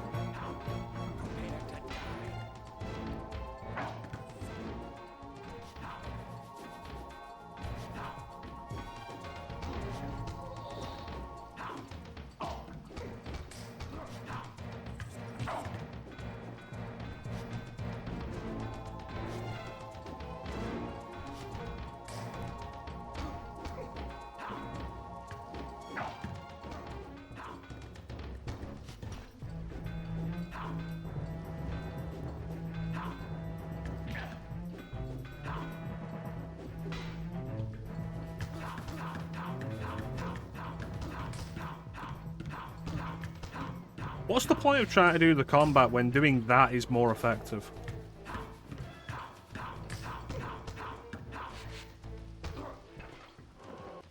Well, yeah, sure, I'll engage in this new and improved combat system you've made.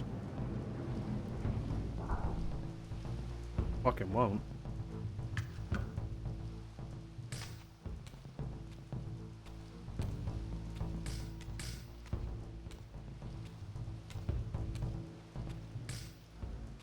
Here I discovered the quaint hamlet of Ustenheim, now long abandoned and collapsing into ruin.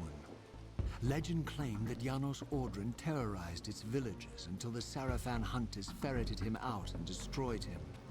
If there was any truth to the old tales, the lair of the infamous vampire could not be far away.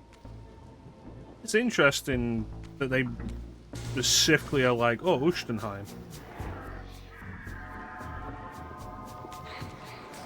Because it's, I think, the only occasion in which an actual town named in Blood Omen is brought back and named again. Like, it's not renamed, it's the same name, but it's like, I think the only occasion when they bring it back. Specifically because Blood Omen was like a big sprawling action RPG type. Like, all the towns were named and they had lore and world building and such. And then that lore and world building was like, oh, Janos Aldrin, reputed to be the greatest vampire who ever lived. And then you find the town that his lair supposedly resided above. And it's this. Looks very different here, of course.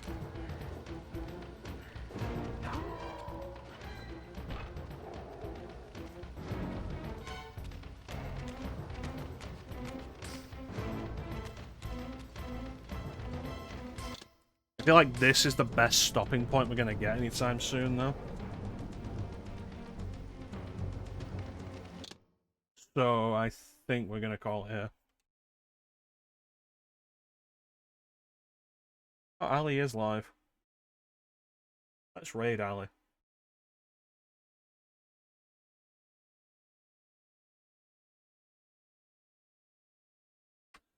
Ninja, I appreciate you joining me for this. I hope you've enjoyed this. I hope you are very engrossed in the story. We will continue this tomorrow. I want to thank everyone for joining the stream. I always really appreciate the support. Big special thank you to everyone in chat. Chat is always the best part of the stream. Flame, Ninja, Nino, Clem for the sub. Antique, look. Thanks so much for joining me. Chat is always the best part of the stream. To be fair, Ninja, you don't have all the pieces yet. And I am deliberately keeping information from you that has not been presented in the game, because I don't want to spoil any of it. By the end of this game, if there's stuff you don't understand within this game, I will explain it.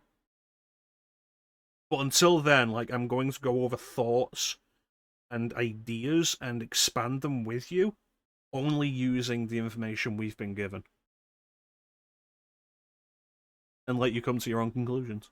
See what you come to. But yeah, we're going to raid Ali. Currently streaming Silent Hill 3. I imagine you're probably going to go in there anyway, Ninja. But yeah. Not really anything else to say, except thank you all for watching. Have yourselves a fantastic time of day. And